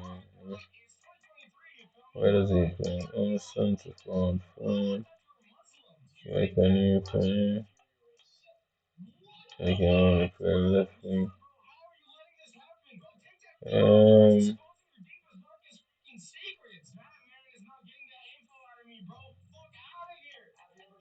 right, I got Holland.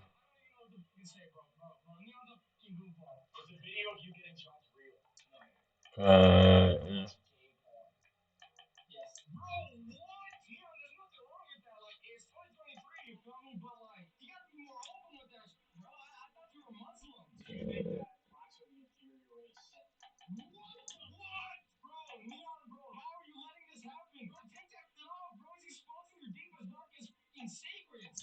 okay, let's go with that one. Oh yeah, that made 1 6. We got a Premier League in there, really. Save myself the drama. Even either. So I can put start with Hernandez there. Go with Hernandez. Then okay, Prem. So Prem. So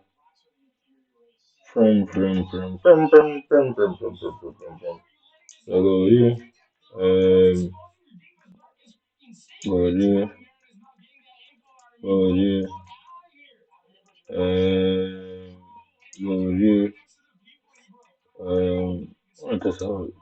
This is, so you. He's better than this, minus dribbling. He's only got better shooting. No good with his football. There you go, alright, cool. So you alright, so division. Right then, you, so Bundesliga, you,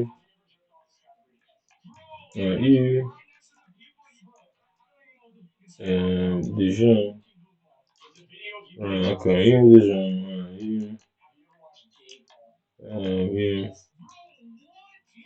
you, blah, blah, blah. So you, another,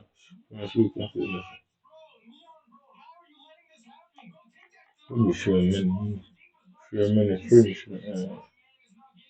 pretty sure many really, see. Sure many I learned. Sure many I learned. He wanted a better defense, but learned the better part. Who's that right one? You, anyone can play right one.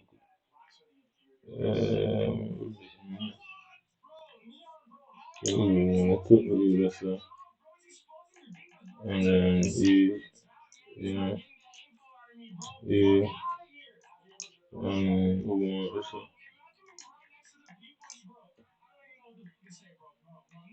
So, I forgot him. See, better. Better defensive, better overall.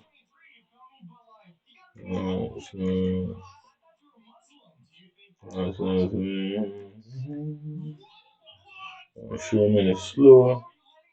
One more, that. I go camera finger. I feel like camera finger. I feel like our camera finger look when we're running the real life. That look weird, strange man. Okay, come on. So keeper wise, if we go with so full. We should really suffer even for sure many, we should stop even for sure many. But, so center mid now. So prem one, how much prem now? So 1, 2, 3, 4. Right, so all the prem in this one. I'm gonna need that for my boy. And Messi. And you. And you. Keep my boy. That's you. Different. And you. And that's such a waste of time. And then you, you.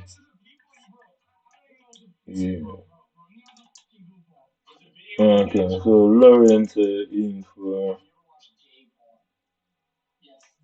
Lawrence can play any. You, man. You,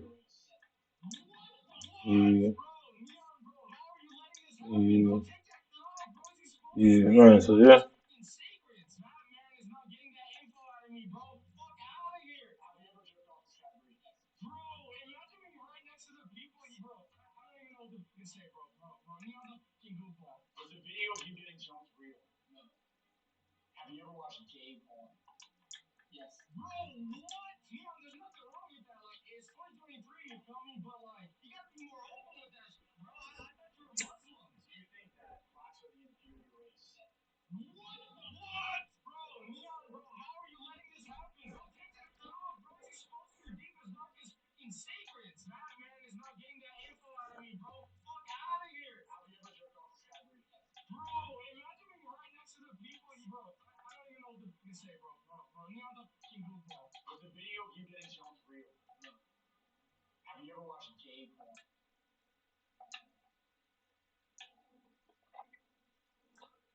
Definitely kept that a secret. The day they turn up at work must be a nightmare for an office, but Hey everybody, welcome back to some Wild X Chronicles. must be a nightmare in an office every day, cover the net and I see them things here come up more and more. Must be a nightmare. Every morning, night when I go to bed and come back at work, something else happen. At Curry's, we receive 40 hours of training. But just to give everyone an extra boost, I brought in this font of all knowledge. It takes medicating, but it works. Buy now, pay later. Buy now, pay in full within 9 months and pay no interest. Curry's, experts beyond expectations. Hey everybody, welcome back to some Wild X Chronicles. For your entertainment. Right through the finish. If you think that you have a crazy ex-girlfriend or ex-boyfriend story, I have you beat. This morning I was in a parallel universe, also known as the bus. I still don't have a car, and as much as I need to be done with the bus for my mental health, I have never heard more wild stories in my entire life than I have in the last week and a half. So when I get on, there's a man that is already sitting behind me. He's a college student, and I know that because he has a backpack and seat next to him, and he has a beanie that says FOB. Full disclosure, I thought legitimately meant like he had a hat for a key fob. Till a man gets on the next stop and starts walking down the aisle and is looking in my direction and it's like, what's up, dude? And I don't know this man. And my first natural reaction is to be like, what's up? He was not looking at me. He was looking at the guy behind me. He was looking at Fob. And then he was like, cool, Fall Out Boy hat. And I was like, oh my god, of course it's Fall Out Boy. So he's like, what are you doing in the bus? I thought you lived in the dorms. For the next 12 minutes and 35 seconds, give or take. I know this is it, but I'm coming up with one Griezmann until. Yeah. So this in England means part means you're being fobbed off. So sent to country, they fob you off and ignore you. That's how they are, innit? And they make the culture that way so the government can abuse them. I'll tell you that I'll tell you, first world people think they're actually clever people, but in my opinion, not so much. Not so much. Because they managed to let the system trick them into something that affects them themselves, innit? So by sitting there and watching your own leaders mislead you, trick others, how are you gonna complain when it happens to you? Innit? So they've got a culture of ignoring people, but then when they're asking questions, they also get ignored, which is quite odd, isn't it? To say, well, you could have seen that coming. Like I said, that's where most people's concerns would lie, innit? I mean, Amazing. To recap, he now does not have a dorm on campus, and he no longer has access to banks. So his parents what? bought him like a very old, very used car just to be able to commute back and forth. He can no longer use that car because on Saturday night she appeared at their house, discovered he was using said car, and apparently while he was sleeping, put concrete mixer in his gasoline tank. Here's the weirdest part. I was legitimately ready to step in and be like, I know some attorneys who can help you right now. Until his friend was like, what are you gonna do? And he was like, I don't know, but I'm seeing her on Friday, and we might hook up. I'm sorry, what? Wait, what? Whoa! You like that, eh? You like that song? Is that like that That was a good film. tickles your fancy? The crazy ones, eh? That's what you're into? Yeah, she like totally ruined my life, but I'm still attracted to her. Oh, not what I was expecting. I think that guy needs a psychiatrist more than he needs a Yeah. lawyer. Seriously, who hurt you? Well, we know that, but like, I think that's kind of unhealthy, babe. Just a little unhealthy. We don't love that for you. What I want to know And this is, is what I'm saying. I'm tell you, first world people are morons. it's not I that I'm not know it looking must for be him or hard her to to hear, fight, but but it just makes me you man wonder. are a moron. Sounds kind of Because toxic. somebody is attracted to My friend somebody, today yeah? shows up at her house and And like 3 apparently years they ago, need a psychiatrist, not a lawyer. That don't make sense. Why would you need a psychiatrist? Because I thought love was an undeterministic situation or love is blind, isn't it? Whatever happened to them saying? Because if you love somebody, it doesn't really matter. So based on this girl, so this the story I'm watching on my other Xbox on YouTube. This guy, his ex girlfriend poured concrete in his engine. She lied and said he stole the bank card. Women do crazy things. It's just how they are, innit? Yeah. And he's still looking to be involved with her. Alright, cool. So this other girl is saying that the guy doesn't need a lawyer, he needs a psychiatrist. So but love is blind, isn't it? You know what I mean? Love is blind, yeah. You can't help who you fall in love with. And I don't think she's abusing him. He just fell in love with somebody that's crazy, isn't it? Like it's a big difference, isn't it? I don't think that's abuse. I think he just fell in love and he accepted that like obviously she hid her madness. She hid her madness away from him. He just didn't know. Plain and simple, isn't it? We've all seen shit like that. Yeah, I mean, we've all fell in love with mad people, bro. They get me. And sometimes when people fall in love, they don't understand the emotions, so they do crazy things, innit? Well, like I say, there's a lot of morons running around here, bro. Because that's the problem with rumors, yeah. When a rumor come around, society that what how depends on how long that rumor lasts for, society will now change, and everything that happens that is the measuring stick. You get me in it? Or some rumor about some mentally ill person running around the community. Guess what? Everything going forward is going. Everybody wants to get people fucking hospitalized now for every little thing. Yeah. I'm telling you, you can't trust these doctors and scientists and people. You can't trust them because they know what to do. It's social engineering, isn't it? Because it will become the measuring stick for everything going forward, isn't it?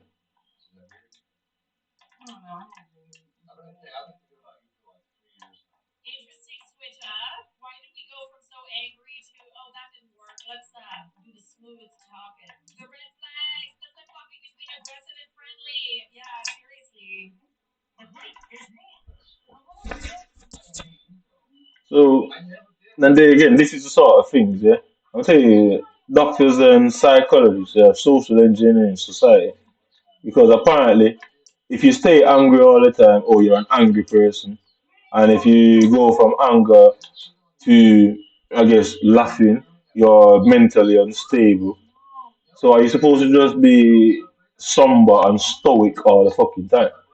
I'll tell you that these people are crazy, but like, I mean, I'll tell you, some people believe that they're superior, and I'd always ask the question like, I'm open to new things and new beliefs.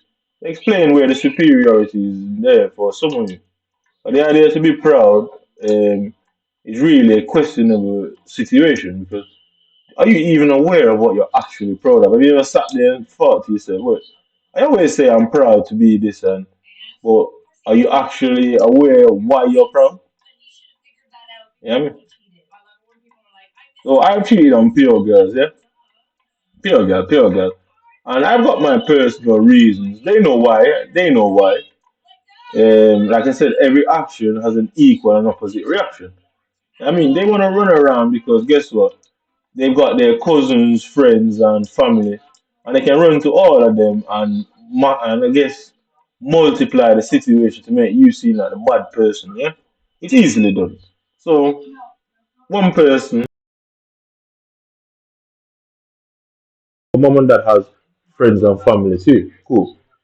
You might be a single child, but if you have brothers and sisters, every single one of your brothers and sister is going to give you at least 10 friends at its very least, okay? Them 10 friends have 10 friends. So rumors are easily spread. Your immediate family will always take your side. That's why, again, who is Delta and Michael to me? Because the immediate family usually takes your side even when you're in the wrong. So cool. You cheat on you. I'm in foreign. I came from Jamaica. Yeah. These girls had their intentions when they came into my life. It didn't work. They didn't get to turn it into, I guess, what do they call it? A cock? I don't even know. I'm not even sure. I don't really like that word. It sounds really strange. But they didn't get to turn me into the, I guess, what's the word I'm looking for now? Like what they call it, simp. Yeah, I prefer the simp term. Innit? So they didn't get to turn me into a simp, i.e., believing that they are angels and they fell from fucking heaven. And they didn't think that because guess what? Because I don't walk around like your typical young guy, you get me? Yeah, there's whatever to use a typical person because it's not that I don't try to, it's not that I try not to. I'm just myself, innit? And because I'm myself, they made I guess they projected their own image of what they think is cool and not cool, isn't it? Yeah, yeah, that's how I put it in. So based on how they see society and people, um, probably to what they're attracted to, they thought, all right, he's not like I'd say bad boy, yeah, or a roadman, innit? Whatever that means to you. Yeah, so these girls who are into these type of things, they would come into my life and see me and thought, oh, he's not a roadman, he's soft. And then they get their hearts broken and then they cry. Yeah, I don't care how anybody sees it. You get me? It's the truth. They come into my life for whatever mission they were on, whatever protocol, whatever agenda, whatever reason. Love, like, envy, set up, honey trap, informant, seducer, whatever their motive for coming into my life, they came in. They had a predetermined judgment of me because guess what? I'm not out here like, yeah, I'm not out here like publicly like that. I keep certain things like silent. And when you see me, I'm quite quiet. And so apparently there's a notion around here, or it would seem that maybe I was led to believe that oh, quiet people are shy, and I mean, quiet people are shy or something, or not confident, or some shit like that. So obviously, where I come from, it weren't like that. Innit? I guess people were just allowed to be quiet, and it wouldn't be an issue. Yeah, I mean, but over here, it seems that there's a problem. Like people are uncomfortable with it. Innit? Yeah, I mean, it would seem that is the case. But anyway, they came into my life. They did certain things. I don't really want to unnecessarily go too deep on that one. But they did what they did. And rather than beating them up and stuff, man, I did what I did. But guess what? They had the pillar and blanket of a family and friend unit, a community. And guess what? They weaponized the community against me. It's as simple as that, isn't it? They didn't do anything clever. They didn't do anything that's worthy of calling themselves G's. You get me, innit? And that's what I think. Look at these men like, weird guys with that. You get me? They probably say the same thing of me. But when I look at them and think, like, you man, like, I don't know what kind of delusions you man are hanging on to, yeah? But it's clearly some sort of delusion, you get me, innit? Because they try to weaponize the family and friends, which would basically trigger off some sort of community or community uproar against my behavior, yeah? But did they tell their family and friends the truth? No, they didn't need to. It's their family and friends. It didn't matter what they say, they would take their side, didn't it? And they're quite aware of that. Yeah. So it's like what they're doing to my FIFA now. These men know that they would be. It's nothing to do with them being superior. Nothing to do with them being powerful. They're going around telling people who look like them and think like them that you don't like people who look like them and think like them. People are obviously going to be against it, innit? And obviously that can be done whether it's true or not. That can be done behind your back without you actually knowing. And they say, "Oh, don't tell him. We don't want him to know." It doesn't give you a chance to defend yourself against the rumor mill and the attack. Cool. Then they came into the picture, thought that I was, I guess, a punk. Yeah, I'll use that word, a punk, innit? That they could, because I'm the type of guy like I clean up my shit. Like I'm not always like that, but I like to keep my shit clean and you know what I mean. Like we all have our off day, but I generally like to clean up my shit and you know what I mean. Keep my thing a certain way and I am like that innit. Whether I'm poor or not, like whether my shit is old, used, funky, bad color. I still like to keep it clean, innit? Yeah. So even if I got a 10-year-old shirt, I'll fucking still keep that 10-year-old shirt clean. Blah blah blah. But in their heads, obviously, they're used to a complete different set of like man, innit? So I guess whatever them man, I don't care. So they look at me and look down as me and like I'm less of a man that apparently is afraid to stand up for himself. And I thought, well, the lesson has to be learned. They had to be taught that lesson. Yeah, I mean, so don't judge a book by its cover, innit? I might be quiet, yeah, and then you might see me straightening up things that are slightly unorientated. You might see things like that, but don't get it twisted. Like I can be just as vindictive and vicious as anybody out there. I mean, yeah, I can be just as vindictive and vicious as anybody else out there. And obviously, I don't particularly go around advertising that about myself because who the fuck wants to? Who does that? You know what I mean? So I guess they're grown up and taught whoever they're attracted to is of that nature. You know what I mean? Bravado, ego. I got my own ego, but I don't really think it's something that I necessarily want to just go around and, you know what I mean, perpetrating about myself or demonstrating. I said we all have our ways, we all do things. You get me? But these guys about here, I don't care if it's your sister, your mom, your auntie, your uncle. They came into my life thinking that they could punk me. And they're the ones who got punked, innit? They're the ones who end up crying, you get me? Whether you don't like that or not, you know where I live. You get me? As simple as that.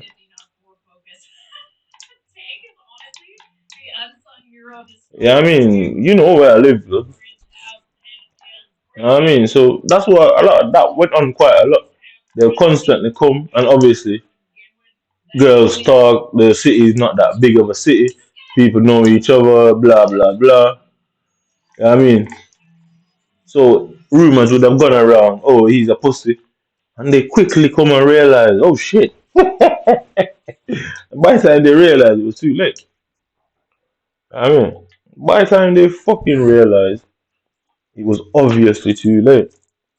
So they obviously went together and decided, oh, to tell lies because it's not like it's not like in first world countries people don't tell lie and get people kicked out of countries. It happens more often than they would like. They keep it a secret that this goes on, but the secret's out. But you get me? They try to keep it a secret that first world countries like to kick people out of their country. It's something that they enjoy because it's sadism. You get me? To set somebody up and have somebody locked up, tossed out of the country, and then video them while they're leaving with one scandal bag on a shirt. You ever notice they do it more often than not? It's because they're sadists. You know what I mean? They get pleasure out of putting you in that situation. You know what I mean? So obviously, some of these girls might have the intelligence to understand. All right, well, cool. I know I can go and say something to little Johnny Boy down there, and Johnny Boy is going to go and tell his dad, and Johnny Boy's dad knows Uncle Sam, and Uncle Sam is not going to come and pay attention to me, and then Johnny Boy's dad go and tell his friends, and then Johnny Boy's dad send his friends to me and watch me, and then Johnny Boy realize, oh, he's a cheater, he cheats on girls. All right, cool. Johnny Boy himself probably cheats and does the same. And then Johnny Boy goes around, take pictures of you, and then go and take it to your anybody you sleep with. So you have 10 girls cheat with 10 girls, 15 girls, 100. Johnny Boy go behind your back, goes to every single one of them girls with pictures of other girls. Now you have you have 100 girls who now feel hurt and angry. Guess what? Their accusations of rape, cheating, manipulation, abuse. That's all you're gonna find. Pure of that. Because guess what? Some of them are probably unconsciously doing it. They're just blindly angry and upset. And they feel hurt. Maybe some of them fell in love with you. Maybe some of them they're just spiteful, innit? They didn't care. It weren't about love. They were just having fun. But guess what? You didn't fall in love with her. She was only there to have her fun. But you should have fell in love with her. And You didn't fall in love with her, so now she's going to destroy your life. It happens all the time. So these man, Johnny Boy and his friends, yeah, and there's the reason why I use Johnny and the reason why I use Boy. So Johnny Boy and his friends, they thought they were superior. Like, oh, there's no way he's going to know that things like that happen. Who doesn't know that happen? Like I say, I'm a very observant person. I just always end up in the wrong, around the wrong people 9 out of 10 times. You know what I mean, where I end up observing shit that I don't really like, you know, or I don't respect, you know. I say that, I think that's a better word. Things I don't respect. Mm. So some of these girls that's gone out there telling lies. I know it's that they're upset because sometimes some people are like that, innit? They don't really like you like that. They're just there for a fun time, innit? But they expect you to fall in love with them and you to ring them all the time and argue and get vicious. Guess what? So they can go and tell people that, oh, this guy's so controlling. They don't give a fuck about you like that. They didn't care about you like that. But they just wanted to get you into that situation so they can say you're controlling. Guess what? You ain't ringing, you ain't calling, you ain't controlling them. It fucking infuriates them, innit? So now they have something else to mad about, be mad about. They won't go and get mad anyway, but it was meant for you to be mad about them, innit? And then they go and tell everybody how much of a controlling person you are. And me, anybody know me, like I don't care like that, you get me, innit? Like, girl have cheated on me, I ain't said nothing. They do the thing, innit? Like, whatever, innit? They cheat, I cheat, and it doesn't seem like they appreciated me cheating, but they were certainly fine with them doing it. I mean, they were certainly okay with them doing it, and they thought I didn't know. It's not that I didn't know. Like we're all grown, we're all adults, innit? Do your thing, innit? If you choose to do that, you choose to do that. But when I respond, don't be upset because I'm gonna respond. You know what I mean, every action has an equal but opposite reaction. The idea is to say, oh, instead of cheating on somebody, just leave and move on. Nah, that's not me. To anybody who holds that notion, that's okay for you, but that's not for me, innit? Because people always just cheat on you. If you hold that notion, you just get cheated on all the time if you keep that sort of mindset. You know what I mean? Like, sometimes you have to fight fire with fire, otherwise, you're the one that always gets burned, innit? Like, plain and simple, innit? And some people don't. Some people, it takes a lot for them to understand that. Well, I've been understand that situation all my life. And sometimes you have to let things develop into what it is, so you don't jump to conclusions or make the wrong move. And sometimes you have to snuff that fire out the moment it develops. You get me? You it just depends on you as a person how you do it. Innit? You can't always out the flame because you might burn bridges that guess what? It would have been your fault. You misinterpreted the situation, and sometimes you have to burn that bridge in it for in your best interest. Innit? And trust me, I'm not opposed to lighting that bridge up and blowing that motherfucker up into nothing. But it's as if the bridge never even existed in the first place. That is my nature and who I am. I'm not a perfect person. I never pretend to be. I'm just quiet, innit? It's just a different thing. I've got my reasons why I am a quiet person. I don't think nobody cares. I don't think it's nothing that I need to really put out there. I need to defend myself against what is blatantly an allegation that has malicious intent, and the public authority is covering for them because guess what? There is a culture to have people locked up and kicked out of this country, and they obviously want to cover it up. They don't want it to be a widely known thing. You get me?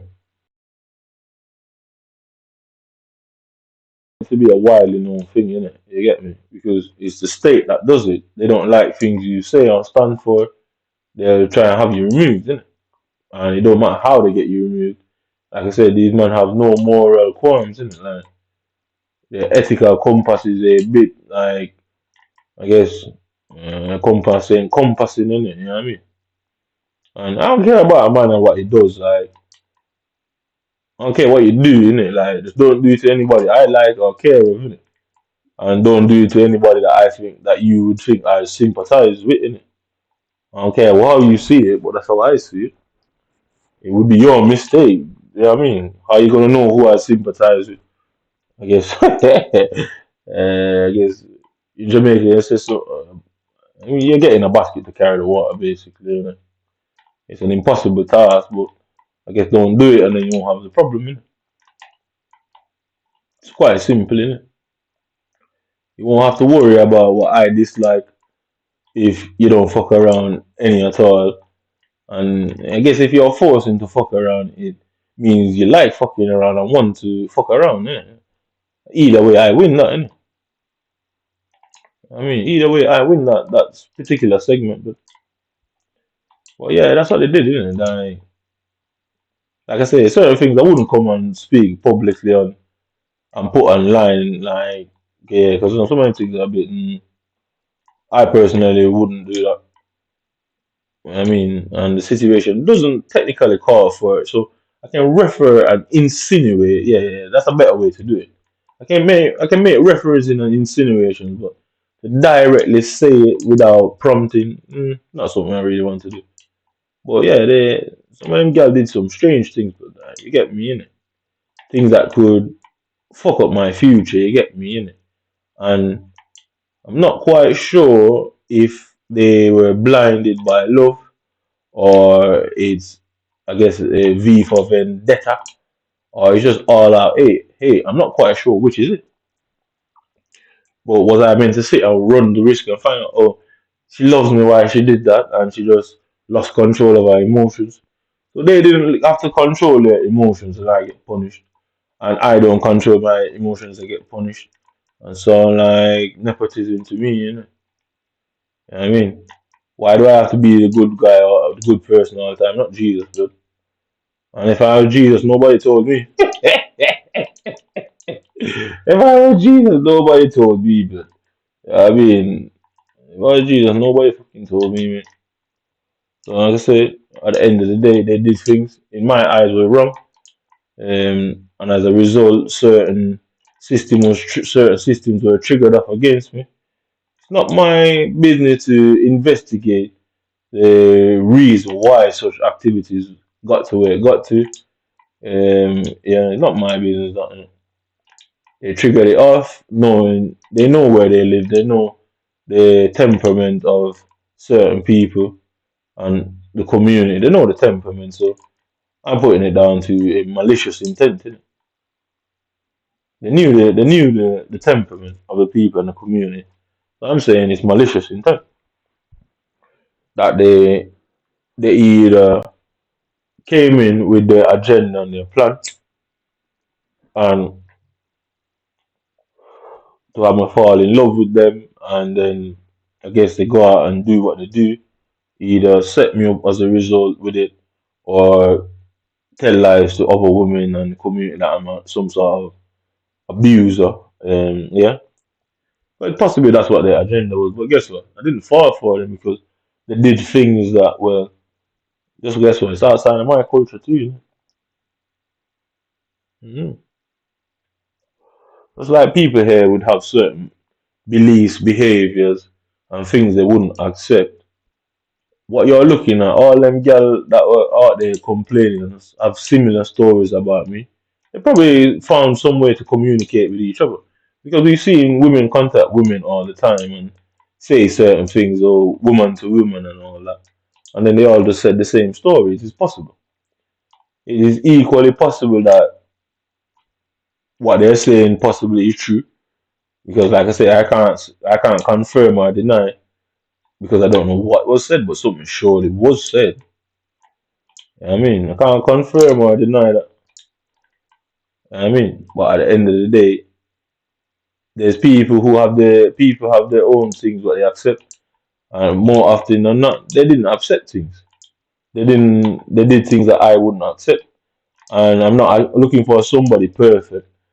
It's surely not the case, but there's some things. You just shouldn't accept based on your own personal values, innit? They kept certain secrets that I guess you can't fall in love with somebody that's hiding who they are, innit? That's not love, you get me? That's deceit. Innit? So, i.e., say if somebody likes to go bicycle riding and you've been with them for 5 years, I didn't fucking know that they like bicycle riding, but they'll always secretly go bicycle riding. When you find out that oh shit, she always fucks off and go bicycle riding, you're like, wait, what? So you don't know the person even after 5 years, and why would somebody who is claiming to be in love with you hide such a secret? It's deception, isn't it? I mean, and I ain't loving nobody that's trying to deceive me, blood. Like whether you're conscious of it or not. I don't think that's my concern, innit? But obviously, it's not a bicycle riding situation. It's a reference and an insinuation to what I'm really going on about there. But like I say, it's not my business to say that and come out directly and say that. But if it comes down to it, it comes down to it, innit? But like I said, far as I'm aware, they hid certain things. They hid certain things, and I just observed and realized that that was going on. And this is all of them girls after a 5 year period. I'm like, wait, took me 5 years to notice that you did that. You purposely tried to hide it, innit? I mean, to find out 5 years later that somebody does something and religiously does something is very odd, isn't it? So that person went out their way to deceive you, innit? And if they're deceiving you, then what is it that they've got in their mind, innit? I mean, like, if somebody deceives you, what is it that they got in their mind about you, innit? You know what I mean? So I like I said, imagine being with someone for time. They ride bicycles every Friday night, Saturday night. But for 5 years, you've never seen them ride a bicycle. Everybody else knows that that person rides bikes. But you, who they're telling that, oh, they love and care for you, you don't know that they ride bicycles. No, not for me, man. You're certainly not for me. Um, any sort of feelings I have, what's the word? Dissipate? Yeah. In other words, that bitch would have dry up like a fucking Euphrates River, mate. You know what I mean? It's plain and simple. Any sort of feelings towards you would have immediately dried up like the fucking Saharan desert. You know what I mean? Because obviously you're not the person that you're leading me to believe. Which means you're deceiving and manipulating me. Like, who wants to, I don't know about you, but who wants that? Innit?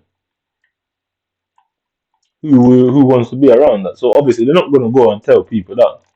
They're going to tell people that who knows what they do, but they're not going to come out publicly and say, "Oh, they've lied the whole time," and basically they didn't think he knew, or they didn't. They're probably going to say some bullshit, or they don't know how he would have reacted. Well, if I react in a way about something you like doing, and if I react in a way, then it's time to move on, isn't it? Quite simple, isn't it?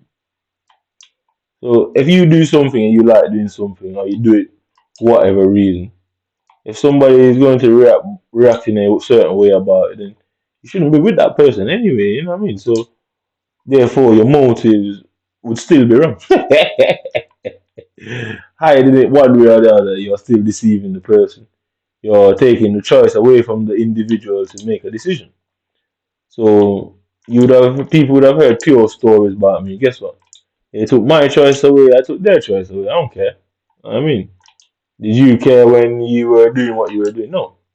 Why should I feel bad for doing what's best for me? Innit? You know what I mean, and that is what someone tries to do. Someone tries to mess with me to get me to apologize for doing something in my best interest. Am I a fool? I'd rather go to prison for 70 million years than ever have that done. But, I mean, I'd rather go to prison 70 million years and have somebody manipulate me into feeling that way I was wrong. Nah, I did exactly what they did. I just did it in a different way. But it's really the same thing. They took my choice away to be informed and then to make an informed decision. That is manipulation, you get me? If you go to somebody with half of a story and not tell them the full truth, it's manipulation. Even the courts say that is the case. If you go into a courtroom and the prosecution is hiding um, key evidence, the court will throw the case out, or it will be you have what you call a retrial or a mistrial as a result. Yeah. So even the courts accept that or if the full truth is not told. That's why you put your hand in the little Bible. It says, "Oh, the whole truth and nothing but the truth, so help me God." It's because guess what? The only way the jury can make the correct decision is to have all the evidence. That's it. You have to have all the information. So people shouldn't expect you to fall in love with them and see them with their flaws. Because if they didn't tell you about them flaws, then why should you care, innit? That's how I see it, innit? If they didn't tell me about their flaws, I have my flaws and I don't hide it, innit? You know what I mean? You see me, I stay quiet. Sometimes one day you'll see me jumping around. You would not believe that it's the same person, innit? I'm quite aware of my behavior. One day you'll see me very quiet, and another day you'll see me jumping around, laughing and joking. You would see myself. I've got two different personalities. But who wants to get up every day and laugh, laugh, laugh, innit? And who wants to get up every day and be serious, innit? So that's why I don't really like psychology because a psychologist watching me, you're gonna come up with some bullshit diagnosis about disassociated personality disorder or multiple personality disorder. Them man get paid to just make up to what's the word to criticize it. That's how I see them. They are critics. So just like how a food critic would come to your place and eat your food, you're gonna say something, you know. A psychiatrist is a critic of behavior, innit? I mean, they themselves like so imagine, yeah. Every day you're jumping around, laughing, laughing, laughing, and constantly cracking jokes and making a nuisance of yourself.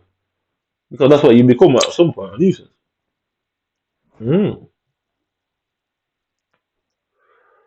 And the opposite, imagine every day you're a somber, stoic person, just dead chill, laid back all the time. I there's no fun in that. It becomes predictable, innit? You know what I mean? It becomes predictable. But a psychiatrist will look on somebody who is stoic all the time and say they're depressed. A psychiatrist will look at somebody who's happy and bubbly all the time and say that they're experiencing some sort of hyperactive disorder, anxiety. And the person who is right down the middle, they'll say, oh, they have some form of personality disorder.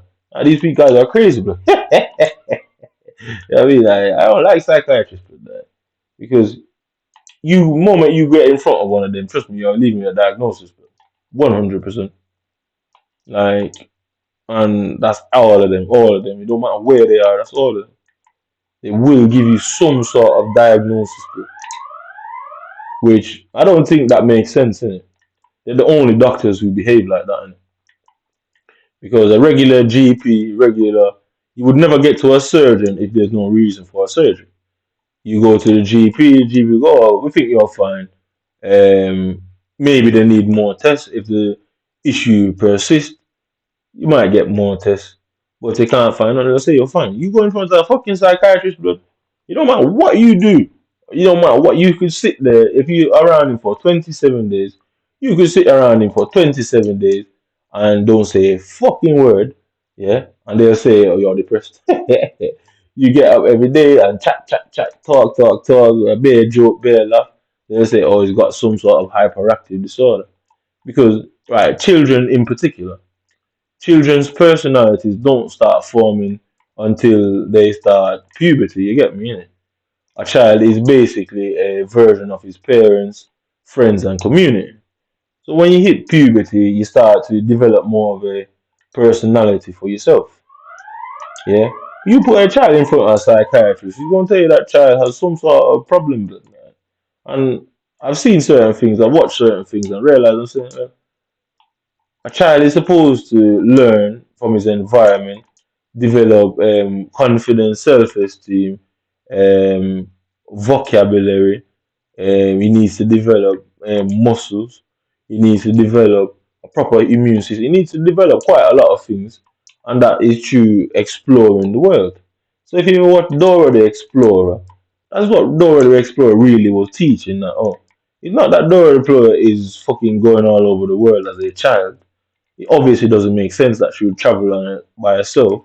What he was talking about is the imagination of children and how they go around and explore their environment and how their imaginations develop.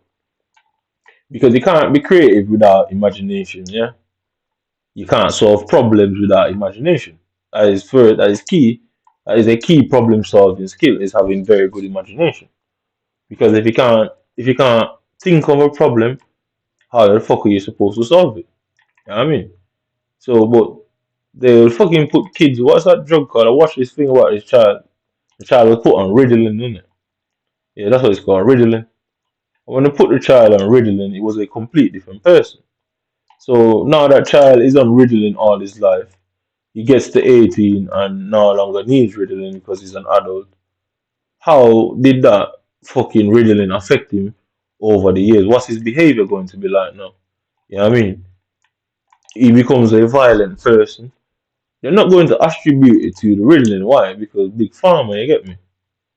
They're not going to do that. They're not going to say, oh, well, technically, we don't know if it's the fucking medication that he was on that turned him into a fucking bloodthirsty person. And he probably would have been a nicer person and less of a danger or threat to society. They're not going to say that. Because guess what? Big Pharma, like, would be crying, innit? You know what I mean? Big Pharma would be screaming at them for saying that I'm fucking it up, innit? You know what I mean? And I don't particularly like these guys, so it's quite easy for me to fuck up it. And I learned that through them, innit? If you don't like what somebody is saying or doing, then destroy them, innit? So y'all led by example, y'all are the superiors, blood.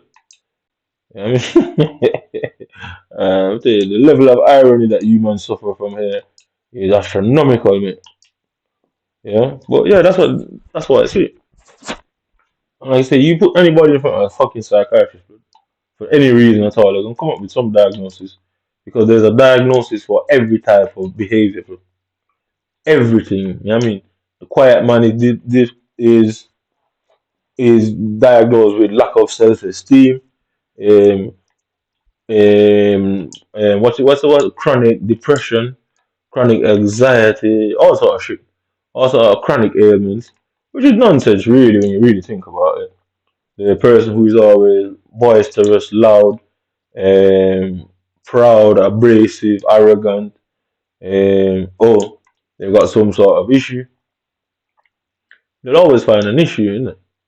The field of psychiatry is not something I really endorse, innit? I'll never endorse that because I don't, I think it's too much power, and it can be easily mishandled and abused, innit? And that's just my personal take on it. What I've seen with my own two eyes, nobody told me. I saw that myself, innit? And the way they behave and the things they said about me in particular, I'd laugh, blood. I said, you people are crazy, blood. Like, how did you come up with that notion that whatever you're saying is wrong with me? Because apparently I had psychosis. Yeah, that's what that was the first said to me.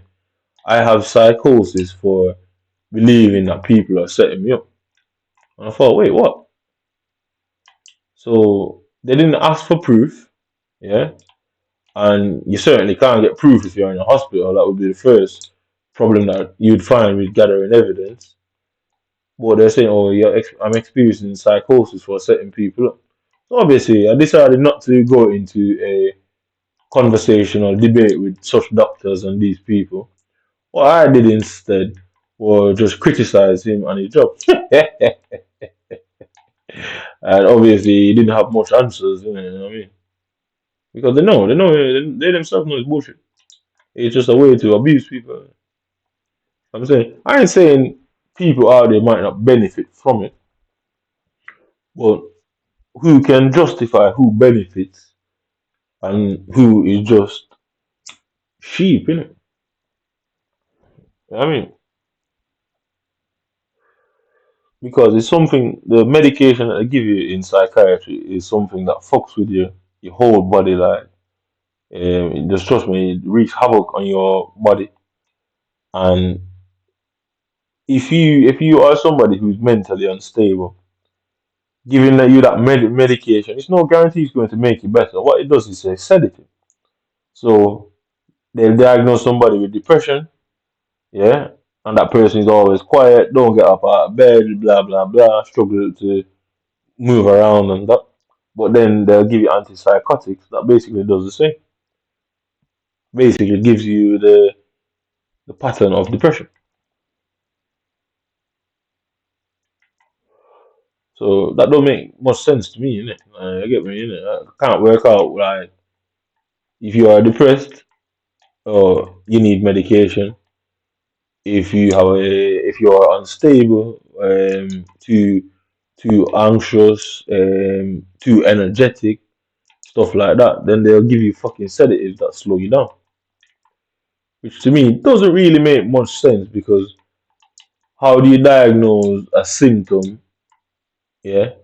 And then how do you diagnose a problem? Symptoms, innit?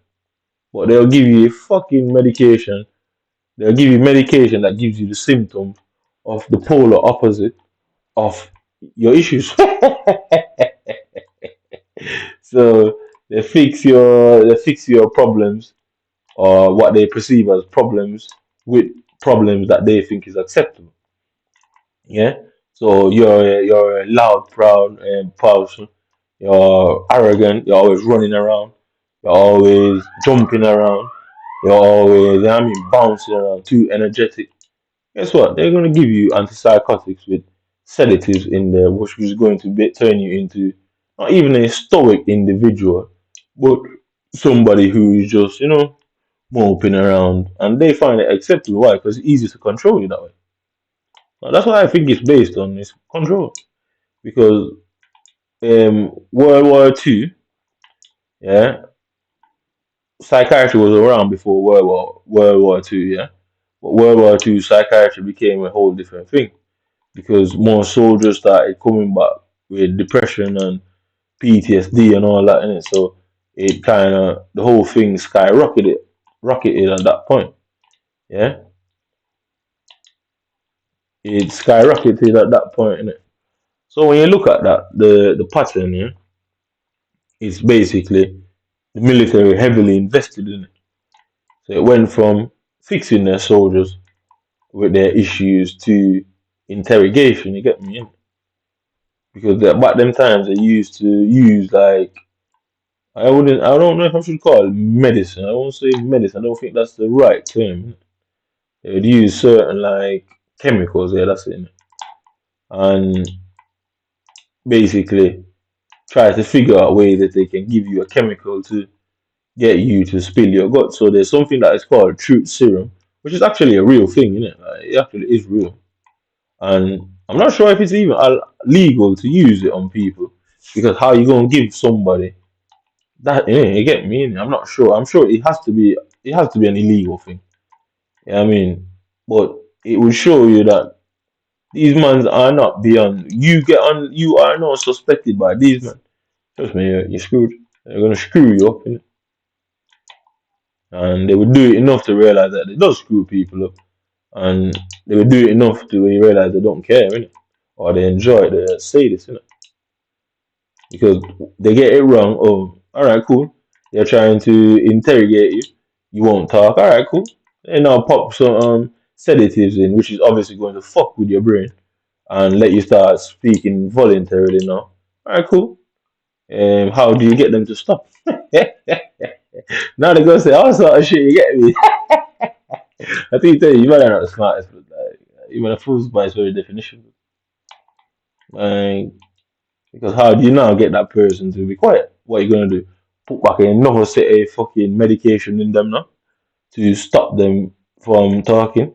So after you get what you need, you are now going to stop them from speaking.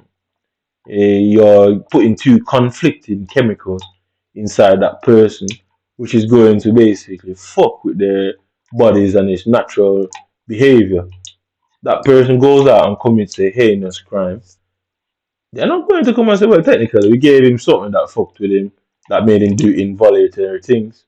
So, i.e., thoughts that he had in his head. He started fucking spewing them out of his fucking ass now. And guess what? Somebody pissed him off, and the thoughts in his head of doing bad things to them, guess what? Just like he verbalized and vocalized the thoughts in his head, he's now verbalizing the thoughts to violence. So, but guess what? We can't say that. So, we did that to him. So, guess what? Prison. Okay, prisoner.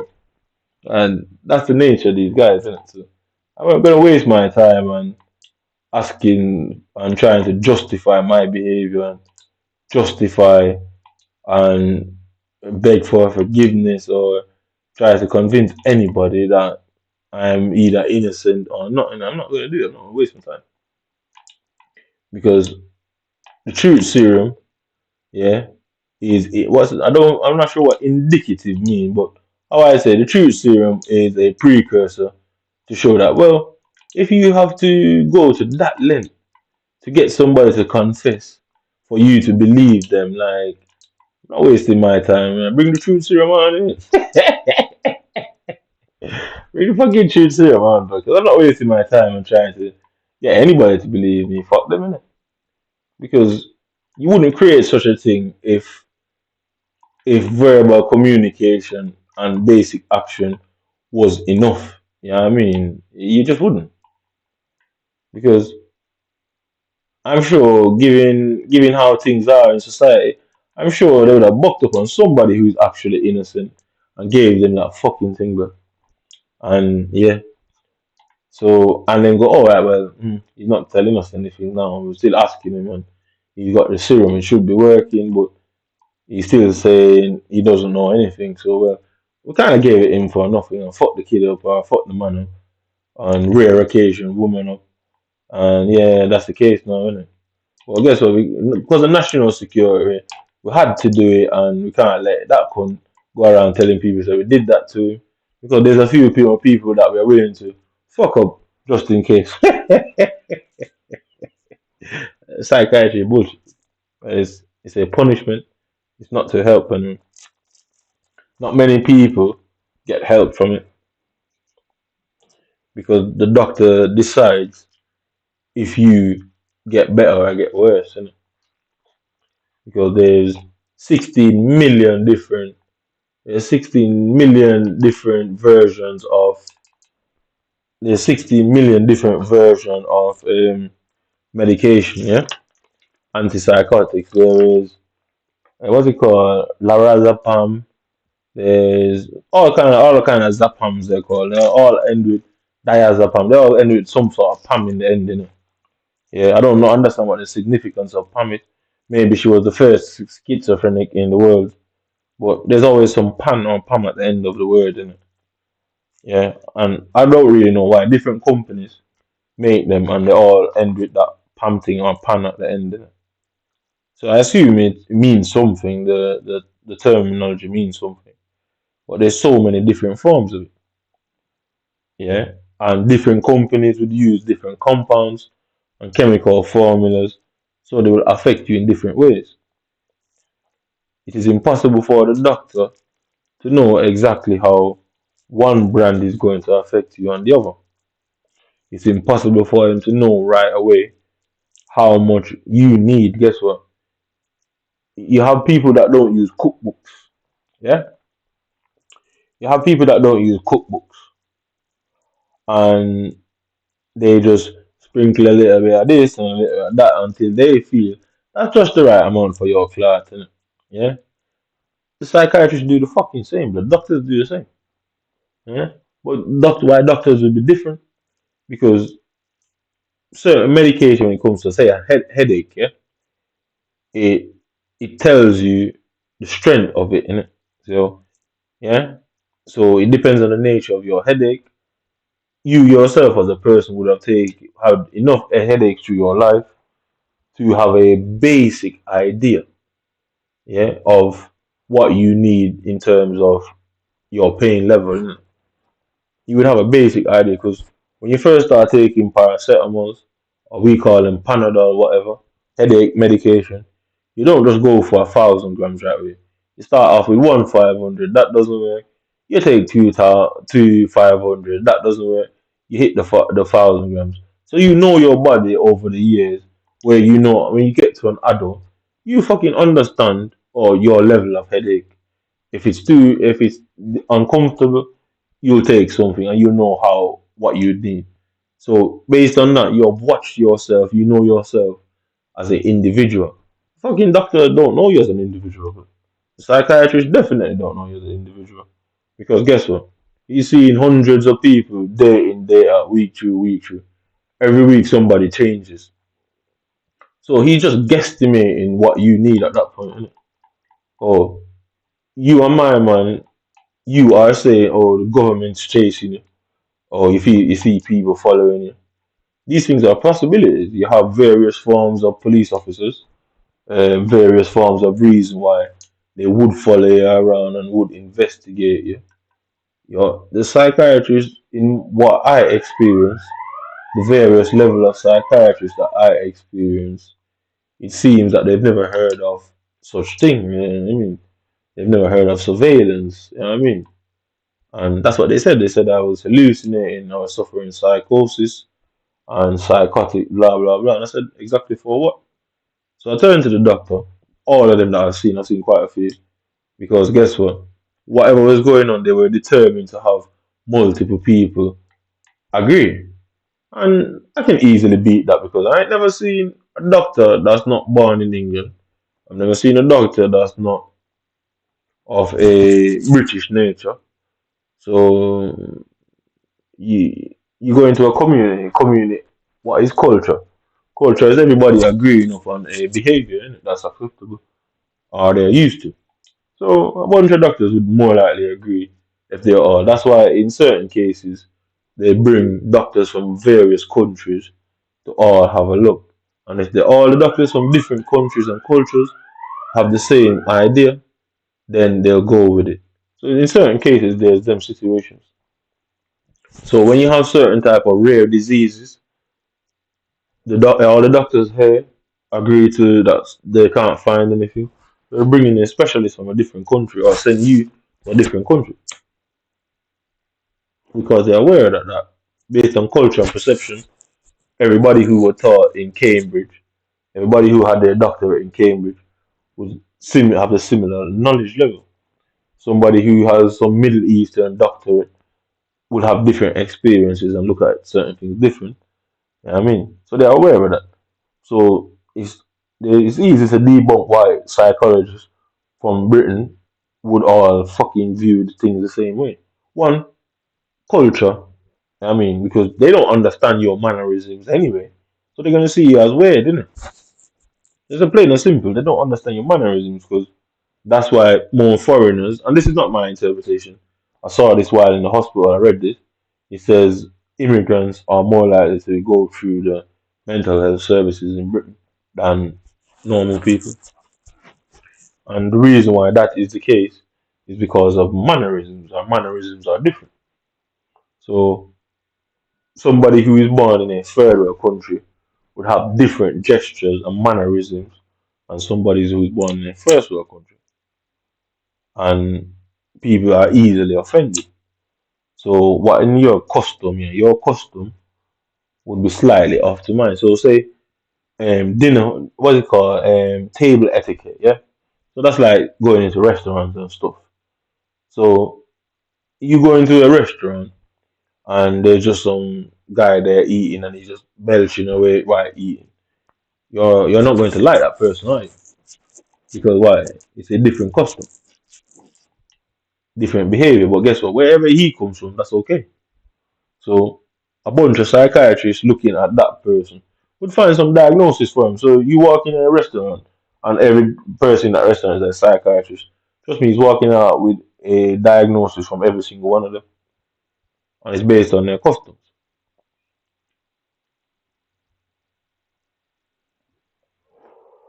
I don't personally think being clever is something that you can, I guess, what's the word?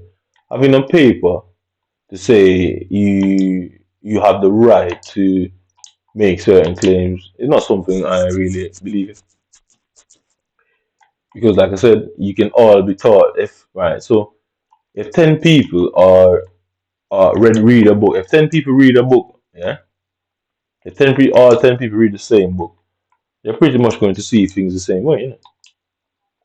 So you can see why psychiatry is dangerous because doctors don't technically get time to study anyone and study behaviors themselves. And argument, intelligence, and observation is two completely different things. So it's only in the police world where surveillance, which is observation, is classified as intelligence. They're two completely different things. So you can stare at people all day long, but don't know what you're staring at, and you can stare at people and understand it. So intelligence and observation is two different things. But in the eyes of security, they're the same because surveillance means they're watching you, which is basically if you're being watched, it's monitoring, it's observation. Yeah, understanding what you're seeing, that's where intelligence comes into play. So, but somehow they fucked with the etymology, like they quite often do, and pretend like them watching you make them smart. I mean, you can look at things.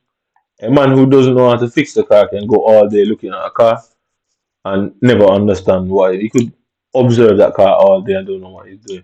The next person will walk, you'll just describe the situation, they immediately know what's wrong. So surveillance and intelligence is not the same.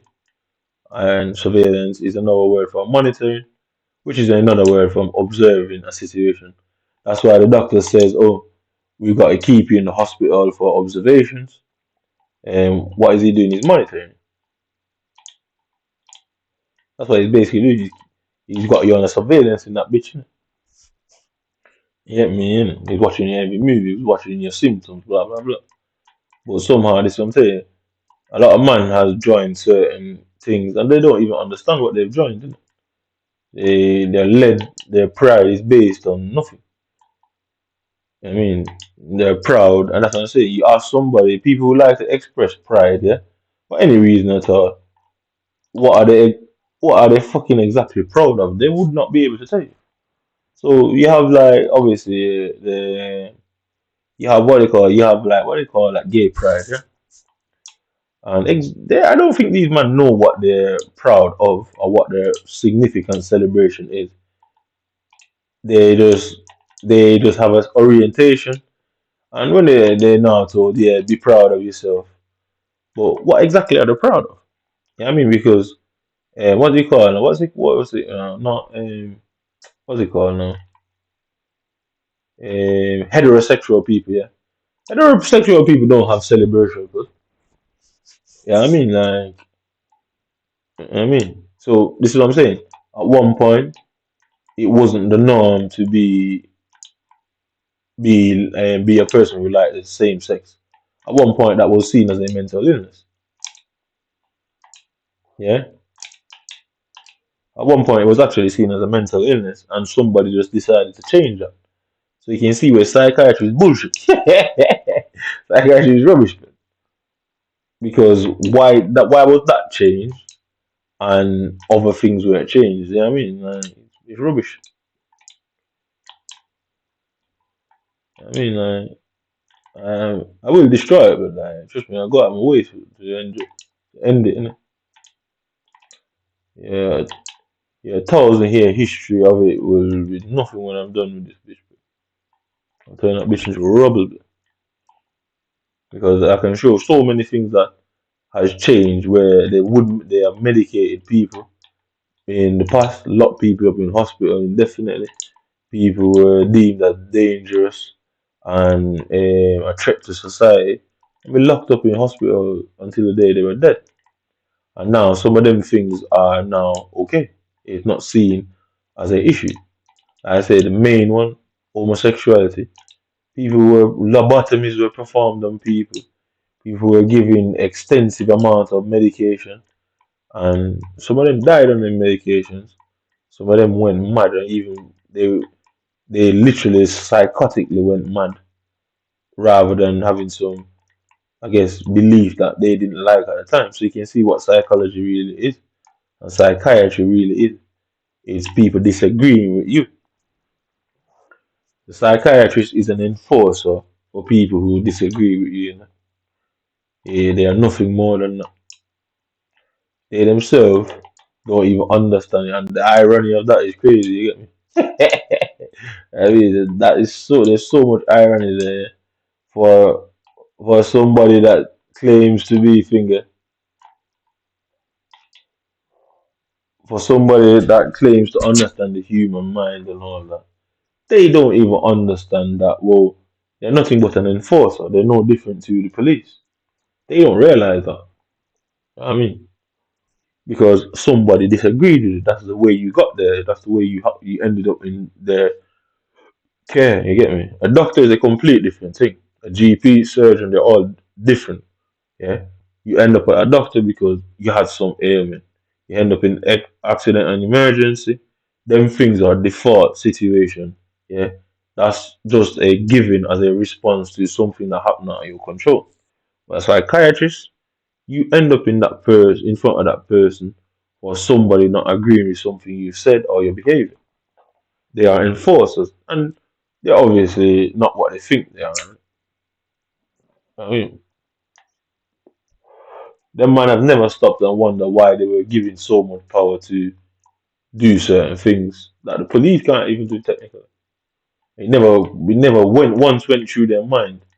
And if you can't simply think like, if you can't think like that, how on God's earth are you capable of understanding somebody's behavior in order to helping them mental wise?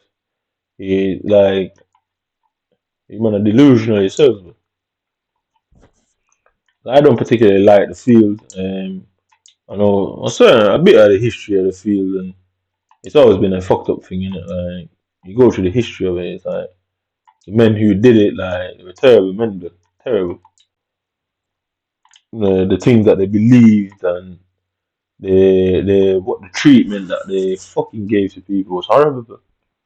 And at the time, they swear the man would have told you that they will help you. The man will drill fucking nails into your and screws into your head and tell you that they're helping you. Man, a psychopath by its very definition. That's how they used to be. They would literally drill screws in people's head. They'll cut like you got little. Well, I don't call it a tendon. I don't know what people call it. I probably need to find out what you man would call that. Yeah, but I call it tendons. It's like them little elasticy things. Like, so obviously you got the muscle in your arm, yeah. So the little elasticy things that join together that forms the muscle, and obviously you have the muscles around them tendons that binds it together. So it's like a string in your hand that allows you to do this inside of the muscle. There's things like that in the brain, yeah.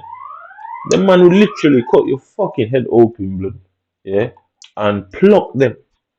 Yeah, I mean, pull one of them and say, "Oh, in this part of the brain is responsible for depression," and then cut that part of your brain out, and then fucking cut piece of it off, blood, and say, "Oh, that should help you." Now you wake up, you can't speak, no, you can't speak the language you were speaking. Now you're dribbling. I know, they just put you in some room and say, "Oh well, there's not much we can do for you now." Now you're a vegetable for life, and they just move on to the next person, believing they can help that person as well, and they just do it, and then one person, they manage to, you know what I mean? It's like a bomb disposal person, yeah.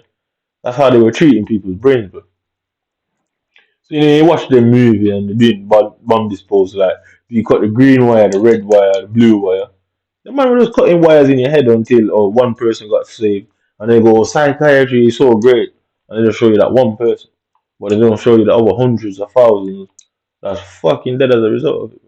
Like, I'm saying, when you ask them man why they're proud, they will never tell you why they're proud. Innit? Simple as that, innit? Because they themselves don't know why they're proud. They are told to be proud because they hear it repeated over and over and over. And anything you hear over and over and over, you believe. But while I'm here talking this, just watch this for yourselves. I mean, so I played 6 games and not won one. But you know, if you didn't see that while the game was playing, but just watch it for yourself. Yeah. So this happened to me with Puskas. Look at his legs. This happened in FIFA 23. I can find the video now. In FIFA 23 with Puskas. So you saw it there for yourself. Yeah. You didn't even see it because this is what it looks like. You won't even notice. So this is what psychiatrists have done. This is the type of men they are. Yeah. So whoever is in control and manages them, yeah, I'm screaming, oh, this is going on in the game. They're like, he's crazy, it's a part of his mental illness, it's delusions and blah blah blah. Cool. Yeah. But EA Sports obviously don't like human themselves. EA Sports managers probably have children that human fucked up along the way. And I thought, alright, we'll get you cons. Usually the man probably developers probably have kids human fucked up. And then they put the instant replay in there because like I said, without instant replay now in the game, would I have been able to prove that that was done? No, it was impossible. Been telling that EA don't like human blood and think it's joke. Plenty of people have family that have been through psychiatry. Plenty of people, and a lot of people don't like human themselves. I mean, well, I can show you the same thing happening in FIFA 23. So as this game's finished, I'm gonna go on to Puskas. I even remember it is Puskas and Lacroix. Yeah, yeah. I had Lacroix as a defender, and it's something they've done to my defenders. I'm telling you, and it was Richardson. Richardson was a striker. Puskas was a striker. Lacroix was a defender, and yeah, the same exact thing. Different game, different players, different console, but the same thing happened. Yeah, I guess they lost again, innit? Okay, every time you man come into your jobs, like, I'm making it different. I'm gonna destroy it in front of you, man. I told you. You're gonna have to work at McDonald's for still, yeah. I'm gonna be proud about that. I'll be proud of working at McDonald's, but boy, when I'm done with you, man.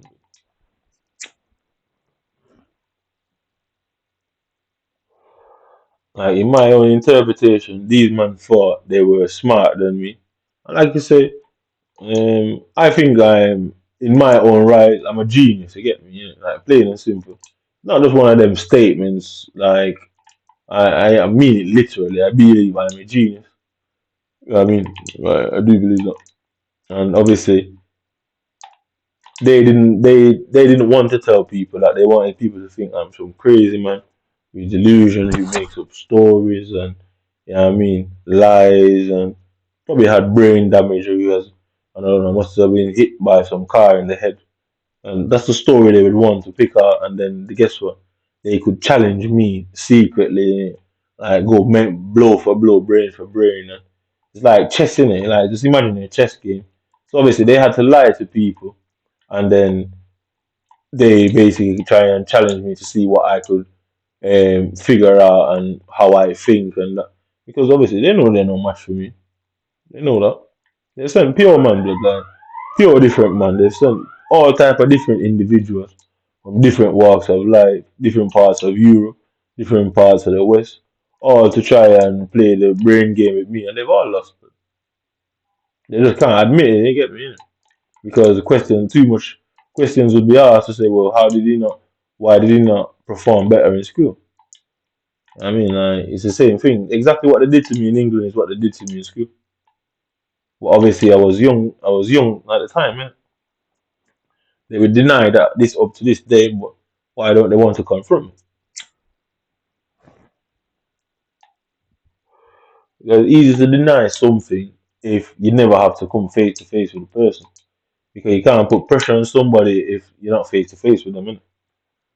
Yeah, but they try to play brain games and mind games, thinking that oh, the field of psychiatry. Because I said doctors don't know nothing years ago. They thought, oh, all right, cool, and then they came and thought they'd challenge me to prove me wrong that doctors at least know more than me. Well, that is a possibility. That it's possible that they do know more than me. But why is the case? It's because it's something they do every day as a job. If I get up every day and started reading books and doing all that. Then I just know shit based on observation, merely observation, and I know shit. Can you imagine if I was somebody who studied like you, man? Bro? I'd destroy everything you know, innit? Your whole life would become useless. I rarely read anything, but like I go and this is how I am. I just look at something, scan it over, summarize, look at the basic. I just need a concept of something in it, and as long as I get the concept, that's it in it. I'm good in it. I don't do case studies and stuff like that because I don't really have a reason to. Yeah, I don't really have a reason to do stuff like that. But I just go through. I just get a quick summary, get the foundation of the situation, and then that's it. Innit? I'm good in it. I mean, I just need the foundation of something, and I'd be at least averaging, at least. And obviously, they dislike the fact that obviously they're gonna be jealous, men, innit? Because they spend hundreds of thousands on uni fees and years of studying for some little baboon from some island to come here and show them up. They're obviously going to dislike it, innit? So I'm that clever that I even understand that. You get me? They obviously will dislike me for it. But they came and thought they were the big dogs, innit? There's always somebody bigger out there, innit? Simple as that.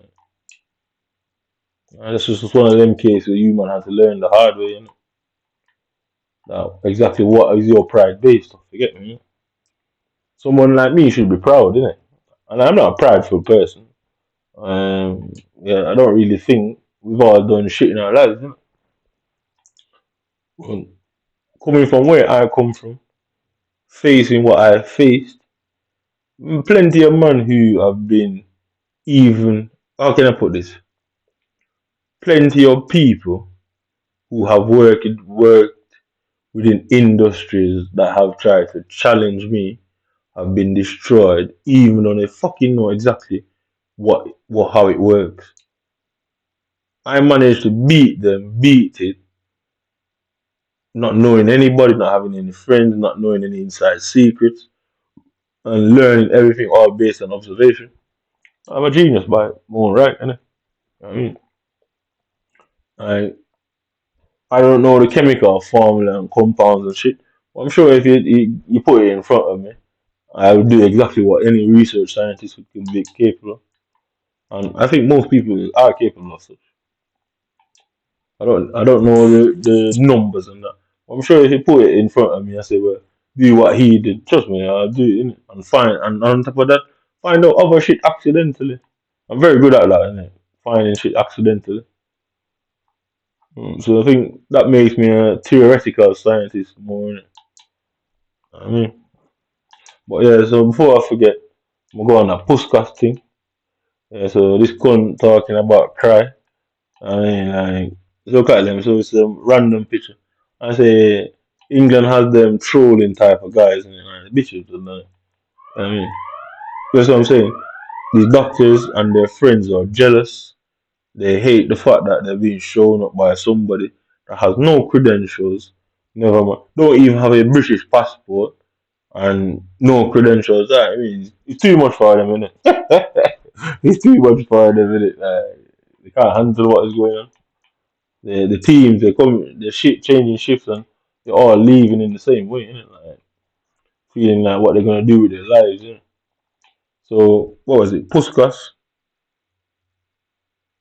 Which one? Which one? I think I do it this way. Yeah.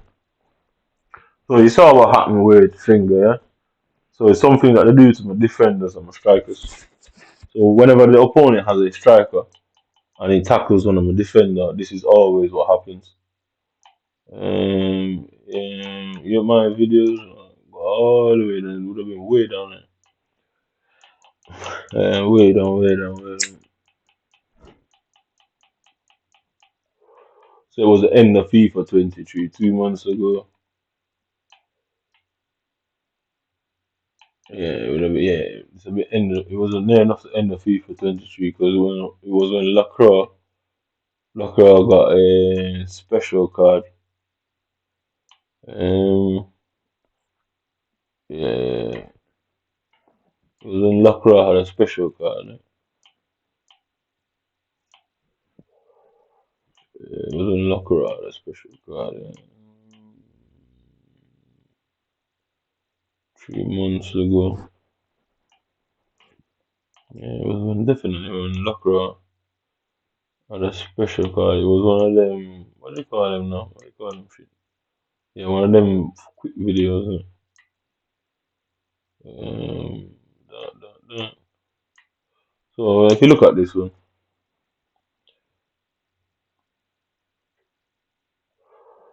so what you can see, just like that, you can see his arm going through. You can see him doing the Winston Churchill two finger thing. I don't know. I need to Google what that meant, what that hand gesture that Winston Churchill did mean. But you can see he's going through his leg. This was FIFA 23. You just saw that. Obviously, this is 24. Yeah, it's FIFA 23 as well. Yeah, so you basically see it's the same thing, different games, blah blah blah, and it's not a picture; it's actually a video. They're trying hard to get the video deleted, and YouTube is probably saying, "Well, you can't really delete his video without explaining to him why." Because when he turns on his YouTube, what's it gonna say? Is it just not gonna work? I mean, so they're having troubles. They're trying to work out how to get it deleted. So you can see the same thing that happened there.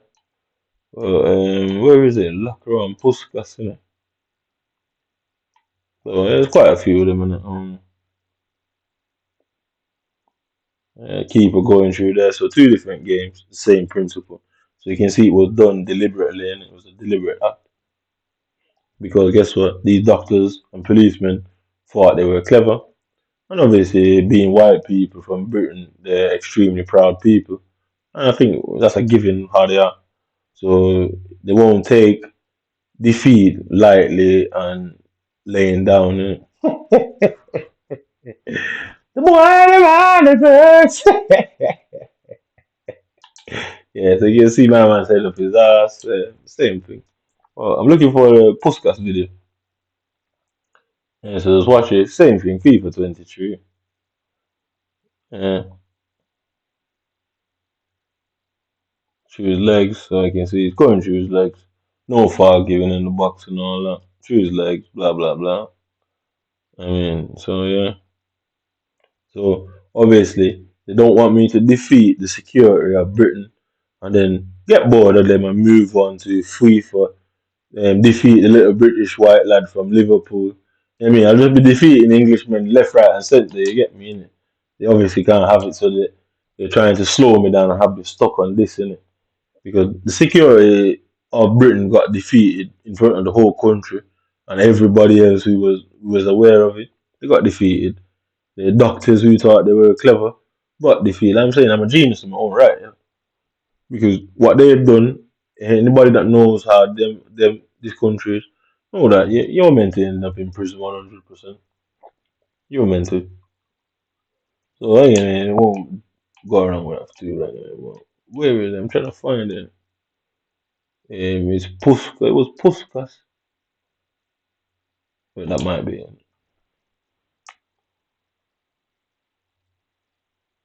I think that is it. Yeah, I think so. No, that's not it. But it's the same principle anyway. You can see it's unlikely that two different games would have the same issues. Very unlikely. It means it was purposely done.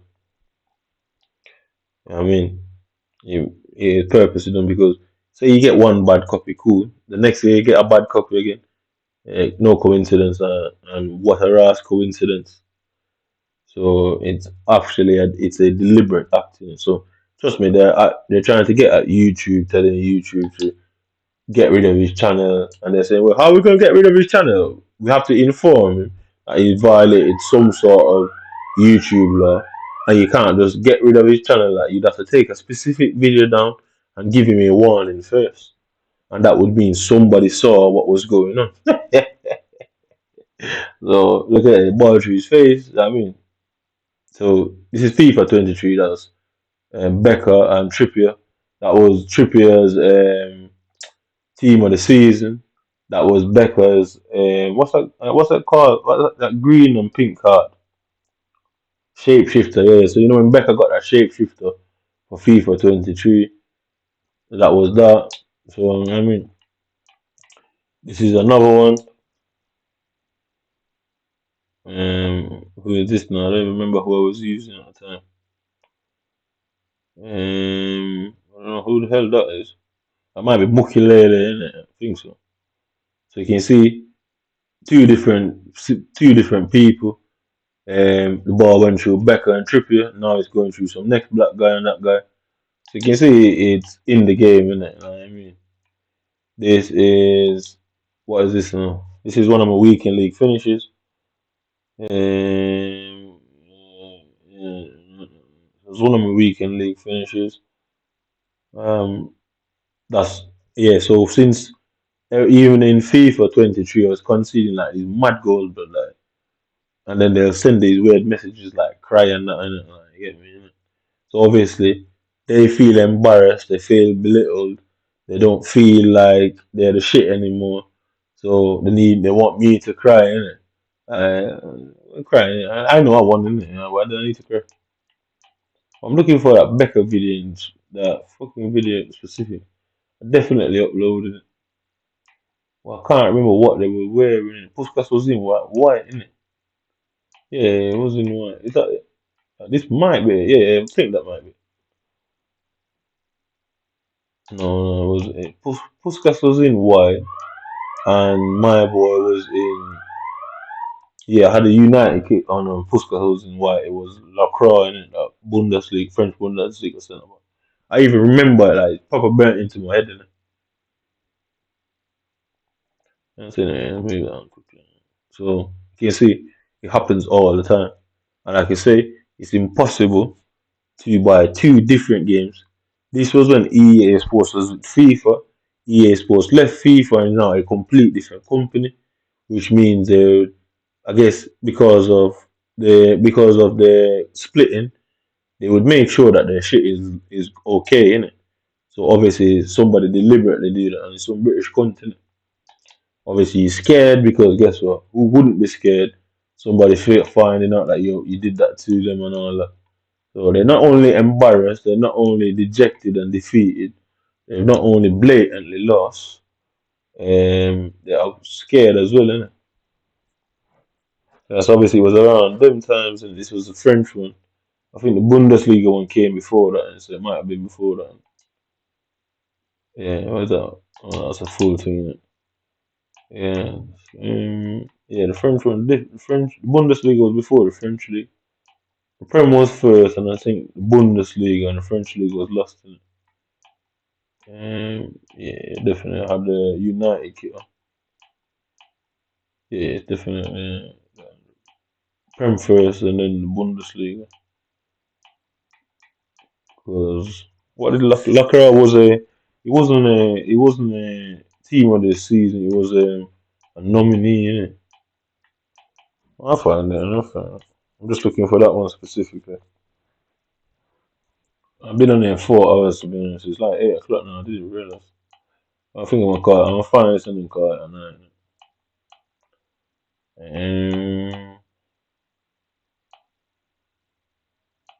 I'm looking for the kit, man. Definitely, Lacroix had a United kit on. I should probably just check what when Bundesliga came out. On. I remember I packed him immediately, innit? Like the Friday afternoon. I bought one of them 100 coin packs and packed him. Yeah, that was it. And I bought one of them 100 coin packs and packed Lacroix like literally like 6 o'clock on the dot, innit? So this is Van Dijk. Yeah. So some weird shit happened. But he hit the ball, but the ball went all weird and started wobbling and changing shape and like, all sort of weird shit. Innit? Look at why would they put that in the game? And like, who would notice that detail? So a sphere, like this is the shape what they're saying the Earth is, isn't it? So probably that's why they've done that to the ball, isn't it? So you can see it going through his head. So you saw it with Rafael Leao, he did the same thing, seeing it going through his head. So you know it's a deliberate act because it's happening more often than it should. And it allowed him to score, yeah.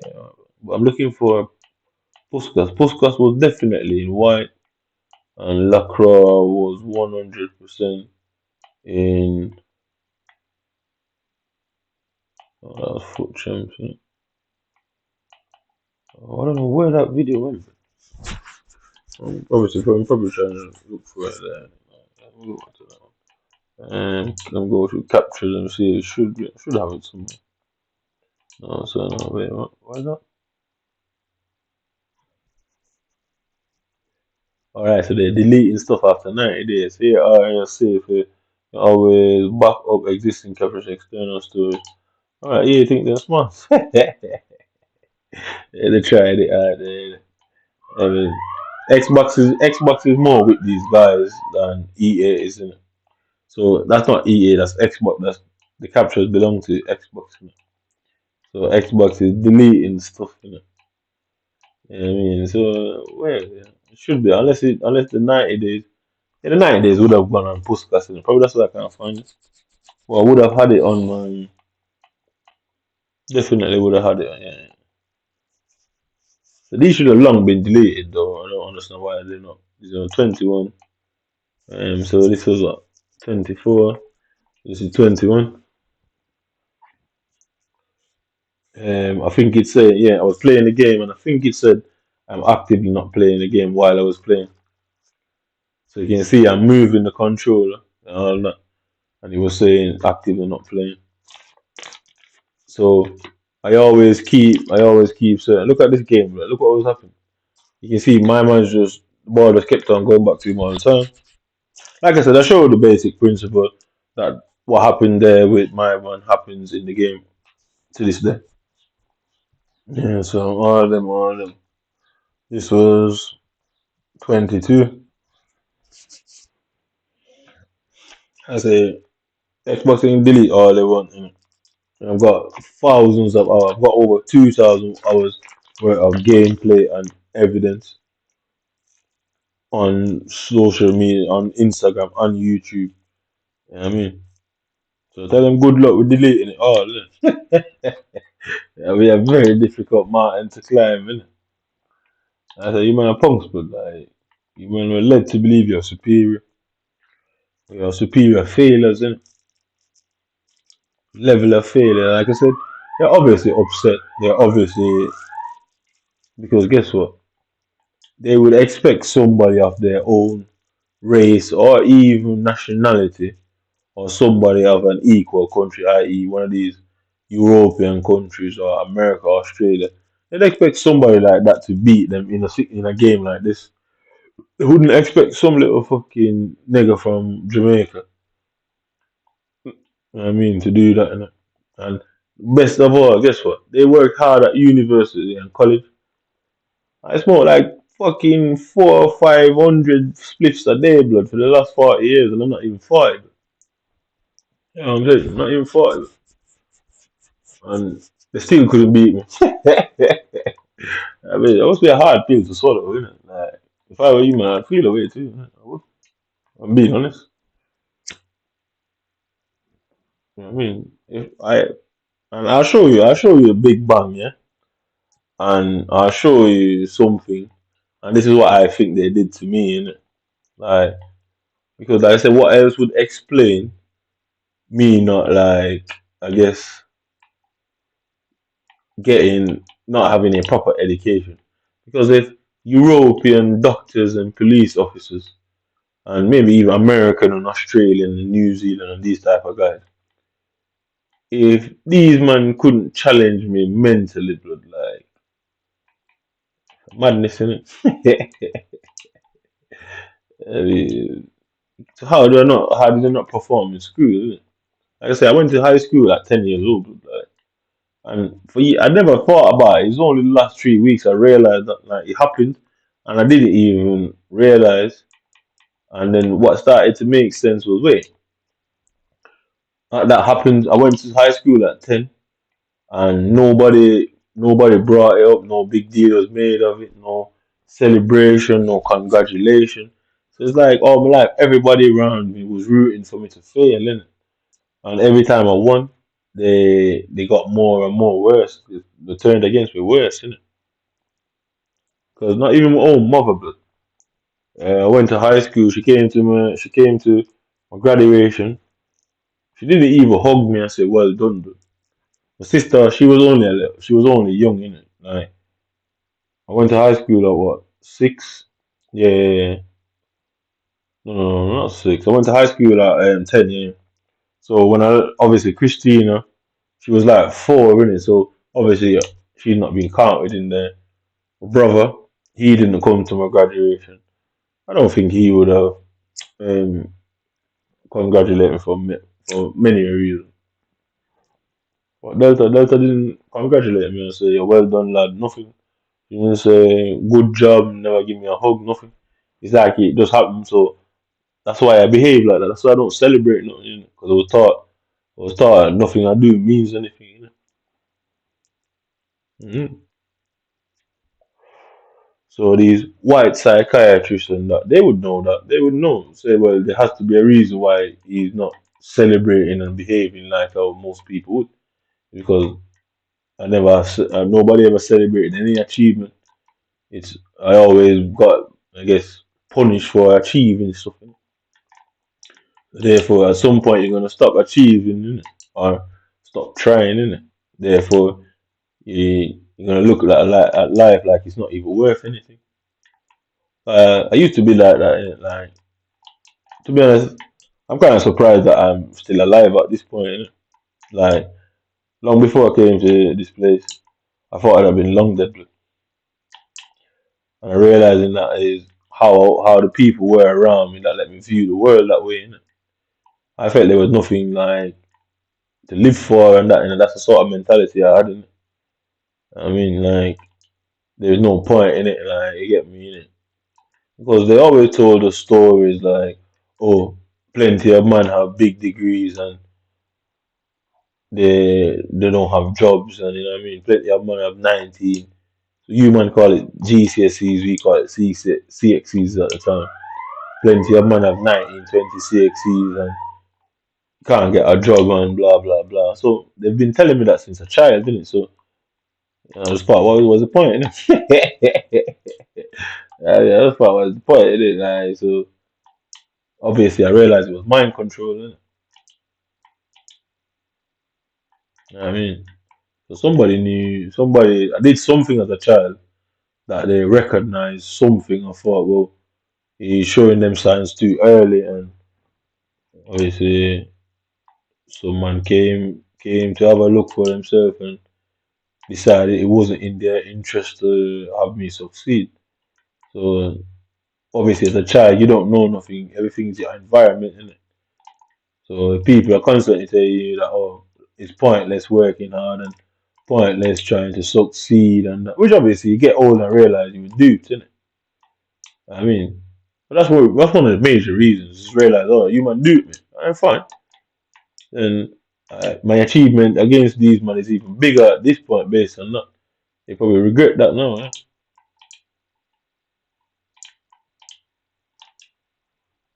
And my achievement is even bigger now because not having an educational background on paper is massive, isn't it? Mm. That's what it was like, innit? Like, nobody celebrated shit for me, but my birthday will come. I won't get nobody will celebrate my birthday. Birthday will come and sometimes it will pass and I don't even know that it happened. I mean, that's why birthdays and stuff like people would see me and think, oh, this guy is depressed or whatever. Like, he doesn't celebrate anything. Nah, nobody celebrated shit with me. Man. I've never even unwrapped a birthday present in my life, and I don't think we were that poor. I really don't think so, because apparently my dad lived in England, so it couldn't have been that poor. Because in the 90s and early 2000s, I'm sure the pound was stronger than it is today. So I'm quite sure he could have sent a pencil. You know what I mean? I'm quite sure he could have shoveled shit in a box and wrap it up as a present. But I mean, nobody has ever celebrated a birthday with me, so that's why I kind of go around life like Valentine's Days, things like that. I don't fuck with them, innit? Because it's not like I celebrated anything anyway. Nobody celebrated shit with me for me. I've only ever got one present in my entire life, and it was the neighbor. My mate is dead now, innit? My neighbor, innit? Like one of them are dead now, innit? I don't even know how. Like I just saw it somewhere. Innit? Me and him was dead close though. Like it was dead close and shit. And yeah, he's gone now. Um, his mom, innit? His mom, I was stood up outside. I can't remember. I don't even remember exactly what I was doing. I was coming inside at the time or something. She was like, "Oh, come here." So I was like, "What?" She's like, "I've got something for you." Obviously, nobody's ever said them words to me. That's the first time I've ever heard it. And probably, yeah. Well, I wouldn't say that. Other people bought me stuff over here, innit? Yeah. Well, that's the first time I've ever heard them words. And I don't know, I can remember the feeling. I wasn't even sure how to react, innit? I was just staring at her, innit?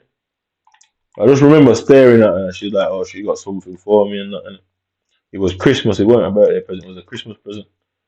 And I've got this car in my house, in my flat now. She bought something similar to that, innit? I remember she wrapped it up and gave it to me, and I was like, "What is it?" Obviously, I spoke with a proper thick Jamaican accent. And I was like, "What is this?" She's like, "Open it." I was just staring at her. I didn't know what to open it, so I had to go and ask my mother if I could take it from her, innit? Because that's the household I grew up in. Innit? Somebody couldn't give me something, and I just opened it. I guess there's other people like that too, innit?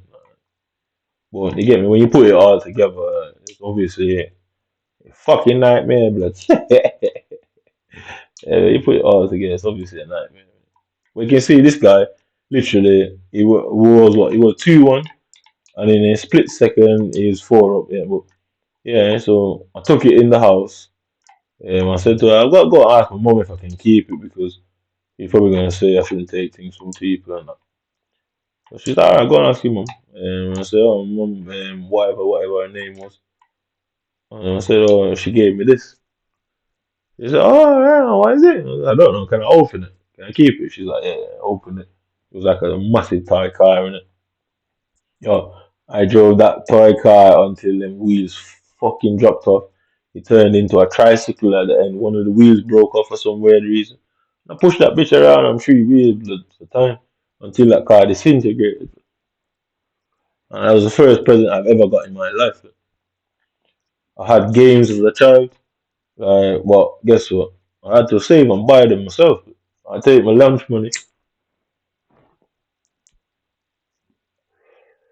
I used to go to my cousins like when I was in primary school, and I'd have to wait every summer. That's the only time I played like games as a kid, and that. Because obviously Christian was dead young and that anyway, and for some reason, yeah. And we would like I go to my cousins in the summer, and we'd like play like fucking games, Street Fighter, Killer Instinct, and all that. And I used to borrow my mates like Super Nintendo. In the end, I got one of them cartridge Nintendos, and for the life of me, I don't even know how I ended up with that. I just ended up with it, and I can't explain to this day. But at the time, it's like it was such an unconscious state, with how I got it and how I ended up with it. And I couldn't tell you to this fucking day how I ended up with that, man. But I ended up having one. At some point, I ended up with a Sega. Some point, I ended up with a Super Nintendo. I don't know how I got them in a position. I can't remember. I obviously didn't steal them, but it's as if I woke up one day and they were just there, innit? And I just don't know how. I remember my grandfather, yeah. I saved and bought a Nintendo 64, innit? Like this was like 2001, yeah, them times. Yeah. I think Nintendo 64 came out like 99 or something like that. But anyway, I saved and bought one like a second hand from this guy called Kazim. So yeah, I think he had like two, or he got bored of it or something. And he was like, he's gonna sell it. I was like, I don't sell it to anybody. And I said, I don't have the money now, but I get you the money in it. Yo, I used to get like what $200 to go to school, literally. Yo, I wouldn't eat at school, nothing, but just bus fare back at home. And every day I fucking go and give him the $100 until I ended up I gave him $1,000. And it was much more expensive than that, innit? It should have been way more than that. I ended up buying it from him for $1,000. I didn't have any controller. I used to have to go and borrow my friend's controller. He gave me Zelda with it. I had to save and buy a controller at the time. The controller was like 1,500 as well. So I ended up buying a controller as well. And yeah, that's how it was, innit? I mean, I say my life, it was made excessively hard by somebody or something. Somebody went out of the way to make it seem like with desperation out there, innit? But it was all fabricated lies, really, innit? Like, because it just didn't make sense, innit? Like, I couldn't, at the time, it was just how things were, so you just don't think about it when it's like that. But now I grow up, like, I realize it just didn't make sense, innit? You know what I mean? It's not like I weren't doing my work at school, and so I don't really, so you can see 666 there. It's not like I weren't doing my work and stuff at school. So it was just strange how it was, in it? Like, seeing like somebody, and that's why I don't particularly like my mum. I openly say it. Better to say it than bottle it up, innit? Well, that's why I don't particularly like her because she has always hid something and is hiding something. And I don't particularly think she's my mother. Because who would go out of the way to make the child unhappy unless you have some sort of issue or unless you're an abuser or something and she denies being an abuser. So apparently I'm a liar who like making up stories. Innit? But these stories and these lies are so detailed and elaborate, aren't they? I mean, so not only am I a genius, I'm an expert liar apparently. Well, yeah, it's just dead strange when you think back about certain things. I don't particularly like her because she lied. She lied about something, and to this day she's trying to cover it up and keep it a secret. She knows what these doctors are doing, what these policemen are doing, and for some reason she don't feel like it's necessary to tell me why doctors and policemen are fucking with me. You get me? You know? Like I said, she's not English. She's Jamaican, as far as I'm concerned. So I can't really understand why she sees it like how they would see it. Because they see it from a cultural point of view that oh this is just how their country is and that's just what they do. But why she sees that is concerning, innit? And I think that's what really led me into start looking at things is her behavior towards the situation because she clearly agrees with whatever it is. And I don't particularly care if she was manipulated. Um, that's her fault for being manipulated. I'm not that forgiving.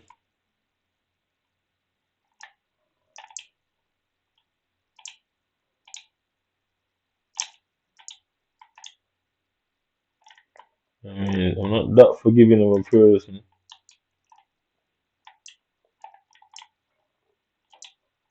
Yeah. I don't care if she got manipulated. She had more than enough chance to snap out of it. I mean, she's determined to do what is in her best interest and not mine. And yeah, that's how I see the situation. So fuck her, innit? She refuses to give me my birth paper. She keeps trying to talk about, oh, she's gonna give me a copy. And I was like, it's my birth paper. I don't want nothing to do with you giving me my birth paper. She's like, oh, I'll give you a copy. I was like, I don't trust you. You're gonna give me some fake birth paper so that the British government can try and lock me up and say, oh, I'm stealing people's identity. Whether or not it is true, whether or not it's a fantasy, whether or not it's a delusion, that's how I see her. I see her in a very negative way. So I see any action she takes in a negative way, plain and simple. I'd rather not run the risk with her, and that's just how I see it. I'd rather sound paranoid than to allow her to help them stitch me up in this sort of game.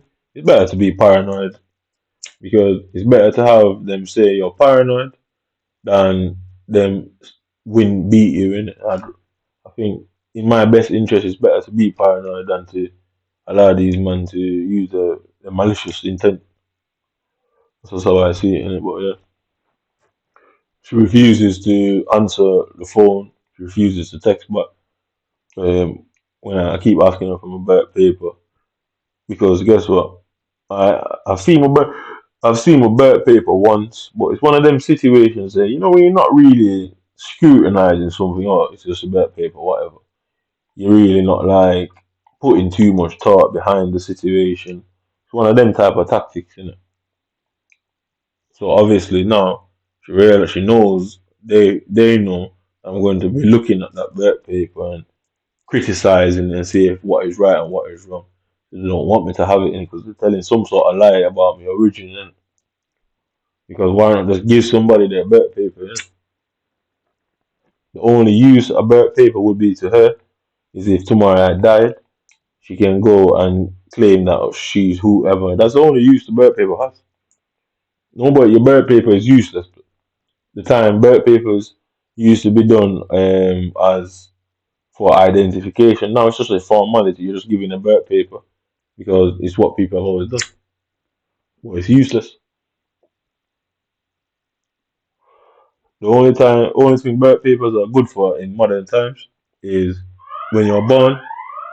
It's not even useful. It's when you die. That's when your birth paper is useful. Because what is it? I think in order for them to bury you or some shit like that, they have to have your birth paper. So I'm assuming, and that's what she wants the birth paper for, is because she know that the British government is trying to assassinate me. Innit? Like I said, tell her give it to me and I'll stop saying it.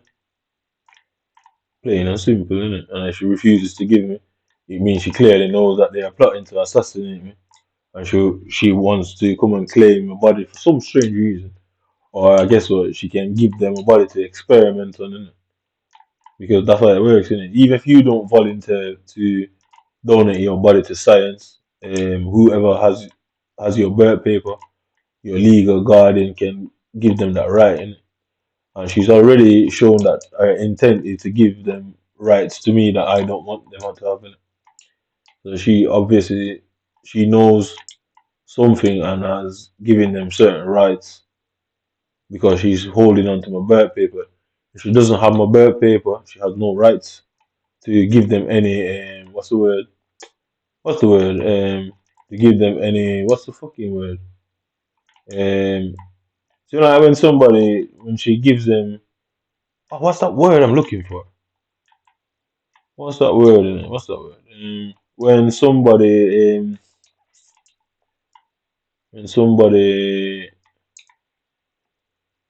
one sec. Yeah, yeah, that guy's got that fucking new defending thing on. He just fucking shoulder barging me all the time. What's that word, man? Basically, when somebody comes, say doctors come and ask you for permission with the birth paper, she can give the right or the go ahead to do whatever it is. So, i.e., say if British scientists wanted to experiment on me, she can sign the paper and give them the go ahead. Her not having the birth paper and having access to the birth paper, she loses that right, innit? So that's why she doesn't want to give up my birth paper. And if I'm chatting shit, tell her give me my birth paper and I'll stop talking shit. If I'm making that up and that's not how it works, then trust me, give me my birth paper and then I won't say it. But what else could she be doing it? She's using it for some sort of process. I mean, there is some process where she needs to have that birth paper in her possession. Like I say, I won't stop asking her for it every single day. I mean,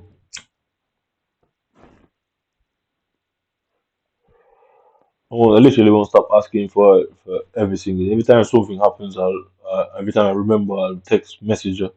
The line of conversation is nothing but me asking her for my birth paper because I realize she needs it for something, and I don't know what it is. I can't figure it out.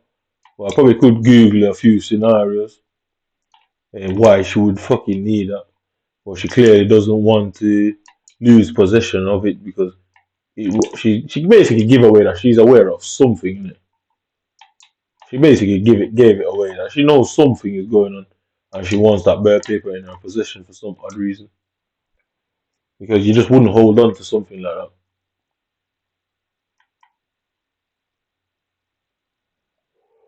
but she keeps trying to give me copies of it.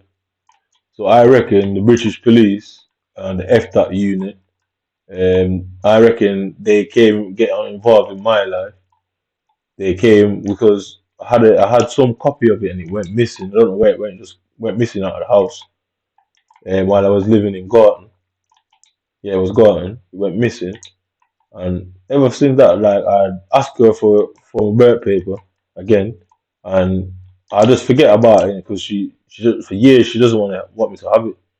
So I'm speculating that they took it out of the house and gave it to her back in it so that she could sign certain documents. I reckon that's what is going on there. Innit? And that's why she doesn't want to give it up now. But she knows she'll never see it again. She knows that once she doesn't have that any legal rights or claims to me is out the door for her. And everything she has done would have been enough worthless. Innit? So it is some sort of scam, innit? And that's why she doesn't want to give up the birth paper. So I'm actually going to go on a little research now on it, on what is birth papers used for now, innit? I mean, because she doesn't want to give it up, and I can't see what she needs it for, innit? Like I'm a grown man, I can decide who I want to speak to or not speak to. I can cut her off. What's the word? What's the word I'm looking for? What's the word? There's a word. Exchange. Yeah, I can be exchange or exchange, whatever the proper word means, for my family if I want to. And she wants some sort of something to tie her to me legally, innit? And the bird paper is key there, and that's why she refuses to give it up. Obviously, I can go and go to the courts about it. I know that. Well, obviously, what's the point of going to the courts about it? I mean, I'll build up the situation, say, well, why are you holding on to the bird paper so much? Which implicates her in having knowledge of something that she needs it for. It shows intent, innit? That she's already pre-planning a situation where she would need that in her possession for some odd reason. So she's not. And I say they thought they were clever, and as the day goes by, they realize they're not so smart, innit? But she's holding on to it for some reason, and you get me? Somebody asking for them birth paper, just give it to them. Fuck off. Yeah. I've got the right to not want anything to do with her. She got a husband. She got her sisters, her family, her friends. She's got her job. Fuck off, innit? I mean, I've got the right to make that decision, innit? But me fucking off isn't her problem. It's me having the birth paper and she not having it for whatever purpose she needs it for, innit?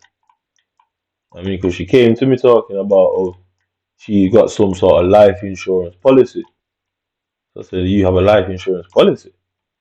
And she's like, oh, she wants me to go on her life insurance policy. I said, you want me to go on your life insurance policy? I said, are you mad, woman? So anything happens to you, these little fuckers here, come and say I kill you for that? No chance. I said, no chance. Yeah. I told her, nah, no way I'm doing that. I don't want to be in your life insurance policy.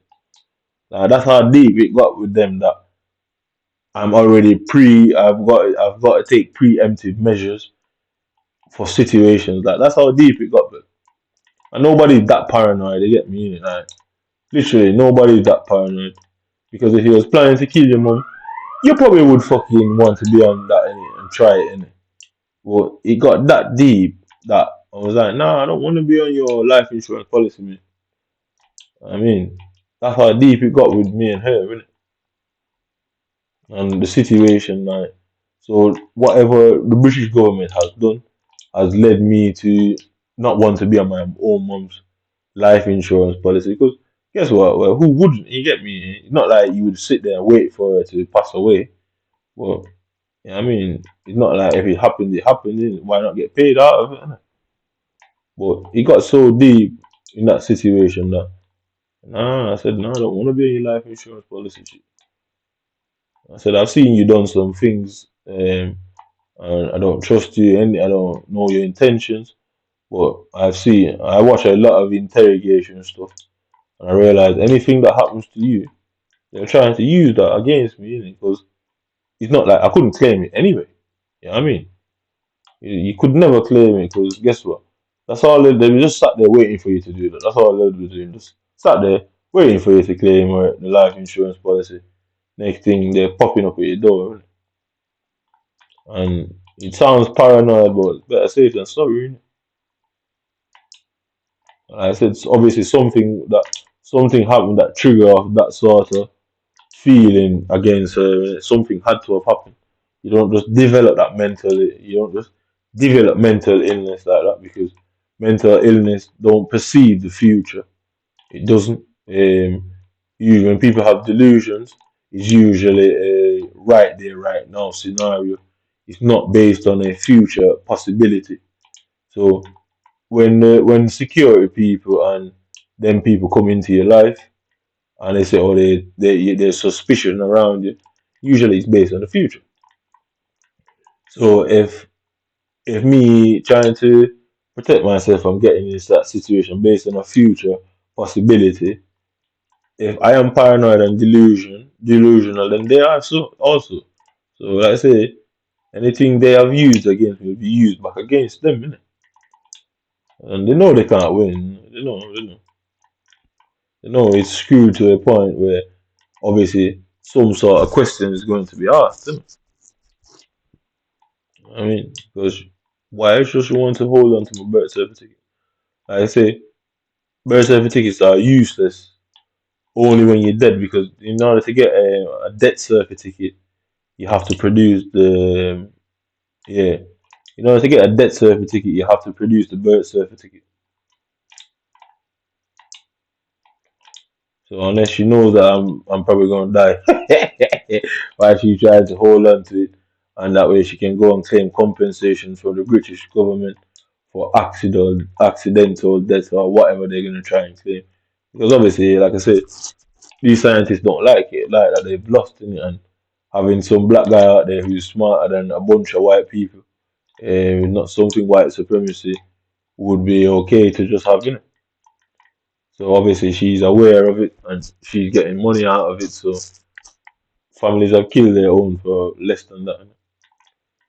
So she might not be doing it her exact self, but guess what? She knows that that's the plan, and she's making sure to hold on to some identification thing that can link me and her together in it, so she can collect that money.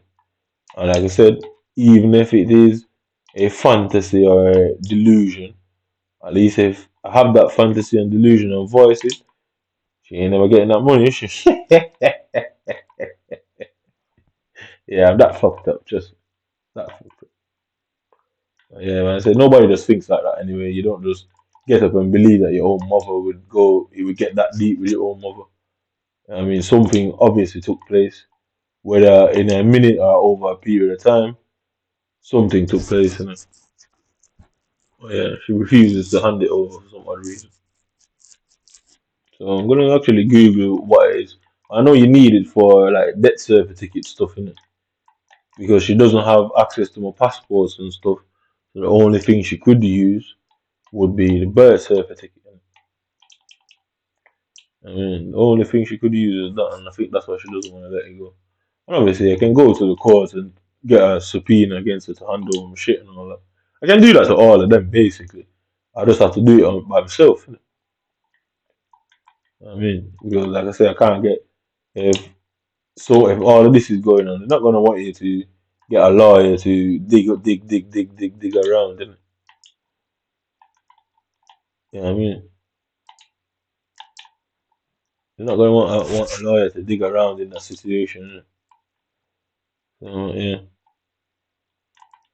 she refuses to give me my birth certificate for some odd reason. And the only logical thing that I can think about is she's aware of some plot to kill me. And I don't particularly think she's my mother. I think she's actually a guardian. Yeah, that's what I believe. I don't think she's my biological mother. But if somebody adopted you, they would say they're your mother, innit? But technically, she's not saying, "Oh, I'm not your biological mother." You get me? So technically, it's like she technically didn't lie, innit? Because she's not said, "Oh, I'm not your biological mother," but oh, I'm your mother, innit? And so it's like people who adopt children. That's what they say, innit? I'm your mother, innit? So like that's what I think is going on. And I say in my head, it's better to be safe than sorry. It's better to come up with any possible scenario and say it to limit the possibilities that can be against you. Innit? That's how I see the world, and that's how you defend yourself against any attack. Innit? You're thinking about every possibility and putting them all out there. That limits any attacker's capability. Because if one of them predictions is matched to the scenario, then anybody named who got brought up into that is fucked, innit? So like a woman would go to her friends and the police and people and go, "Oh, I think Colin might do something to me." What is she doing? It's really paranoia. It can be classed as paranoia. But the police will write it down, and family and friends will take notice of it and says, "Oh, well, anything happened to her?" They will say, "Oh, she did say." They say, "Oh, do you know anybody who would want to hurt her?" "Oh, yeah, she did mention this guy called Colin would hurt her." So obviously, I'm quite aware of that. So I'm just doing it back to them, innit? And I'm sure they're not happy with that. And we'll Google this birth certificate. What is it useful for? So I say like back in the day, they used to use it as ID, innit? So like obviously in the 90s, 80s, 70s, back then when they first came out with birth certificates, that's what it was used for identification. Then obviously passports came into play because people could travel. I think people could travel on their birth certificates at one point, like back in the day. And obviously not everywhere to everywhere, but certain places you could travel and use it like a passport. And then obviously they came with like passports and stuff like that in the end. And everyone had to get a passport. You know what I mean? Then obviously driving license and all these things came about.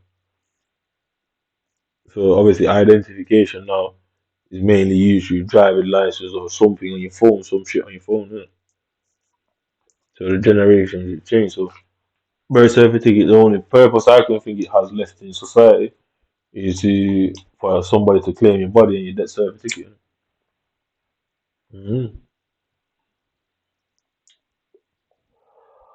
I think that's the only purpose. I said, well, I'm actually gonna Google it. I mean, it's like 8:30. I'm actually gonna Google it and see what comes up. But she refuses. She refuses to give it to me for some strange reason. So pattern. Yeah. So obviously, I've seen certain patterns in her behavior. Certain people around me, things she's done as a child, things people have done as a child. When I add it up, it looks like it's a concern, isn't it? It looks like a threat. You know what I mean?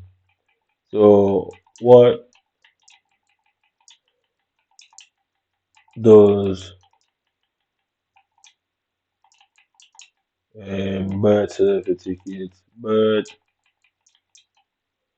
what's it called, birth certificate, birth certificate, what's it called? Certificate. So it means a certificate. If you turn it wrong, certificate, certificate. Yeah, you have to turn around the ify or whatever. Certificate. So that has a major impact on spelling as well. For a certificate. I know that these men have gone out and talking about my spelling and all that shit all the time. Because guess what? They can't say anything else about me. And that's birth certificates do. Okay, so a birth certificate uses a number of it, including but not limited to.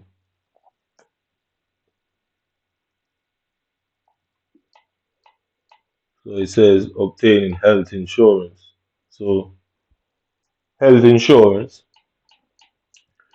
that's like debt insurance or whatever it's called, and that would come under the same life insurance, innit? Yeah, that would come under the same principle, innit? So, like I said, she has no reason to hold on to it. Yeah, you say it's not limited to, but these are things that can be used for. So, a full list is establish one's identity.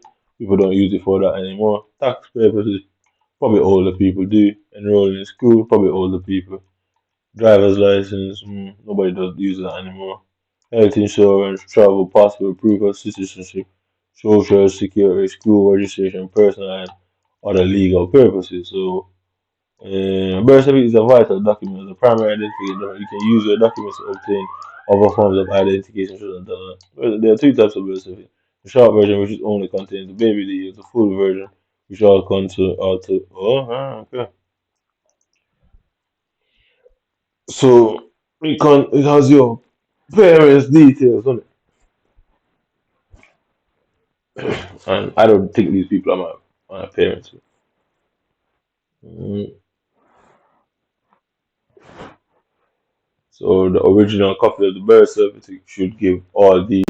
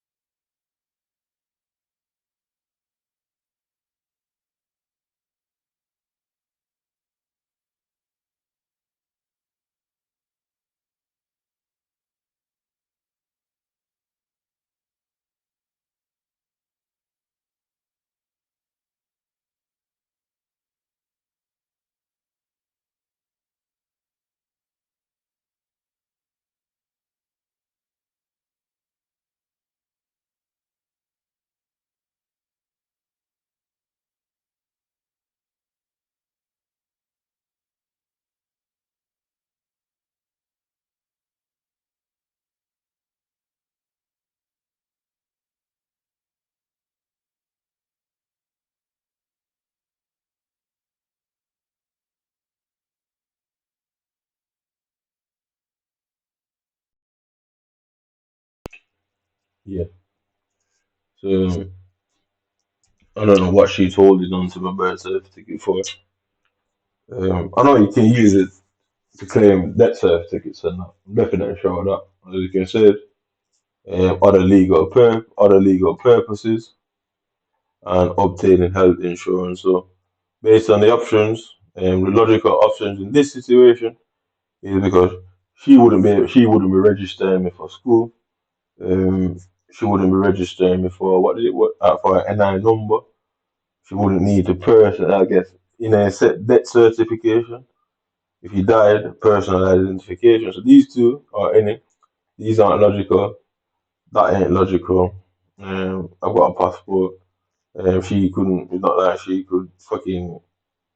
I mean, I'm not a child anymore for traveling, driver license, school, tax purposes. So health insurance related, personal identification, and legal purposes. Those are the only purposes. One of them three stuff, some sort of identification. So, i.e., the government poisons me. She'd have to come and identify my body. She used the birth paper to say who she was. For the legal purposes, I need to dig into what they are, what that is. There's some insurance related purpose, whatever these other legal purposes. So I need to actually dig right into it and see what it really does, what the purpose is. But I'm not on my son's birth paper, so all of these things, like I said, I'm not registered on my son's birth paper. So I have no say in what school he goes. I have no say in if he's got health insurance. I have no say in his passport registration. So you can see all of these things kept out of by the mom. So and I find this very strange, and this is why I'm bringing up the point. My son's mother is keeping me away from all this sort of thing. She's white. That I guess that in the context it means something. So I'm not involved in anything to do with the child. I don't pay child maintenance because who pays for a child that the mother doesn't want you on the paper? And technically, I have no proof that the child is mine, but it does look like me when I was a child. So I do believe, that he is mine. I do believe it. It does look like me and whatever. Um, but I have no decision making any of these processes here, you know. And who would have told to do that, Nick? Because at the time she had Aubrey, she was only like 20, 21. Yeah. So at 20 years old, like, who would have really advised her to not put my name on there? Because if my name's on there in the government's eyes, I have no kids. And if in the government's eyes I've got no kids, then I don't have to pay child support. And the argument could make, say, it's your kid, you should want to take care of him. The argument can be made, but while as he said that is my kid, I should want to take care of him. It's my kid, she should want me on his birth certificate. So we can make arguments for either side. Obviously, people pick arguments that suits their agenda. So I'm obviously using that to say, well, she should have made sure I was on there. He's 6 year, he turned October 15 this year. So she has 6 years to put me on the birth certificate, and I'm still not on there after 6 years. And she makes up reasons like, oh, I never stay in his life. And I mean, I'm like, what does it matter if I stay in the kid's life?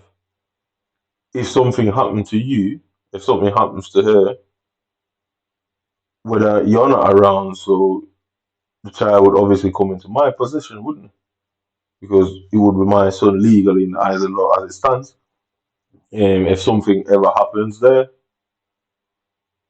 her family gets to take the child, and then it's this big legal problem. So they're constantly setting me up for legal issues. So if some accident happens where she can't take care of him, she can decide that the child goes to her parents or whoever.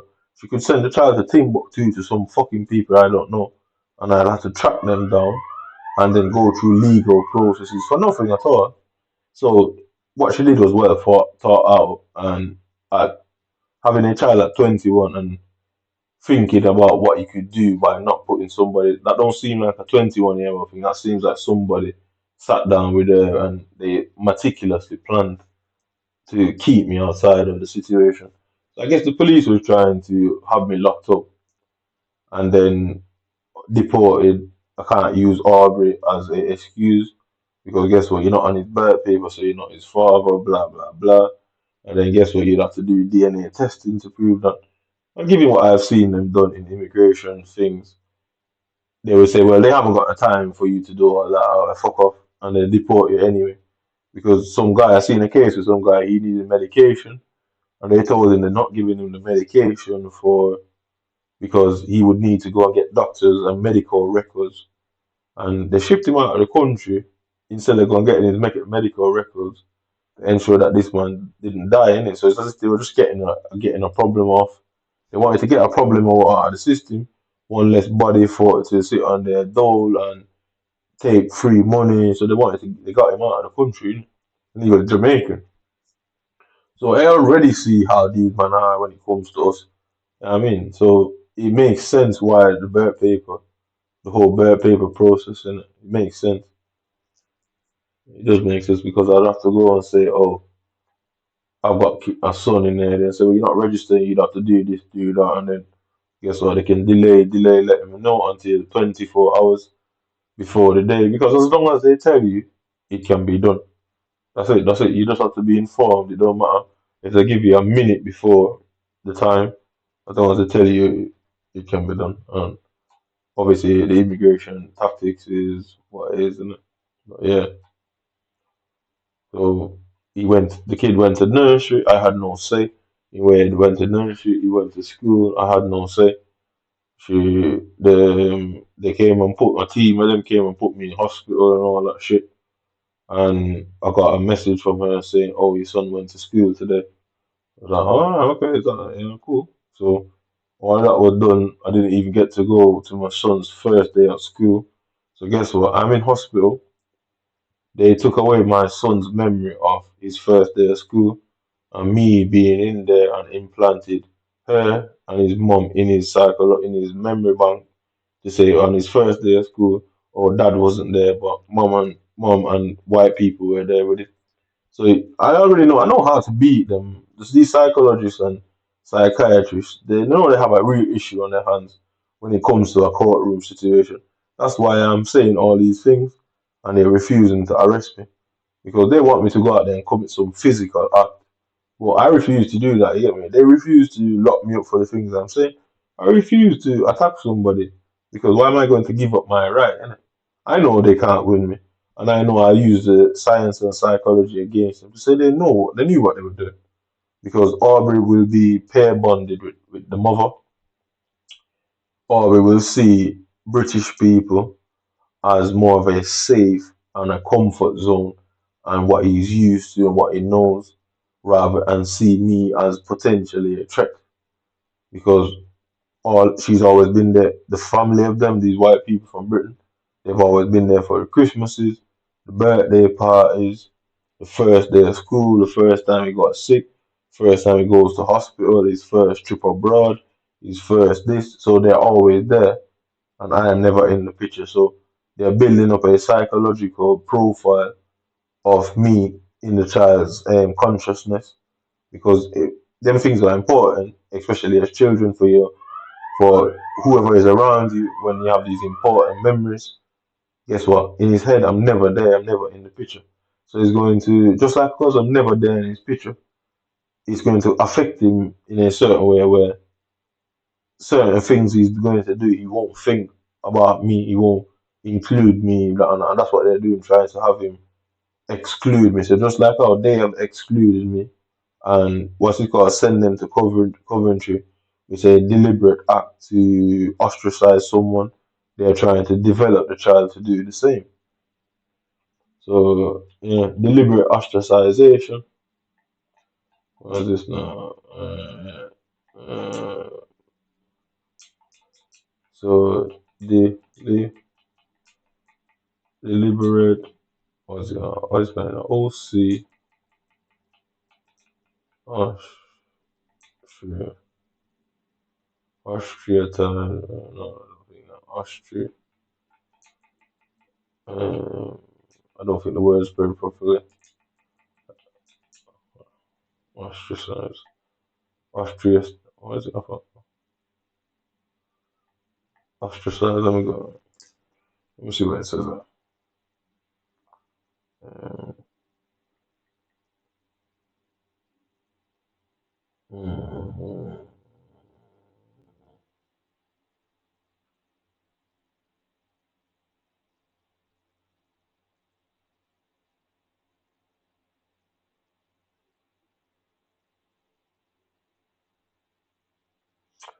Astra or OS. Oh,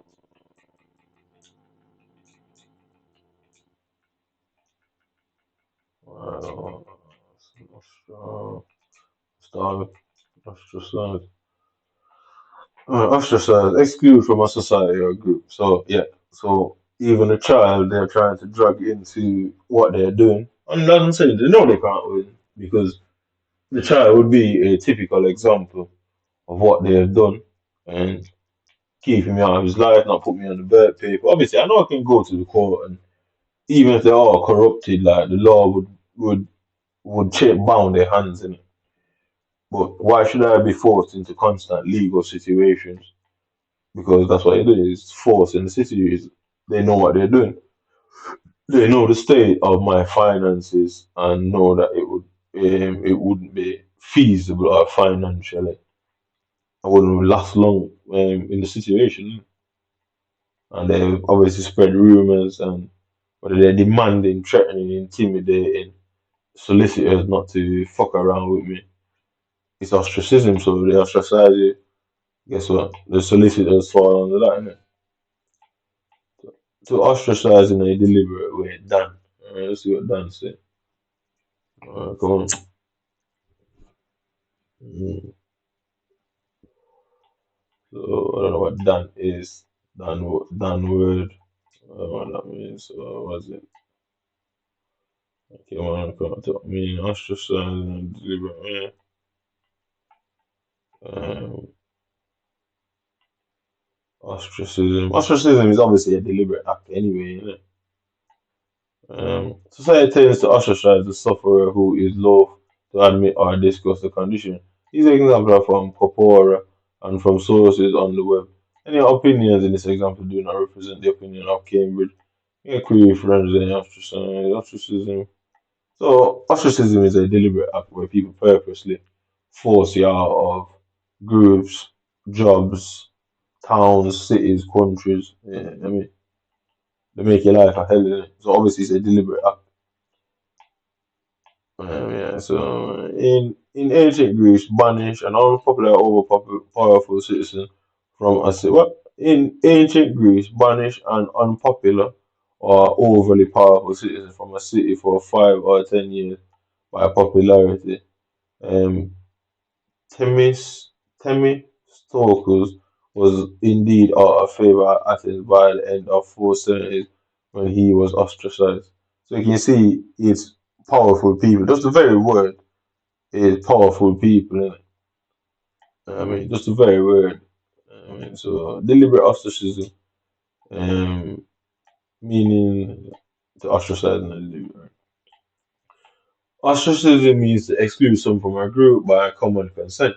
It can also mean to avoid someone intentionally or to prevent someone from taking part in the activities of a group. So, i.e., what you're seeing in FIFA is a part of the whole ostracism. It's deliberately keeping you from partaking in, foot champs, competitions, events, blah blah blah blah. But obviously, it's what white people is shit in it. Yeah. So the word originated with the meaning to exile. Yeah, by so Exodus, exile. That's what the word originated with the meaning to exile by the ancient method of ostracism, but these days usually refers to the general exclusion of a person from a group at the agreement of its members. So you can see what it usually means. Who are these members? I mean, it does the word and the term gives certain things away about the situation that I'm not a part of any membership group that in this bitch or in my entire life that I'm fucking aware of. Not a part of any party, club or social structure or hierarchy. Mhm. So I don't know who these men are, and it's what the very term shows you what is going on. That there's some sort of group behind this, and obviously they don't want to be identified because they attack their class. And then in the courtroom, they'll have a difficult situation on their hands because their usual tactics won't play out. My explanation, the science, and all this behind it, to say all of this was purposely done to trigger off a violent response. If the government is looking at you suspiciously, you now commit any sort of offense, guess what? They'll be there down on you, maximum time in prison, all that. So you can see this is a police tactic to, I guess, it shouldn't be done. Obviously, these things were done at a time when human rights wasn't a thing. So these men are still doing these old fucking European tactics, which obviously is a criminal offense. It's entrapment by its very definition. Like, it can't be anything else because every citizen has its rights, regardless of what any member of parliament, government, or family, royal family thinks. As a citizen, you have rights. So this is how they violate your rights by going around telling people stuff about you. Like you say, I'm not saying people are stupid, but people are stupid. Somebody will come and tell you something about an individual. Most people won't question it and ask, well, why, what, how, who, what caused it. You know what I mean? Most people don't think like that. Well, for various reasons. So you can see how the police could then trap you by ostracizing you from a community.